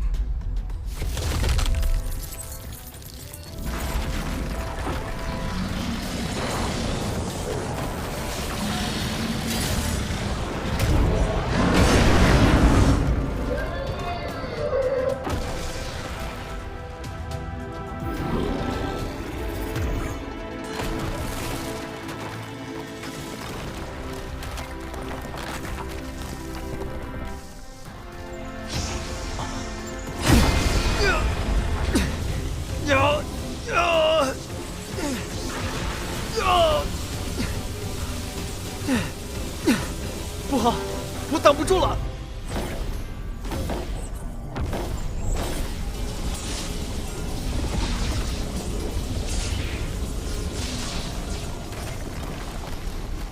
糟了，妖圣，灵丘雕像恐怕撑不了多久了。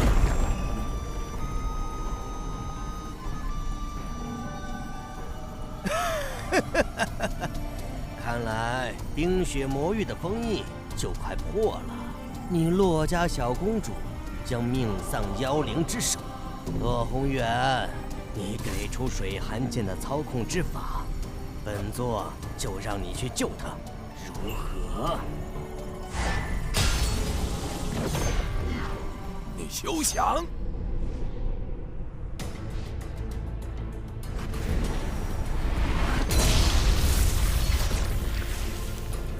要是强带水寒剑回去，还需用血煞阵量，根本无法运用。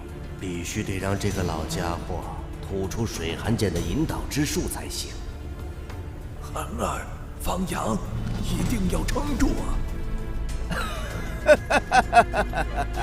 不见棺材不落泪，洛宏远，经此一战，你血气大大消耗，还能活多少时间？只要洛水寒一死，你洛家便后继无人。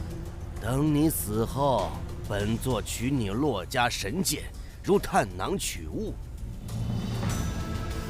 他说的没错，若是真到了那一步，也只能舍剑救寒儿了。这怎么回事？攻击冰皇雕像的妖圣为什么停手了？难不成被冰皇雕像爆发的力量斩杀了。不可能啊！药圣哪会那么容易死？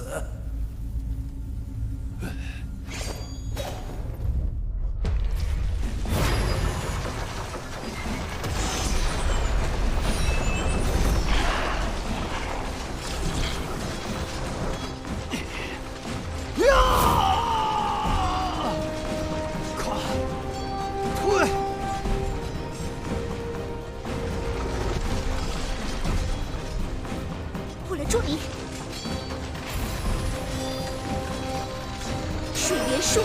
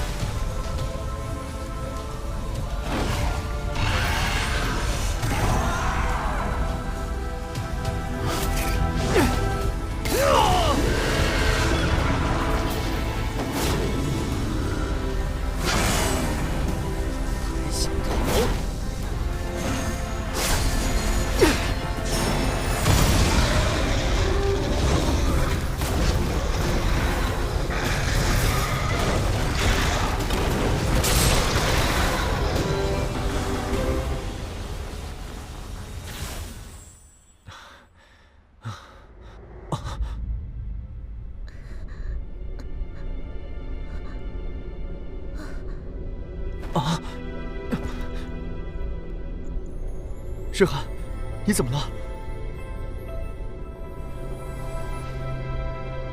还好，击退了那头妖兽。我的水元术没有白费力气。放心，身体无大碍，没有性命之忧。我以剑网修为转移剑圣力量，受到了水元术的反噬。主要伤在神魂，死是死不了，只是武道之路怕是要断了。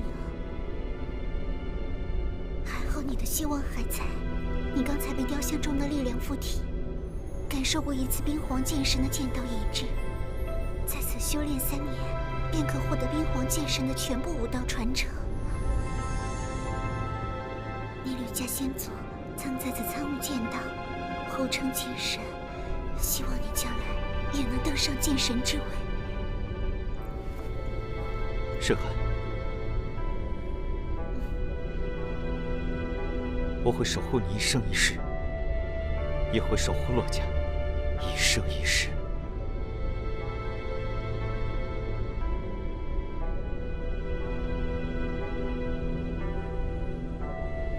不知道那个家伙还会不会再来？他可是说有个长生池，能够快速恢复伤势。他伤得那么重，并且是神剑造成的伤，应该没那么容易复原吧？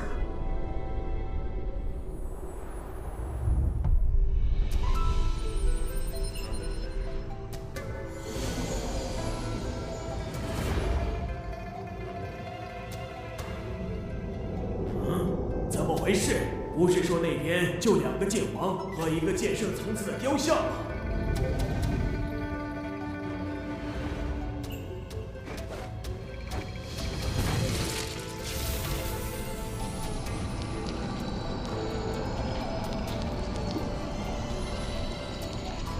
不愧是神剑，这等伤势，看来得要10天半个月了。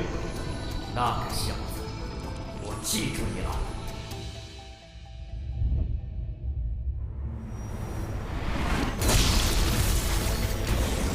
只要冰皇雕像安稳，说明韩二还是安全的。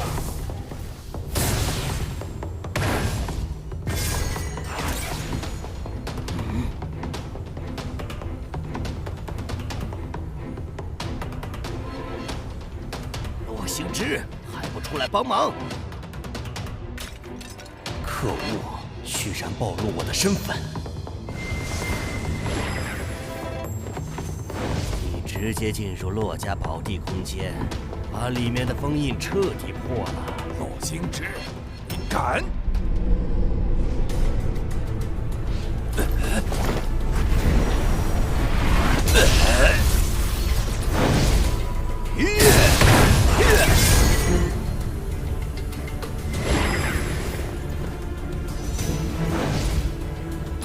阻止洛星之，格杀勿论。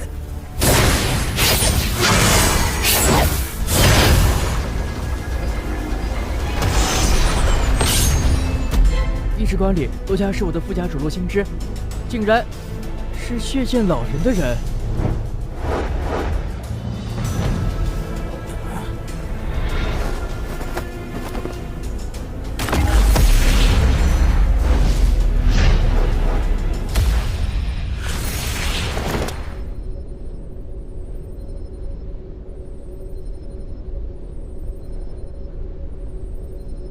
奇怪，为什么妖灵全部撤退？之前洛红眼猜测的叛徒，应该就是他了。你为什么要这么做？洛水寒施展了禁术水元术，将冰皇雕像的力量转移至你的身上，才打退了妖灵的进攻。我猜的对不对？水寒剑魂重创，断了武道之路，皆因你之故。你身为洛家副家主，却亲手掘洛家坟墓，你可对得起洛家列祖列宗？小子，剑王只有200年寿元，而剑圣足有1000年寿元。你知道200年跟1000年的区别吗？我不想200岁就死。血剑老人答应助我突破剑圣，为了1000年寿元，做什么我都愿意。就因为这个，连养育你的家族覆灭都在所不惜。1000年寿元何等难得！我相信洛家的祖先，如果疼爱我这个后辈，一定会理解我的。如果不疼爱我，我为了自己的1000年寿元覆灭洛家，又有何妨？你真是个畜生！阳有贵辱之恩，家有反哺之义，你连畜生都不如。畜生？什么家族跟我有什么关系？只有生命才是属于自己的，为了生命值得付出任何代价。方阳，你真是可惜了，你将来可成剑圣，甚至有望冲击剑神。可惜你偏偏要来参加世剑大会，偏偏走上了一条死路。其他天骄比你的运气好多了。忘恩负义之辈，你真该死！没了洛水寒给你转移冰皇雕像的力量，就算你是公子级天骄又如何？我乃巅峰剑王，你区区剑意境中期剑王，我随手便可捏死。神剑，你有神剑，受死吧！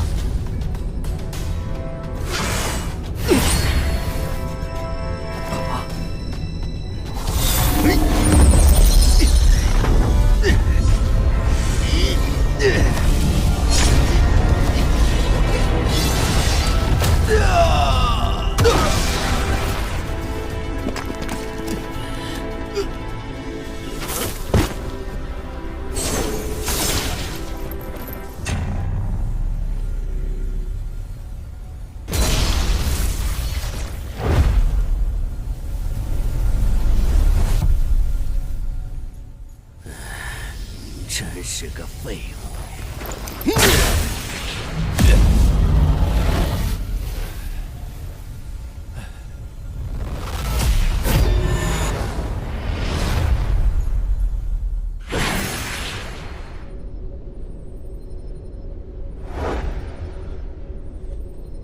兰儿怎么了？他动用了水元术禁术。水寒是我洛家唯一的剑圣种子，现在他剑魂重创，武道之路已绝，这是天要绝我洛家之路吗？宏远老祖，将来我成为剑圣，愿守护洛家。当真？若无水寒施展水元术禁术，我也挡不住那头妖圣，此刻已经身死命丧。既然他的剑圣之路已绝，那么就由我来替代他守护洛家，这是我对他的承诺，绝不许愿。你和水寒，我愿守护水寒一生一世，成就剑圣之后，便向洛家提亲。我明白了，那洛家和水寒的将来就都托付于你了。洛京之可是巅峰期剑王，没了水元术的方阳究竟是如何生的？看来这个方阳还有很多秘密。你照顾着水寒，我先把破坏的封印修复，然后带水寒出去。你可以留在这里继续修炼，直到3年期满。为什么是3年？这里的能量都要供应冰雪魔域的封印和九龙冰旗大阵。每隔30年让人进来修炼3年已经是极限，时间再长些，就有可能使得封印失去力量之源，而失去效果。况且这一次我运用九龙冰击大阵，消耗了不少能量。你在这里修炼的时间恐怕达不到3年整，就会因为能量耗尽而被传送出来。原来如此。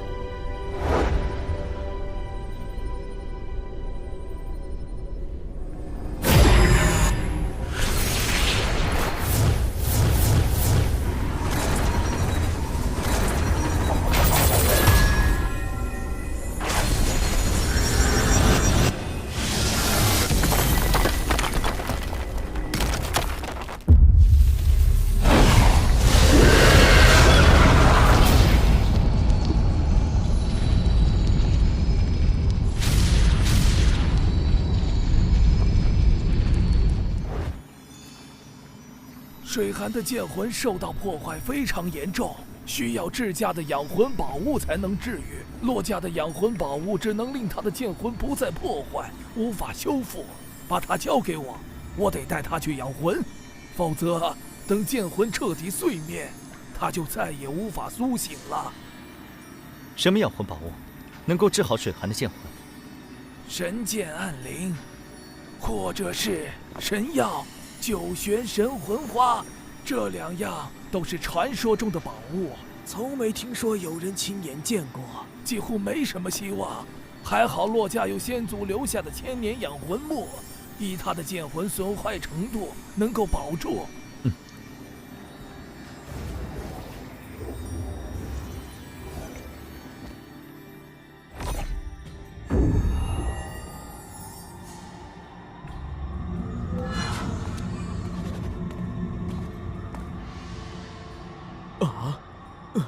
详细的事之后再讲，先去宝库中把千年养魂木取来。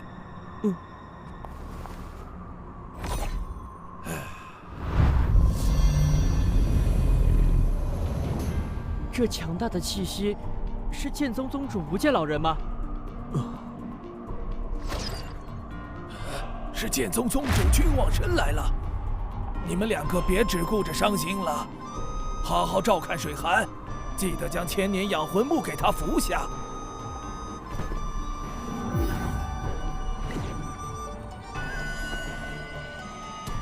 君宗主，宏远兄，看来我来晚了。君宗主能从中域剑宗不远万里而来相助，洛家上下已经感激不尽了。却见老人慑于君宗主的实力，知道君宗主要来，提前1个多时辰就已经逃之夭夭。唉，可惜，自从剑家的血债之后，我便一直留意着他的消息，没想到他一蛰伏就是20余年，一直不见踪迹。现在好不容易有了他的消息，又被他逃走了。血剑老人往这边去，君宗主或许可以去这个方向碰碰运气。若是运气好，或许真能遇上。已经过了1个多时辰，再追上的希望十分渺茫，不急于一时。你先跟我说说血剑老人现身洛家究竟是什么情况，整个过程你跟我仔细说说。那请君宗主到洛家小坐。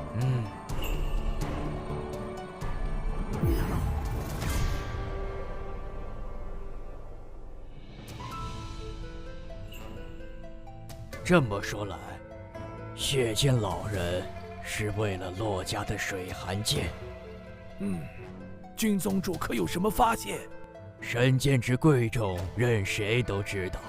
也许他就是眼红神剑，另外3大家族的神剑，他没机会弄到手。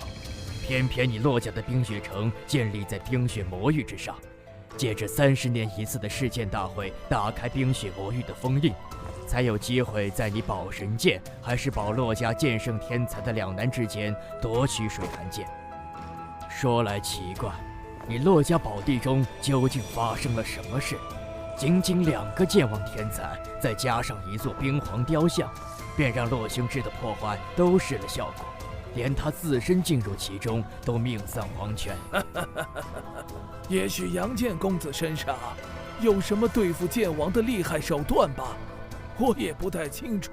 至于妖灵被击退，则全靠洛水寒施展水元术禁术，将冰皇雕像的力量转移给了杨剑公子，使得他拥有了剑圣之力。妖灵被打怕了，就不敢继续来攻了。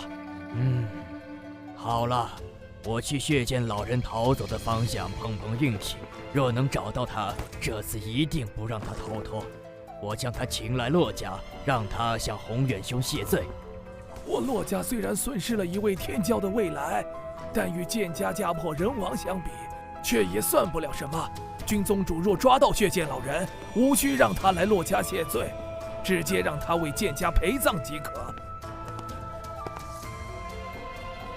好。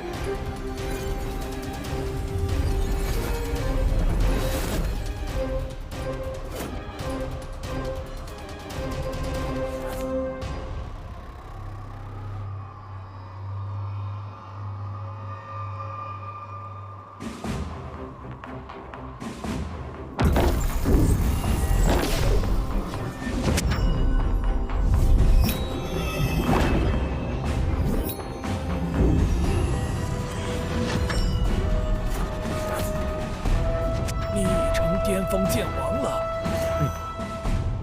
水寒怎么样了？他的剑魂已经稳住了，只是无法继续修炼武道而已。走，带你去见他。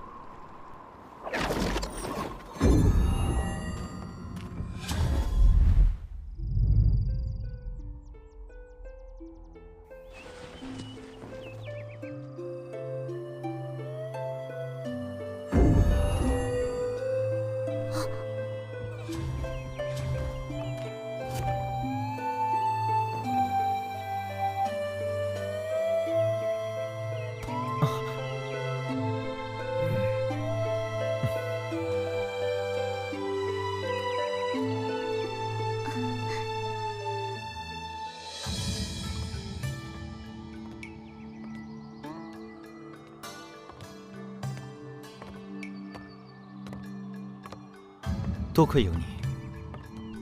你说，成为剑圣之后，便向洛家提亲娶我，是真的吗？当然。你现在已经是巅峰剑王，似乎突破剑圣也快了。是对剑道已经有所感触。若是能继续在洛家宝地修炼1-2年，我有把握领悟剑道，成为剑圣。这也是没办法的事啊，只能开启那么久。西域吕家，是不是也有类似的修炼宝地？应该有吧。最近的剑神强者，便是出自于西域吕家，应该会有最完整的剑神底蕴。你要回西域吕家了？不错，我得找吕神通问清楚当年他和我母亲的事情。名分什么的，我可以不要，将来我也可以不留在吕家，但我身上流着吕家的血脉，吕家的神剑传承，我得学。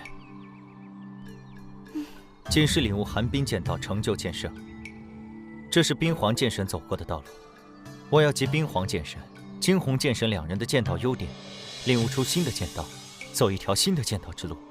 我觉得这样将来成为剑神的希望才会更大一些。你说的有道理，绝大多数人都想沿着前人的足迹走捷径，而你却想要开辟新的道路。仅是论这份气魄，就已经胜过绝大多数人了。新的剑神之位出现，当属于新的剑道之路。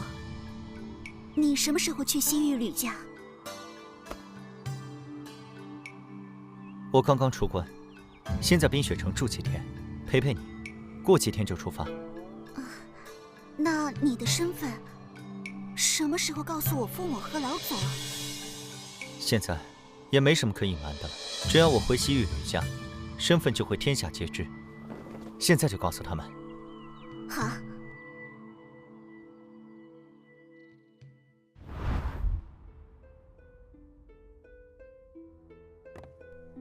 老祖，爹，娘，有件事要跟你们说。什么事？其实他不叫方阳，而是叫做吕阳，是吕神通之子。西域吕家，吕神通的儿子。这是怎么回事？吕神通见过他，怎么连自己的儿子都不认识？我自幼在北域寒山城方家长大，我母亲。你不仅是吕神通的儿子，并且还有神剑桃神。姑姑也知道吕阳有神剑桃神。我们遇到烈血河时，就是吕阳用神剑桃神抗衡了血煞，这样我才能凭借剑圣倒影将烈血河重创。在宝地空间，也是因为吕阳有神剑桃神，才能够在获得冰皇雕像力量的短时间内重创妖圣，将其击退。我能击杀洛心之，也是凭神剑桃神。真的是神剑，暗灵剑养魂，桃神剑诛煞，这可是2柄最古老的神剑，只在雪煞剑屠戮剑域大陆之前的时代出现过。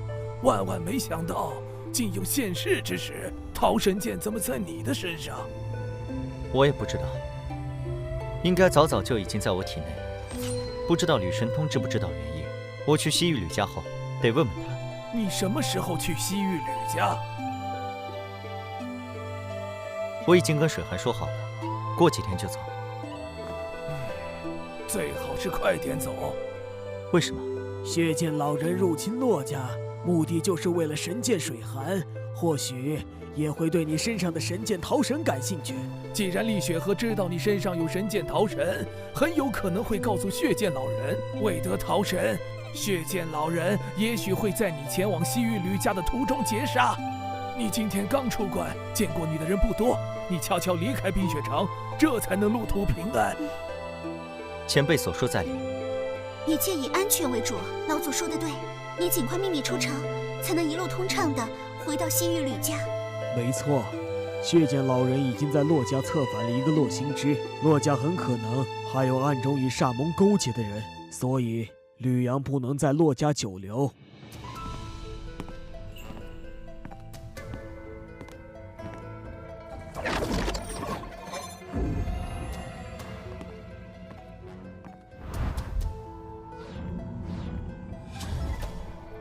你往那个方向飞，不出5日，便可到达西域吕家。吕阳就此别过，前辈珍重。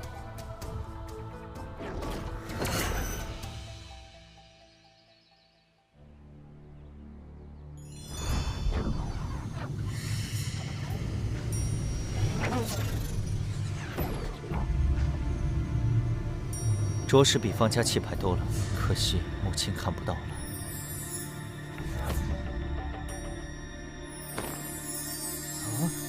阁下是谁？来我吕家何事？麻烦通报贵家主一声，杨建公子求见。好，公子稍等，带我前去通报。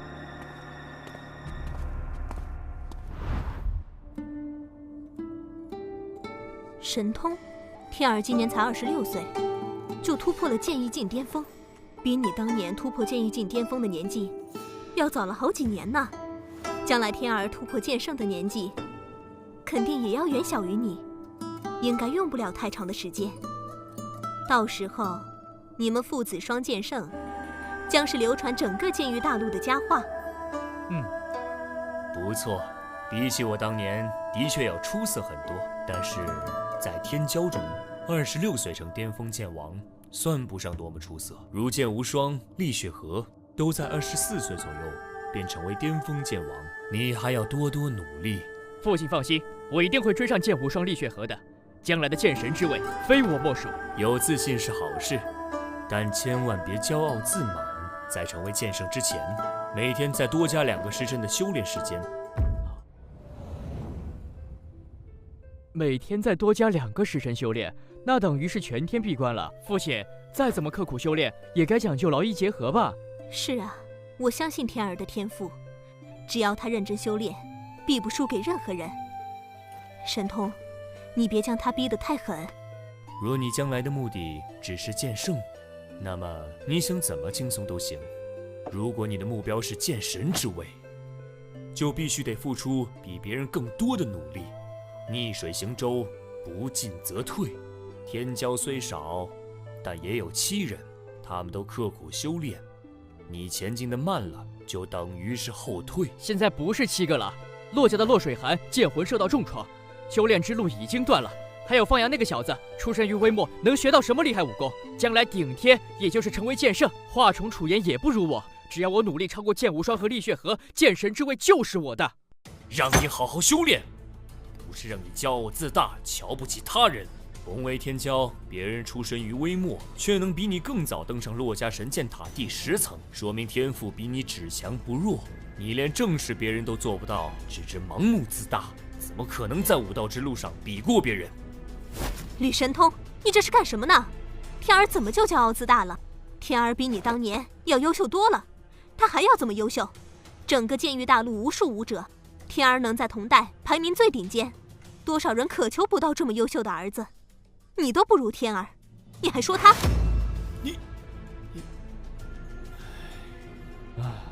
娘亲，父亲也是为了我好，你就别生气了。家主，杨建公子在府外求见，快请他去课堂。吕神通，今天你哪儿都不能去。哼，这个杨建公子，就是你说的方阳？对，就是他。他来吕家做什么？不知道。娘亲，父亲毕竟是剑圣，你就让着点。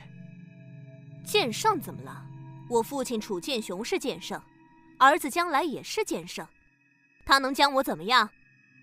我先去问问方阳这小子跑来我吕家做什么。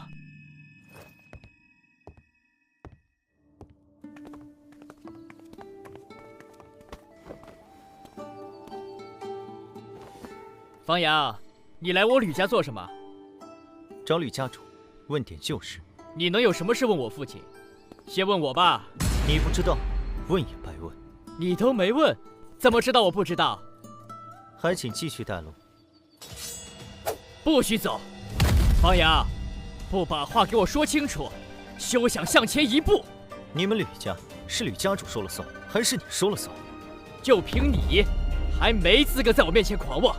我倒要看看你在洛家宝地修炼这么久，有多大长进！住手！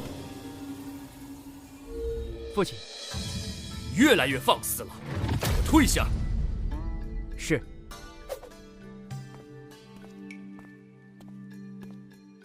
杨建公子，让你见笑了。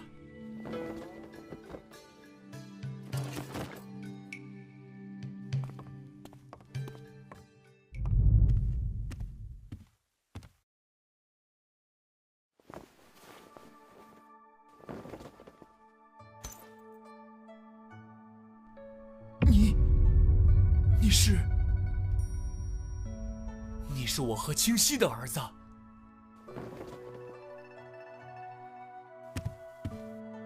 我的娘亲的确是方清溪，她给我取的名字叫吕阳。方阳，吕阳，原来如此，原来如此。我还以为你跟着司明一起被煞门害了，没想到你还活着。你就是我的儿子，我和清溪的儿子。我不确定你是不是我父亲，如果你真的是，为何弃我娘亲于不顾？为何我活了18年，你从来都没来看过我？我对不起你娘亲，也对不起你。我来，不是想听你说对不起，而是要知道为什么。如果没有值得我理解的理由，我无法替娘亲原谅。你想知道我和你娘亲的故事？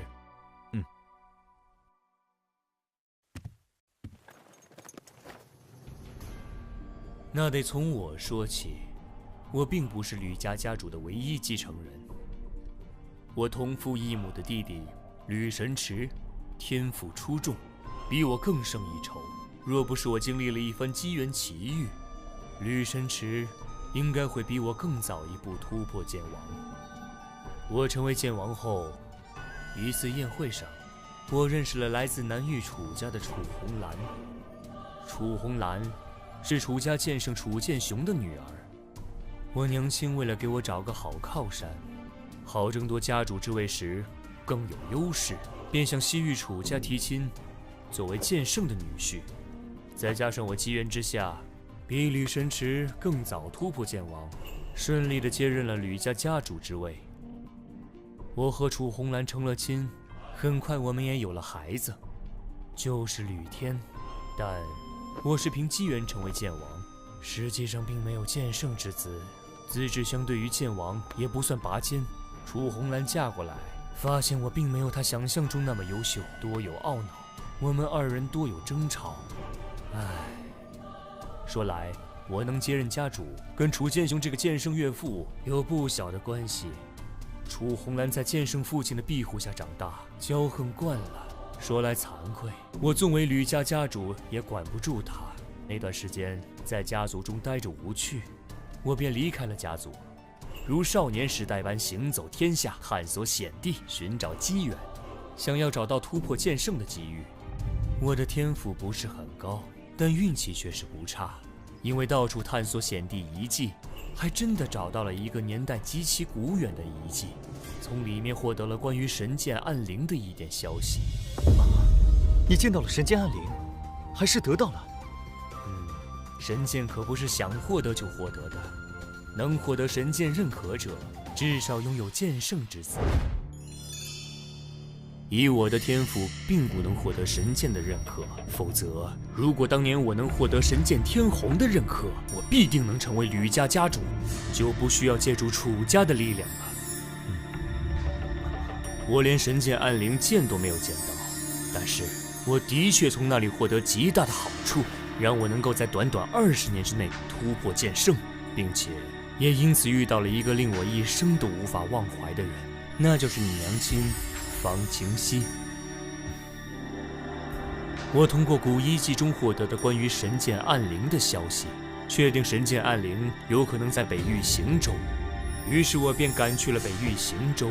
当时你娘亲方清溪是行舟宗门沧浪宫的天才弟子，年仅20出头便已是剑魂境巅峰。我在行舟行走时，跟你娘亲碰过面，她和一些沧浪宫弟子追杀一名黑道人物严天海，结果阴差阳错之下，把我当成了严天海。结果可想而知，但我当时已经是剑意境剑王，轻轻松松就击退了他们。你娘亲当即代表沧浪宫向我赔礼道歉，那是我们第一次相遇。后来呢？后来我们就分开了。我继续在行舟行走，不停地通过古地图对比山岳江河，最终确定神剑暗灵应该就在元苍山脉之中，位于行舟、台州、沧州之间的元苍山脉。对，我在元苍山脉寻找神剑暗灵时，跟你娘亲第2次相遇了。那时他们诛杀真严天海之后，这个严天海有个剑宫境宗师的兄弟严天意，得知严天海被杀，前来行舟复仇。当时那群苍浪宫弟子正好在元苍山脉中寻药，被严天一找到。剑魂镜如何能抵抗剑宫镜宗师？苍浪宫弟子当场便死了好几个。你娘亲是剑魂镜巅峰的修为，勉强逃走，但也被严天意追杀。在被追杀之时，慌不择路，意外地闯入了一处古遗迹的入口。那时我正好也在入口处。这处古遗迹在特定的地点，人就会被传送进来，但只能进不能出。严天意也跟着闯了进来，被我出手击杀。我和你娘亲便被困在了那处古遗迹中。神剑暗灵就在那处古遗迹中。根据我获得的消息和古地图的判断，应该是的。但是这处古遗迹有点特殊，像是另一个世界。那里也有日月山河、花草树木，并且还有着一头头厉害的妖灵。我和你娘亲找不到离开的方法，便只能在那个世界探索。结果在猎杀一头青蛟妖王时，我身受重伤，多亏你娘亲照顾，才得以生还。渐渐的，我们被困了大半年时间，也许是相处的久了，我和你娘亲半生情愫。我心想，如果这辈子都没法离开了，我们得一直生活在一起。我们便以天地为证，做了夫妻。如果一直没法离开，我们一直在那个世界生活着也就好了。可惜没有如果。那你们是怎么离开那处古遗迹的？那个世界中还有我应付不了的妖圣，为了躲避妖圣，我和你娘亲根本没法在一个地方长久停留，哪怕她怀有身孕，我们也得经常转移位置。大概怀了你3个月的时候，我们找到了一个山洞，里面有着人为开凿的痕迹，有石桌石椅，就像是有人生活过。那里还有别人？那里的痕迹是很久很久以前留下，应该是曾经有人生活过，也许是意外来到那个世界的人，也许是封印那个世界的人，反正已经非常久远。我在山洞深处的水潭旁边的藤蔓上获得了一颗半拳大小、鲜红如血的果子，里面蕴含着极其精纯的能量。我正是吃了那枚果子，修炼速度大增，悟性也提升不小，这才能在20年之内突破剑圣。我和你娘亲在那个山洞中休息了1个晚上，结果当晚你娘做了一个梦。她说梦里面她也睡在山洞里，结果一柄粉色的剑不知道从哪里冒了出来，刺入了她的肚子。当时她就醒了过来，吓得顿时就跑，出了山洞一直向前跑，跑着跑着前面出现一个湖，她就直接跳到湖里去了。结果画面一转，她就离开了那个世界，回到了元苍山脉，然后就真的醒了。你娘彻底醒来，就连摸肚子，发现肚子完好，才松了一口气。然后她就把这个梦跟我说了。当时她情绪有点激动，说梦里太真实了，一切都像是真的。要离开山洞，向梦里面跑去的方向看看。说来也是神奇，当我们离开山洞，就按照你娘亲梦里面跑的方向前进，真的发现了一个小湖泊。我们跳入湖泊中，也如梦中一般离开了那个世界，到了古遗迹之外，出现在元苍山脉之中。我们就这样莫名其妙的出来了。粉色的剑，桃神。如果娘做的梦是真的，那么桃神就是在那时进入了当时还在胚胎状态的我。原来如此，这么一来，一切都说得通了。吕阳，离开之后，我娘回了方家生活，你就回了西域吕家，再也没有来看我过。我有我的苦衷，我之前说过了，我虽为吕家家主，但我管不住楚红兰。如果让她知道我在外面还有女人，还有孩子，她若铁了心要除掉，我阻止不了。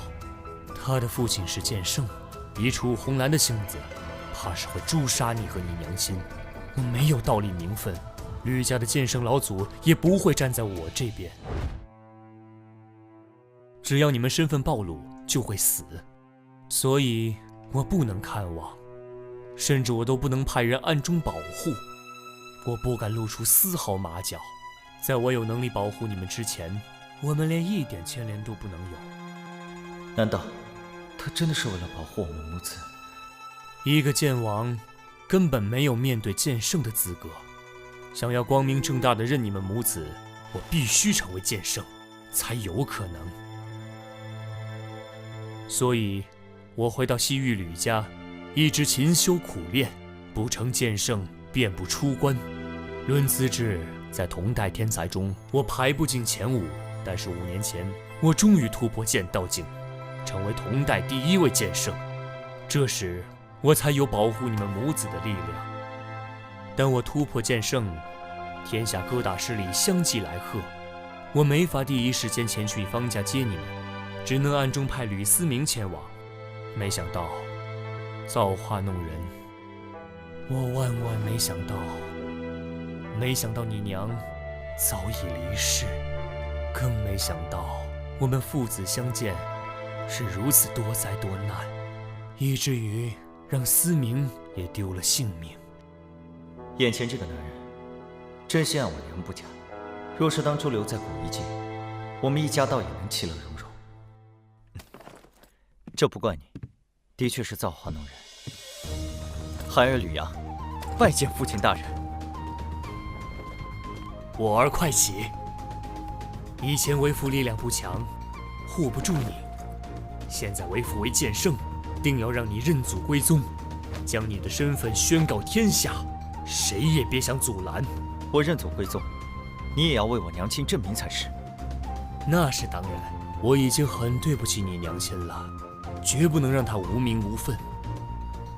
杨儿，此事我会跟楚红兰商量。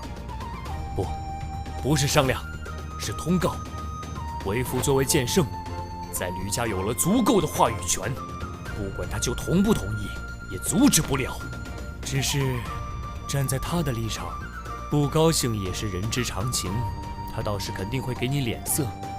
可他毕竟是我明媒正娶的正妻，也是你大娘。若是真无理取闹于你，你忍着点儿，别跟他计较。你们若是吵闹起来，将成为吕家的笑话。父亲放心，我懂得分寸。那就好，那就好。这些年，你一定过得很不容易，真是难为你了。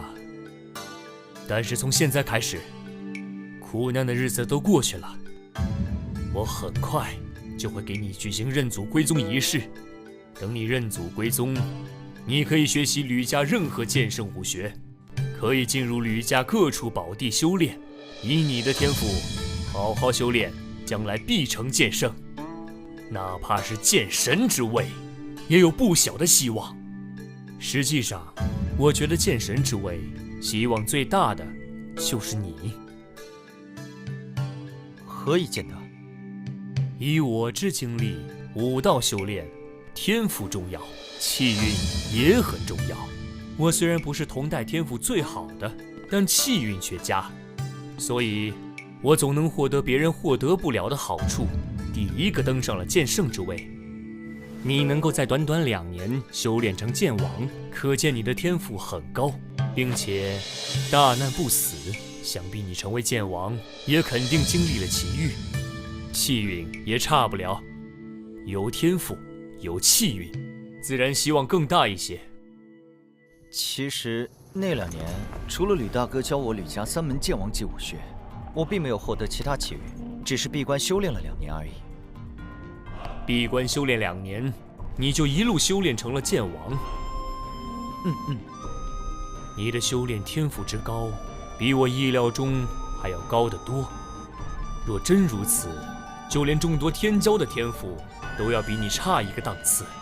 在真正的天赋碾压面前，纵然经历奇遇，也难成剑王，更别说成为剑圣。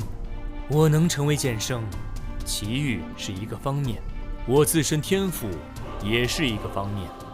而剑神之境，古往今来有记载的剑神屈指可数，而剑圣却数量太多，不知具体数目，可见突破剑神之艰难。越是难以修炼到的境界，对于天赋的要求就越严苛。杨儿，将来的剑神之位，我更看好你了。与我同代的天才不在于少数，大家皆有苦。别人我不了解，但天儿我是最清楚的。论天赋，天儿在天骄中实属中游；论机缘，天儿有的只是吕家原本就拥有的。更关键的是，天儿一路走来太过顺利，我也经历过人生坎坷，受不了打击，其心其志都还需磨砺啊。在我看来，未来剑神必在你、剑无双、厉血河三人之中。算了，不提这些了。父子相认，不如唠些家常吧。对了，你之前说在黑风山思明丧了命，他是死于鬼煞之下。你当时是怎么逃过这一劫的？父亲可知道神剑逃神？这岂能不知？10大神剑各有传说，其中8柄神剑的传说比较清晰，唯独桃神剑、暗灵剑出现年代久远，记载极少，唯有8个字较为流传：桃神诛煞，暗灵养魂。哎，你身上该不会有神剑桃神吧？不错，我身上有桃神剑，靠桃神剑的力量击败了鬼煞，也将追杀我的煞盟武者一一击败。你真的有神剑桃神？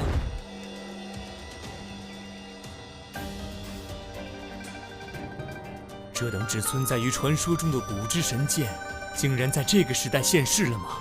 杨儿，你什么时候获得了桃神剑？果然，一切都因源于那个梦。我没有获得过神剑桃神，这本神剑应该是从我生下来开始就一直在我体内。难道？没错，我听父亲讲当年时，如今也怀疑体内的桃神剑是不是跟娘亲在那个山洞里做的那个梦有关。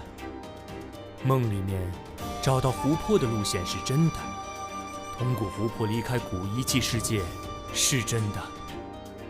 那么，有一柄粉剑插进他的肚子，一样是真的。那就是桃神剑。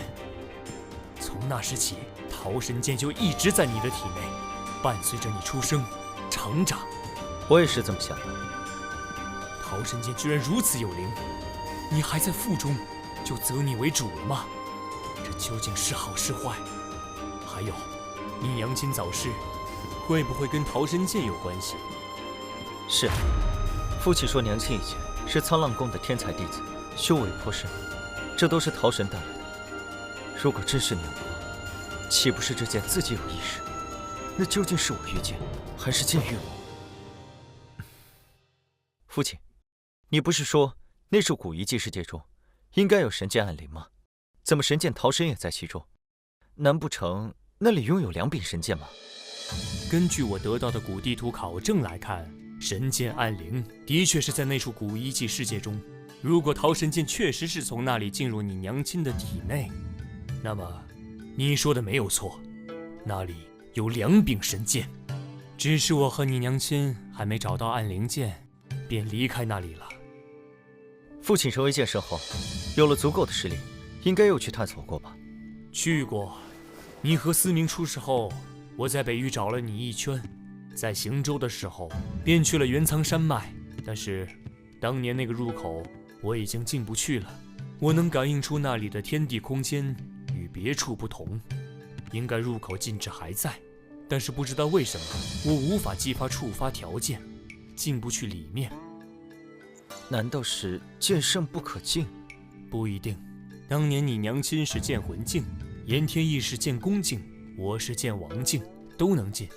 但后来我找人试过了，剑魂境、剑宫境、剑王境武者也都无法再进。我猜想，应该是我和你娘亲离开后，进入遗迹世界的禁制改变了，产生了新的条件。再次进入，会不会和我体内的神剑逃生有关？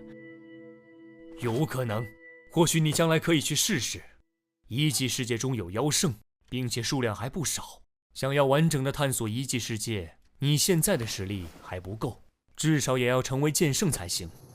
我在洛家宝地闭关修炼近3年，获得了冰皇剑神的武道传承，修为已经修炼至剑意境巅峰。我想参悟金红剑神的武道传承，集2位剑神的剑道之长处，领悟出属于自己的剑道，突破剑圣。你今年才23岁，好像还不到。还有4个月，年满23。你真正接触到上乘武学的年纪较晚，剑无双、碧血河在18岁时都已经突破剑王，你18岁才真的开始修炼上乘武学，修为却能后来居上，比他们年纪更小的成为巅峰剑王。论天赋，他们的确是比你差了一档。我会尽快举办你认祖归宗的仪式，之后你便可任意参悟剑神先祖留下的武道传承。你先在家主府内的偏院住下，你的事我得告知楚红兰一声。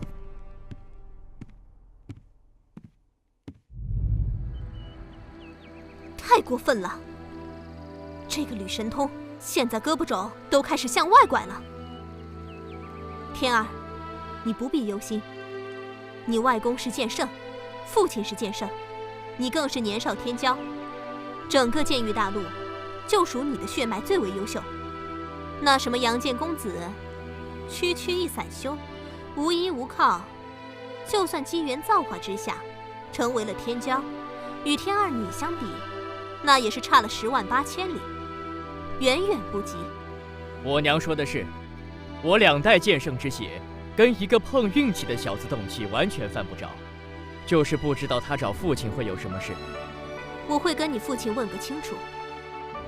天儿，你虽然比别人优秀，但也要多多努力。只要同样的勤奋，别人就肯定比不过你。啊，天儿，我有点事情跟你娘亲谈谈，你先回自己房间。嗯。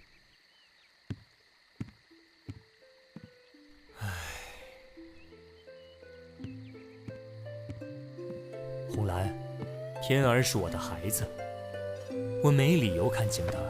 他的天赋远胜于我是不假，但同代天骄好几个，他并没有远胜其他天骄的优势。我对他严厉些，是让他别骄傲过头，继续勤修武道，将来才能够在武道一途上走得更远。你又何必动怒呢？天儿就是我的心头肉，他身怀2代剑圣之血，是剑域大陆的唯一，将来注定光芒万丈。所以你对他苛责，我一时激动就……我们都是为了天儿好，就别多说了。那个杨剑公子来找你，可有什么事？我来找你，正是有件关于他的事情要跟你说一下。什么事？难不成跟我还有关系？有点关系。究竟是什么事情？你快说呀！杨剑公子，真名吕阳，他是我的儿子。这种玩笑可开不得。我没开玩笑，他真是我儿子。吕神通，我们成亲还不到30年，你现在跟我说你在外面有一个20多岁的儿子？我们成亲后，我曾外出历练过一段时间，那孩子的出生就是那一年我在……住口！我不想听你在外面的风流往事。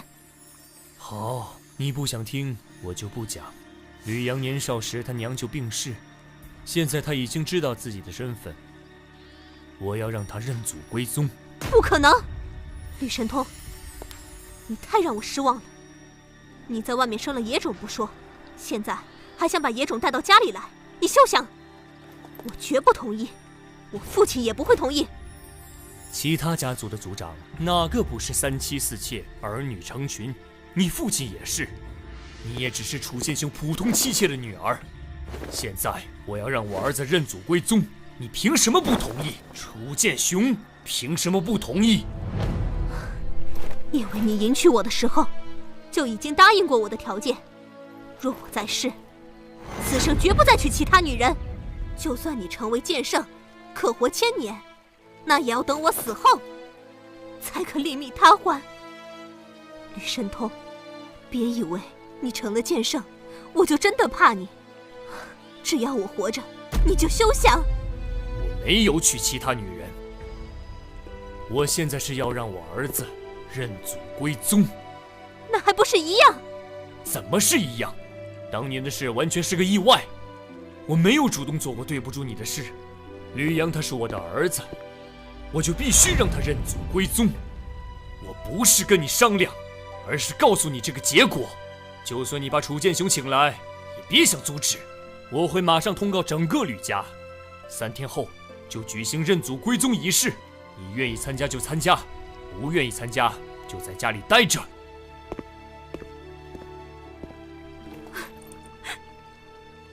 野种，该死的野种！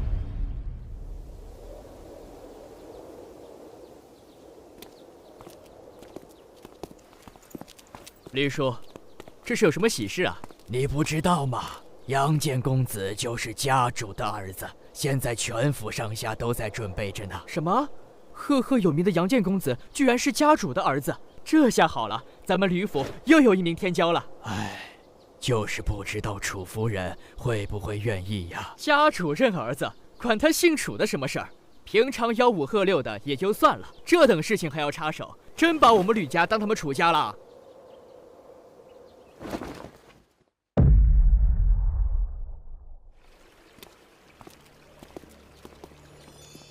天儿，你父亲现在的心思都在那个野种身上，对于我们母子，他已经完全不放在心上了。娘，我们怎么办？有那个野种，没我们；有我们，没那个野种。我恨不得一剑斩了他，但在吕家，父亲不可能不阻止。那就把他引出吕家，引出玄天城。若是他，到时候你就是你父亲唯一的儿子。他再也不会轻视你。好，我要与他决一死战。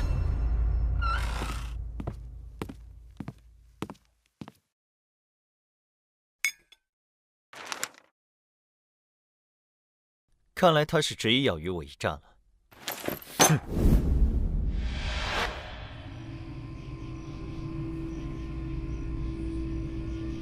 我如今已然是剑意境巅峰，有吕家剑圣级绝学和吕家神剑惊鸿在手，方阳他敢来？方阳，终于来了。既然你一定要挑战我，我怎么能不来？不知天高地厚，若不是你运气好，经历了机缘奇遇，侥幸成为剑王，哪有资格与本公子平起平坐？现在我为巅峰剑王，就凭你也敢在本公子面前放肆？惊鸿剑出！我才不靠什么机缘奇遇，而是一步一个脚印走来的。猖狂！本公子今天绝不饶你。虽然我不喜欢你，但我们至少有着同一个父亲。即使我从小没享受过吕家的好处，而你却拥有一切，可我从未有过技能，而你明明占尽了好处，却如此咄咄逼人，将父亲置于何地？我是父亲唯一的儿子，你的生死对于父亲而言并不重要，所以，哼。惊鸿剑法！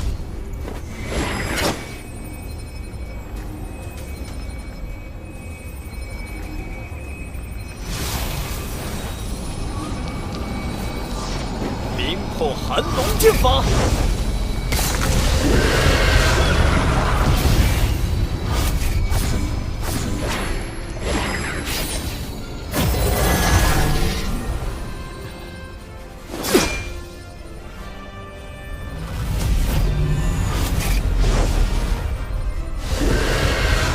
巅峰剑王而已，很意外呢。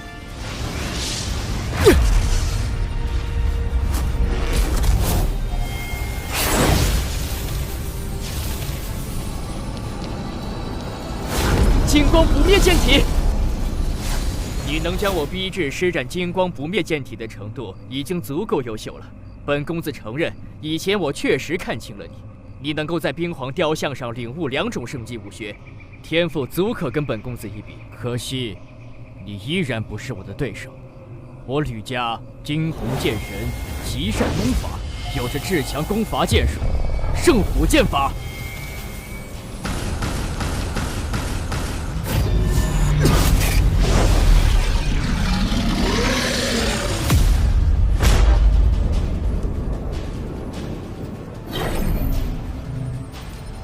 看你能接我几剑！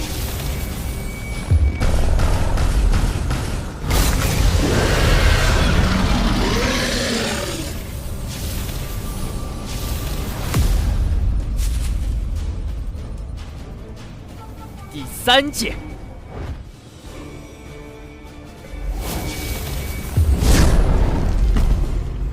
冰皇绝神斩。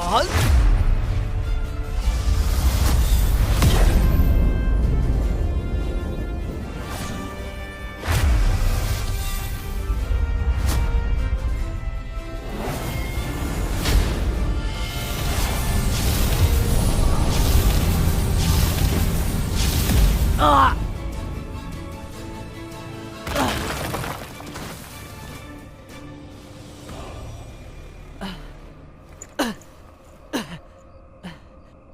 这是冰皇剑神的至强绝杀剑招，你仅仅只是个剑王，居然学会了冰皇绝神斩！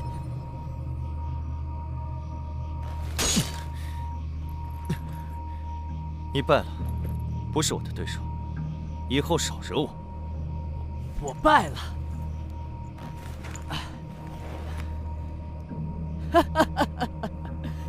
我败了。方阳，就算你能打败我，那又如何？我有神剑天虹在手，剑圣之下，皆可斩之。啊！方阳，你很强，也很天才，可惜没有神剑。今天你还是要输。就让你看看神剑的威力！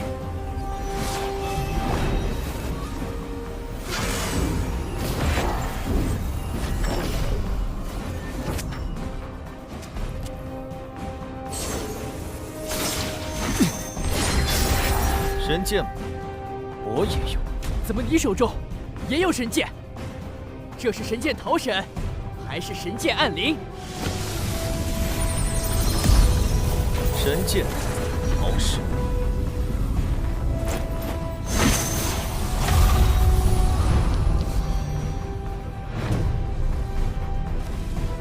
你们在干什么？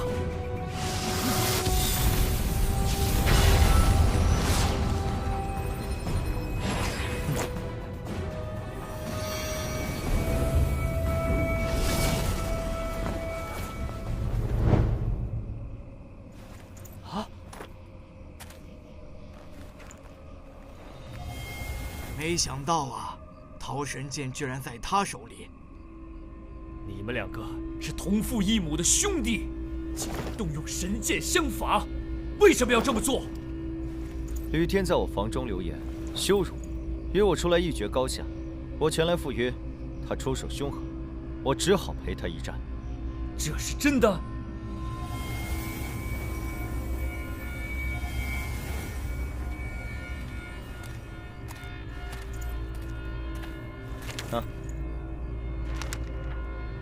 吕天实力不及我，伤于我的剑下，所以动用了神剑天虹。幸好我手中也有神剑桃神，否则我已经死于天虹神剑下了。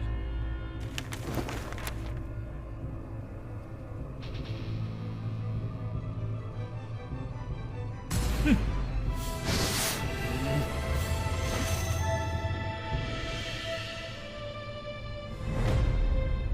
吕天，你好大的胆子，连你兄弟你都敢伤害，你太让我失望了。他不是我兄弟，我娘说了，他就是个野种，混账！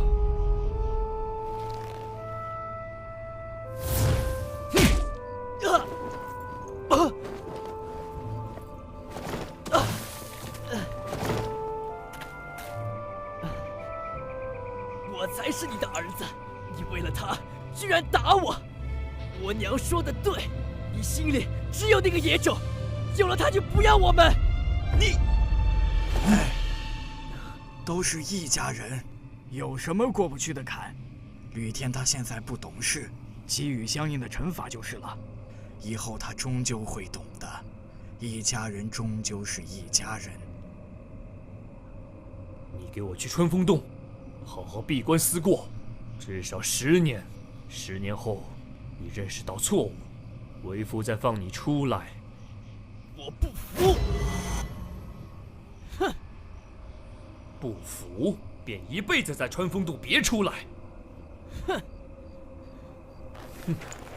我们回去，明天就是认祖归宗仪式，一切照常举行。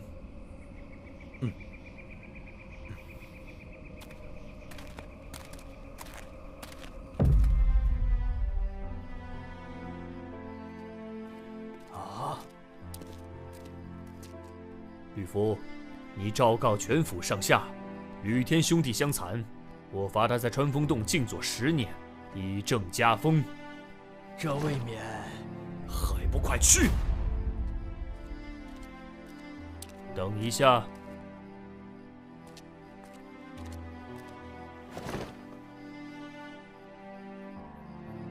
通知完，拿上伤药，送到穿风洞来。我知道了，老爷。你也随我一同过去吧。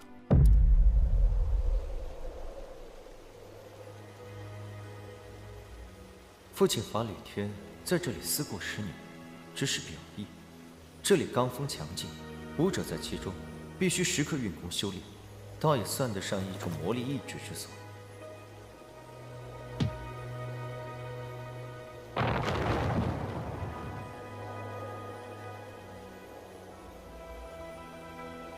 在里面想清楚再出来。爹，你偏心，我不服。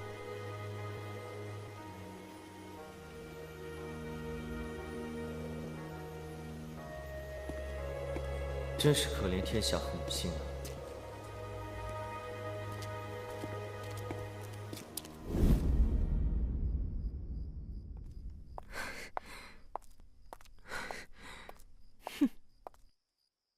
夫人，息怒啊！哼，都给我闪开！我要找吕神通问个清楚。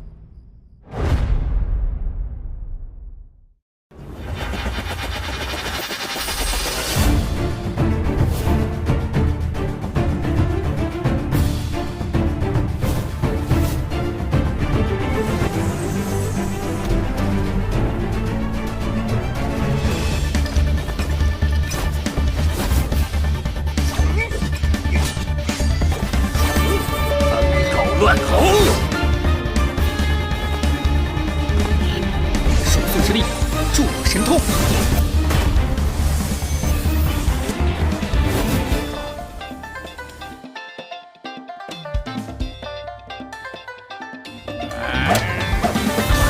我今天就要把一手都夺过来！星辰图奥秘无穷，一旦控制它之后，拥有神武莫测之能力。星辰图，就算你是武阶，我也不会怕你。